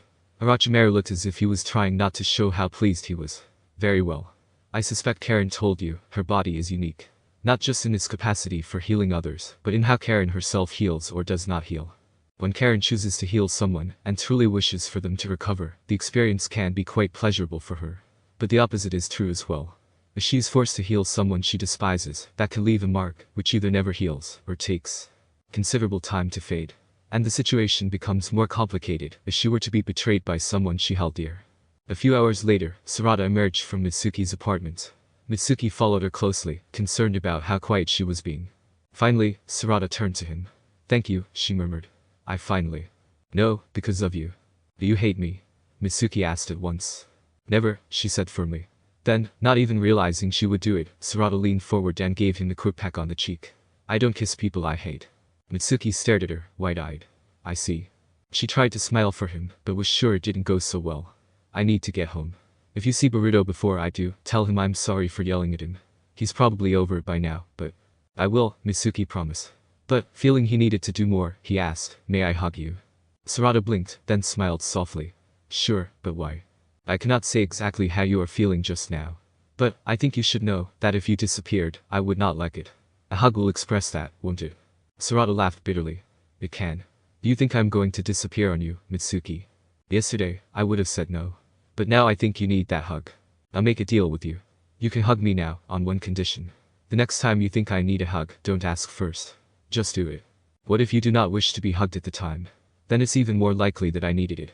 It was a quick hug, and Mitsuki was never sure, afterward, that it did its job. After Sarada had left, he noticed the tear stains on his shoulder, and he would come to believe those were a farewell from his teammate. Because the Sarada he saw day after day, from then on, was never quite the same, and hugging her felt like hugging a stranger. Sakura heard the keys, and the door open and shut, and knew that a member of her family was home. Sarada was most likely, as Sasuke was away so much. But when there was no greeting, not even an announcement that someone had entered the apartment, Sakura began to believe it actually was Sasuke, and stuck her head out of the kitchen just to check. Sarada was standing just inside the doorway, leaning against the wall, staring at her feet. She hadn't bothered to take her shoes off yet, and from the blank look on her face, would have to be reminded to do so. "Sarada?" Sakura asked softly. "Did something happen?" Sarada blinked, slowly raised her head, and turned to look at her mother. Then something in her face crumbled, and she ran at Sakura full speed. With very little time to react, Sakura tossed the mixing bowl she'd been holding aside, and opened her arms to Sarada, who slammed into her with such force that, under other circumstances, if Sakura had not seen it coming, she would have thought someone was attacking her. Sarada began to sob uncontrollably, and no matter how much Sakura held her, kissed her, rocked her, stroked her hair, and told her everything would be fine, would not say what was wrong. Sakura had no idea how long they stayed like that, but Sarada eventually began to form whole words, yet even that was no big help. The only thing she would say, over and over again, was, "I love you so much, mama." Which was nice to hear, since Sarada was already at that age where kids, if they express such things at all, use far more subtle methods. Sarada preferred high fives, which made Sakura feel both younger and more like one of Sarada's friends. But in this case, it only made Sakura worry more. Sarada did not usually state obvious things, as she felt it was a waste of time. So she felt the need to say that she loved her mother for some reason. Maybe she thought it was not so obvious anymore. Sakura's feelings for Sarada, at least, had never changed. So perhaps Sarada was saying the words more for her own benefit. As if she needed to be reminded. And that did not reassure Sakura at all. Although, Sakura felt a little better when Sarada finally calmed down and asked, "Mama, can I sleep with you tonight?" Of course, this was not normal behavior for Sarada, but because it wasn't, Sakura welcomed the excuse to keep a close eye on her, especially if Sarada happened to display any worrying habits while she slept. That, and it had been some time, since Sarada had been young enough, or scared enough, to want to sleep with her mother, and Sakura had no problem admitting that she missed it. Dinner was an awkward, rushed affair. Sarada picked at her food and said nothing. Sakura, eager to end it as soon as possible, ate faster than she should have. They washed, dried, and put away the dishes together. Sakura, wondering if she was pushing too much, suggested that they bathe together, and was shocked when Sarada instantly agreed. Sarada usually complained, lightly, if she felt Sakura was being too physically affectionate, and shared baths had been high on the list of things that Sarada wanted to leave firmly in the past, unless she was either too injured or sickly to do a decent job of it alone. Sakura was certain, then. This sudden overwhelming need that Sarada had to be close to her, it had to mean something. But she still had no idea what, yet. Orochimaru had kept nothing back. Which surprised Sarada only in that she half expected him to save something for future meetings, as an excuse to keep having her return to him. And maybe he had. But if so, he dropped enough bombs on her in the one meeting that if he had held something back, it had to be even more world-shattering. And Sarada had had quite enough of that for one day. One lifetime, even. She had known, or strongly suspected, that her father hadn't always been a good person. He'd implied as much himself. But there were bad people, and then there were evil people. And Sarada could not help but think that anyone who targeted her precious people and intended to kill them was at least bad. Lacking a good enough reason, however, was what would make them evil in her eyes. And Sarada was starting to believe that her father had been evil at some point. Nothing else explained what he had been capable of and attempted to do. But she was not going to just assume that Orochimaru had given her all of the relevant information. She needed to hear, in her father's own words, the same accounts. And he would either have to defend his actions, or he would simply cease to be her father. Rather, she would no longer acknowledge him as her father. Because Sarada would not and could not honor, nor obey, nor love a man who had done what he did. Not unless he had excellent reasons. And she couldn't really see how he could have had any. But that was why she needed to hear his side of the story. And until she did, Sarada was going to do her best not to judge him. But in the meantime, she was going to do the only thing she could. Treasure what an evil man had almost snatched away from her. The lives of her mother, Karen, Naruto, the entire village. And, of course, Sarada's own existence. If her father could really defend that and make her understand it, then Sarada would never question that he was indeed the most powerful Genjutsu user alive. But he would need to put Sarada under the same Genjutsu he'd no doubt placed on her mother, if he expected the three of them to continue to live in the same house together, after what Sarada had learned. Technically, there was no real reason for Sasuke to use or even possess the animal path. His summoning contracts with both snakes and eagles had served him well enough, and even those he tended to use sparingly. Most would have believed that it was because Sasuke preferred to fight his own battles with as little outside aid as possible, but the truth was far simpler. Sasuke had to be conservative when it came to his Rinnegan, and so it was pointless to use it for summoning, when he already had two perfectly good summoning contracts that did not rely on his eye. Whether he used it or not, Sasuke did possess the animal path. But even if he hadn't, events likely still would have progressed in much the same way they did that night. Because history repeats itself, no matter how much people tried to escape the cycle. More so the harder they tried to escape it, really. For the times when Sasuke had to camp in the field, he sometimes summoned a hawk to stand guard while he slept. He did not usually sleep so deeply where that was necessary. But then again, in the past the entire world had been out to get him. That sort of thing could happen when you declared war on it. And it wasn't really paranoia if they were indeed out to get you. On this night, the summoned hawk either saved his life, or simply was there to bear witness. As Sasuke slept, a shadow slowly rose from his own. The hawk noticed, but, sensing no harmful intent, did not alert Sasuke. The shadow split into two smaller shapes. Still, the hawk did not cry out, although it did shift its stance and tense its wings, prepared to attack immediately. The shadows became birds. Small, black, silent crows, to be precise. Silent for the moment, anyway. The hawk relaxed slightly. But if the crows showed signs of proving themselves an annoyance, it would chase them away. The power of love, sheathed in darkness, said the first crow. The power of love, growing stronger to protect, answered the second crow. The hawk tilted its head slightly. It sensed that, even if they were summons, these were not standard crows. As one, the crows turned to the hawk, and finally proved that they were indeed a threat. Or at least, not totally harmless. And the hawk, unable to react in time, could only stare back at them, the Sharingan reflected in its eyes. Their first task complete, the crows took flight. A moment later, the hawk cried out, as it had intended to do previously, and Sasuke was on his feet at once, sword in hand and Sharingan blazing.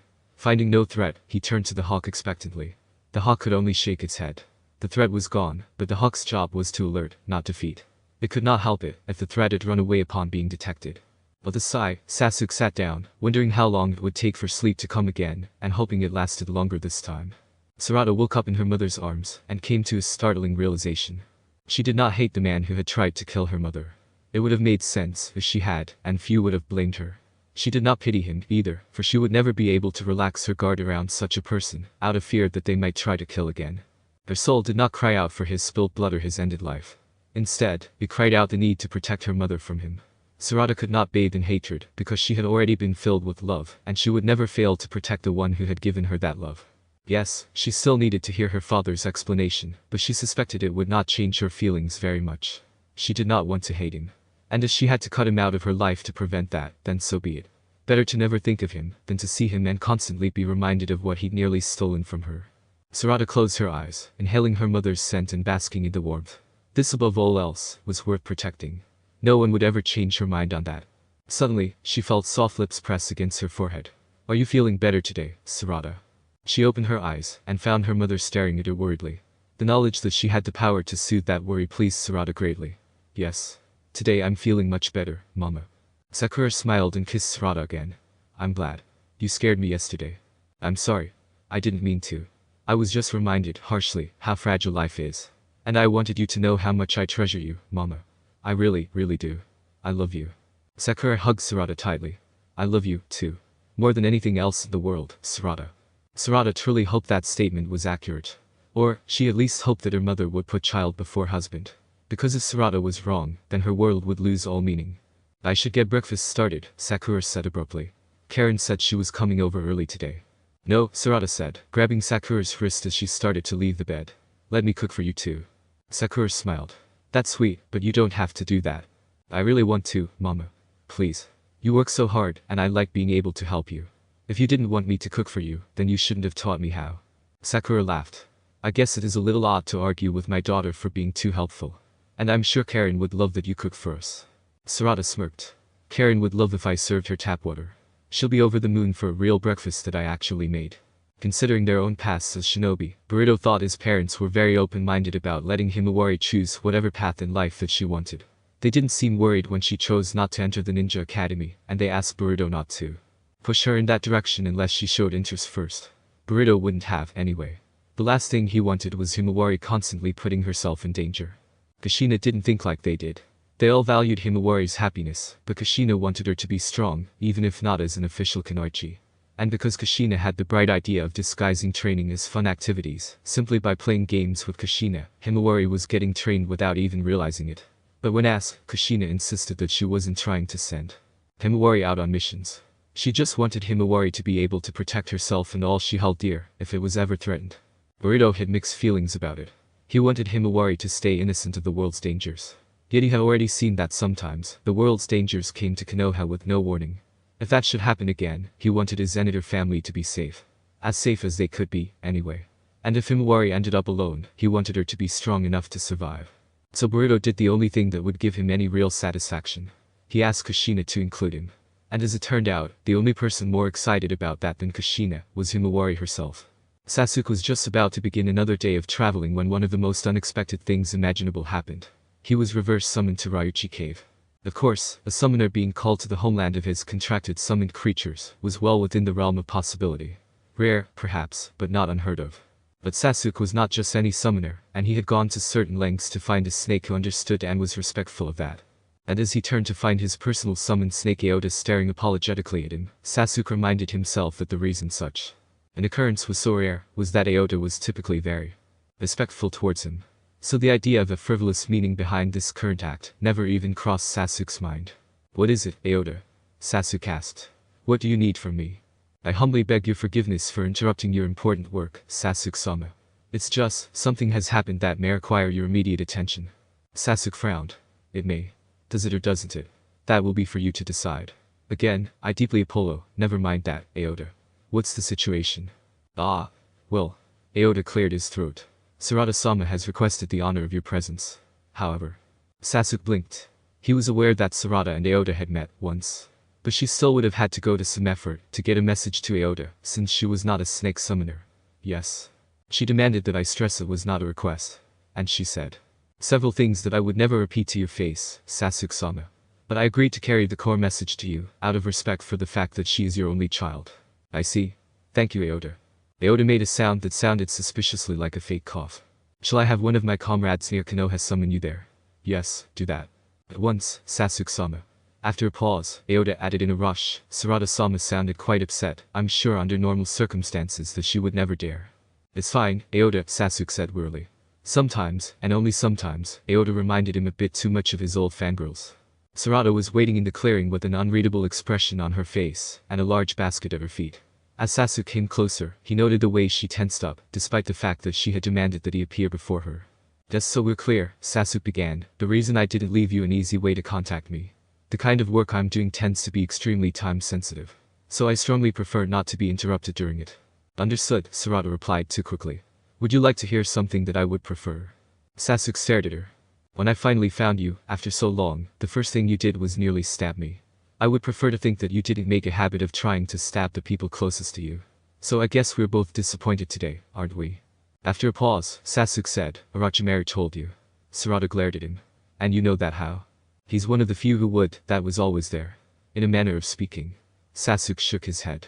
What were you doing, talking to him? Are you actually trying to make that the most pressing issue here? Sarada demanded. Depending on what he told you. If you had told me first, you wouldn't need to worry what others were telling. You were a child, you didn't need to know, that's easy for you too. It wasn't easy, none of it was. Sarda exploded.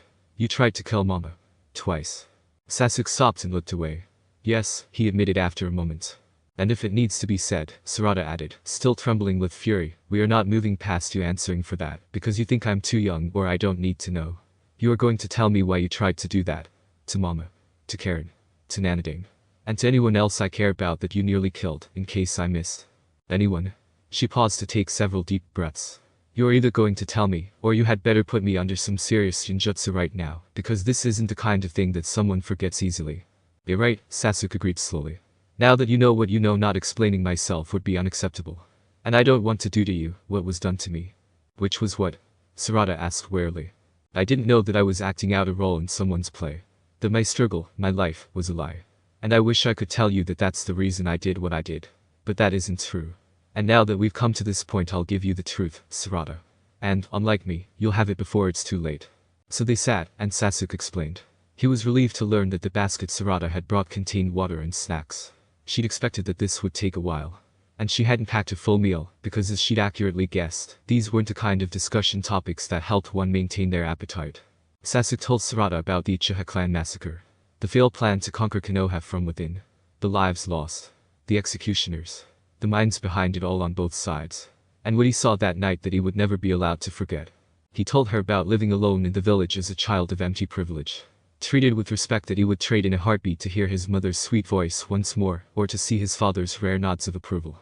He told her about being groomed to hate the brother he had loved more than anyone else in the world, finally killing that brother, only to learn too late that it had been that brother's plan all along. He told her about swearing vengeance against those who had wronged his clan twice over, who robbed him first of his family, and then of his only remaining relative. He told her about the faithful friend who never gave up on him, no matter how much sense it made to do so. And he told her of the sometimes blind love of a good woman, which had ironically reached out to him, even through the darkness.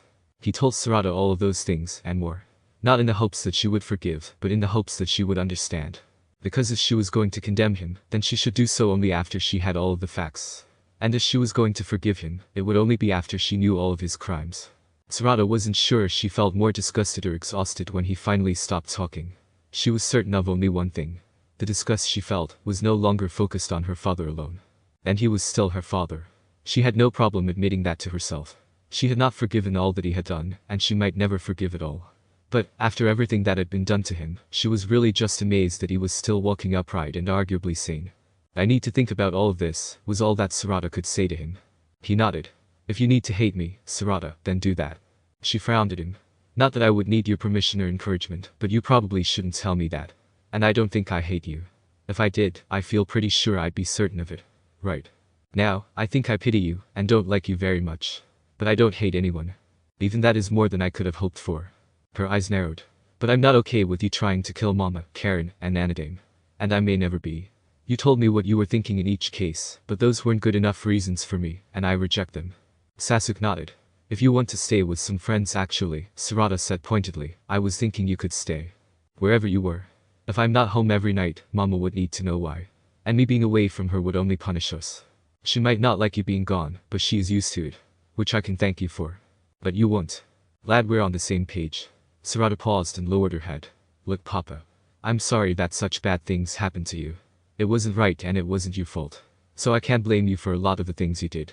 I know that in my head. But my heart, it insists that even if you had been swallowed up by darkness and pain, there still should have been some things that you could never do. She shook her head in frustration. I mean, how were you going to revive your clan if you killed every woman that wanted to be with you? Were you going to force one that didn't want to be with you? Keep her under Jinjutsu her entire life while she popped out your babies? Would that really have been preferable to Mama? Or even Karen? Sasuke closed his eyes. I hope you will never understand this, Sarada. But when you convince yourself that you have the resolve to kill virtually everyone you've ever met, such things don't seem so hard to accept. Sarada really didn't like that answer, because it made a little too much twisted sense to her. I think you should leave now. Sasuke nodded and stood up. Everyone credits Naruto for opening my eyes, and Kakashi for speaking on my behalf.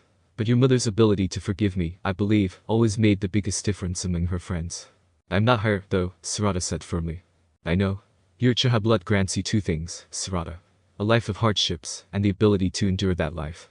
So if you never believe anything else that I tell you, believe this. My daughter is not so weak that she would give up before she even tries. It wasn't those words, or not just those words, that made Sarda move. More than anything, it was the sight of her father's back as he turned to leave. The thought of him leaving her behind again, even after everything she'd learned, bothered Sarda more than she cared to admit. Her mother would have understood. From the way that Sasuke tensed up as Sarda ran toward him, he must have been expecting an attack. And because he felt he deserved it, he was not even trying to defend himself. But Sarda threw her arms around him, buried her face in his back, and clung to him harder than she ever had before. I still love you, Papa. I just don't know how to forgive you yet. Maybe, Sasuke said after a long moment, you should talk to the people who had every reason not to forgive me. Ask them why they chose to let go of their grudges, and move on instead. I'll do that, Sarda agreed, letting him go. And please don't be mad at Aoda. He was the only snake I knew for sure would help me, so I asked Mitsuki to give him my message. If it's a problem, I would gladly become Aoda's summoner. Eventually. You don't need to worry, Sasuke said. I understand why Aoda cooperated. And I am glad you called me. In the end, I prefer that to you jumping to your own conclusions. After a pause, he added, I'll tell Aoda what you said, but it's more likely that one of his children or grandchildren would be working with you. After Sasuke had left, Sarda realized that finding people who had forgiven him wouldn't be difficult at all. Finding some who might admit why they had, to her, would be the real challenge. So she decided to start with one of the most blunt people she knew. Kari-san, why don't you hold a grudge against me? Akimichi Kari frowned thoughtfully at Sarda. You? What the hell did you do to earn a grudge? My father. Kari blinked. You must be new to grudges. See, if your dad's a creep, that's not your fault. Now, if he's such a creep that someone decided to take it out on his kid, that's a little different. But it still wouldn't be your fault. And none of that applies to this case, anyway. Why not? Sarda pressed. Kari shrugged. Lots of reasons. You're a decent kid, you're my kid's best friend, and you haven't actually done anything wrong that I know of. As for your dad, I won't lie to you. He used to be a huge ass, and for a while I hated his guts. Because he kidnapped your sensei, Sarda said. Kari shook her head. That's the part that most people still get wrong. Your dad only tried to do that. But he failed, because my sensei pulled a bait and switch on him, so your dad basically kidnapped a clone. Which allowed my sensei to go on a much-wanted vacation, plus he got a good fight out of it first. He even thanked your dad for it, later. So it didn't make much sense for me to stay mad about it. Kari paused and scratched her cheek. Especially since Naruto let me turn his face into hamburger when I was mad about it. I ended up having to apologize to him about that, but it was a great chance to vent. So, even less reason for me to be mad. Nobody else was. I'm not gonna invite your dad over for dinner anytime soon, and I doubt he'd come if I did, but I save grudges for people who actually did enough to deserve them. I don't like your dad, but he has his uses, Naruto said slowly. But I have no trouble admitting, if it weren't for Naruto, I wouldn't let your dad anywhere near this village. So you don't hate him anymore? Sarda asked. I don't think I ever hated him so much as the hell he made of our lives. He never really did anything to me personally. But his actions had major negative consequences for me and those I cared for, and he never seemed to care that he was hurting us. So you trust him because Nanadame does? Shikamaru grunted. It's more accurate to say that if your dad did go bad again, I trust Naruto to turn him back into someone we can put up with. Naruto makes me want to believe in things and people I wouldn't normally. I'm sure that I'm not the only who feels that way. It was the same two stories everywhere Sarda went. People either trusted Naruto to keep Sasuke in line, or they outright forgave Sasuke. Sometimes it was because someone else important to them had forgiven Sasuke, and it was just easier to agree with them. But many people seemed to have genuinely gotten past any ill feelings they had towards Sasuke. Maybe that should have made Sarda happy, but it only made her angry. It should not have been that easy to forgive him. And it would not be that easy, not for her. Perhaps it was because she had not experienced a childhood trauma on the level that her father had when he was young. But to Sarda, there was a very clear separation between things that might be done in desperate times, and things that should never be done. And her father had crossed that line, multiple times. And even if the people he had wronged had forgiven him, she could not. It was particularly frustrating in the case of her own mother. Sarda could understand that her mother loved her father, and probably had for a very long time. But she also understood that if someone she loved tried to kill her, it would either end, or at least severely dampen, those feelings of love. But to hear Sakura talk about her feelings for Sasuke, it was as if they were still teenagers in love, and nothing bad had ever happened between them. And it was not so much that Sakura ignored the bad, it was that she apparently accepted and forgave it, too. The only plus was that Sakura and Sasuke clearly did not expect Sarda to feel the same way, which was why they had kept the truth from Sarda for so long. And part of her was even glad now that they had, or else her childhood would have been extremely trauma-filled, and she might now be living in Chacho's basement, rather than with two obviously insane people. Because it was crazy to try to murder someone who clearly, genuinely loved you, and it was equally crazy to forgive someone who twice tried to kill you for no good reason. And not even Naruto's famed ability to befriend enemies excuse what had happened between Sarada's parents.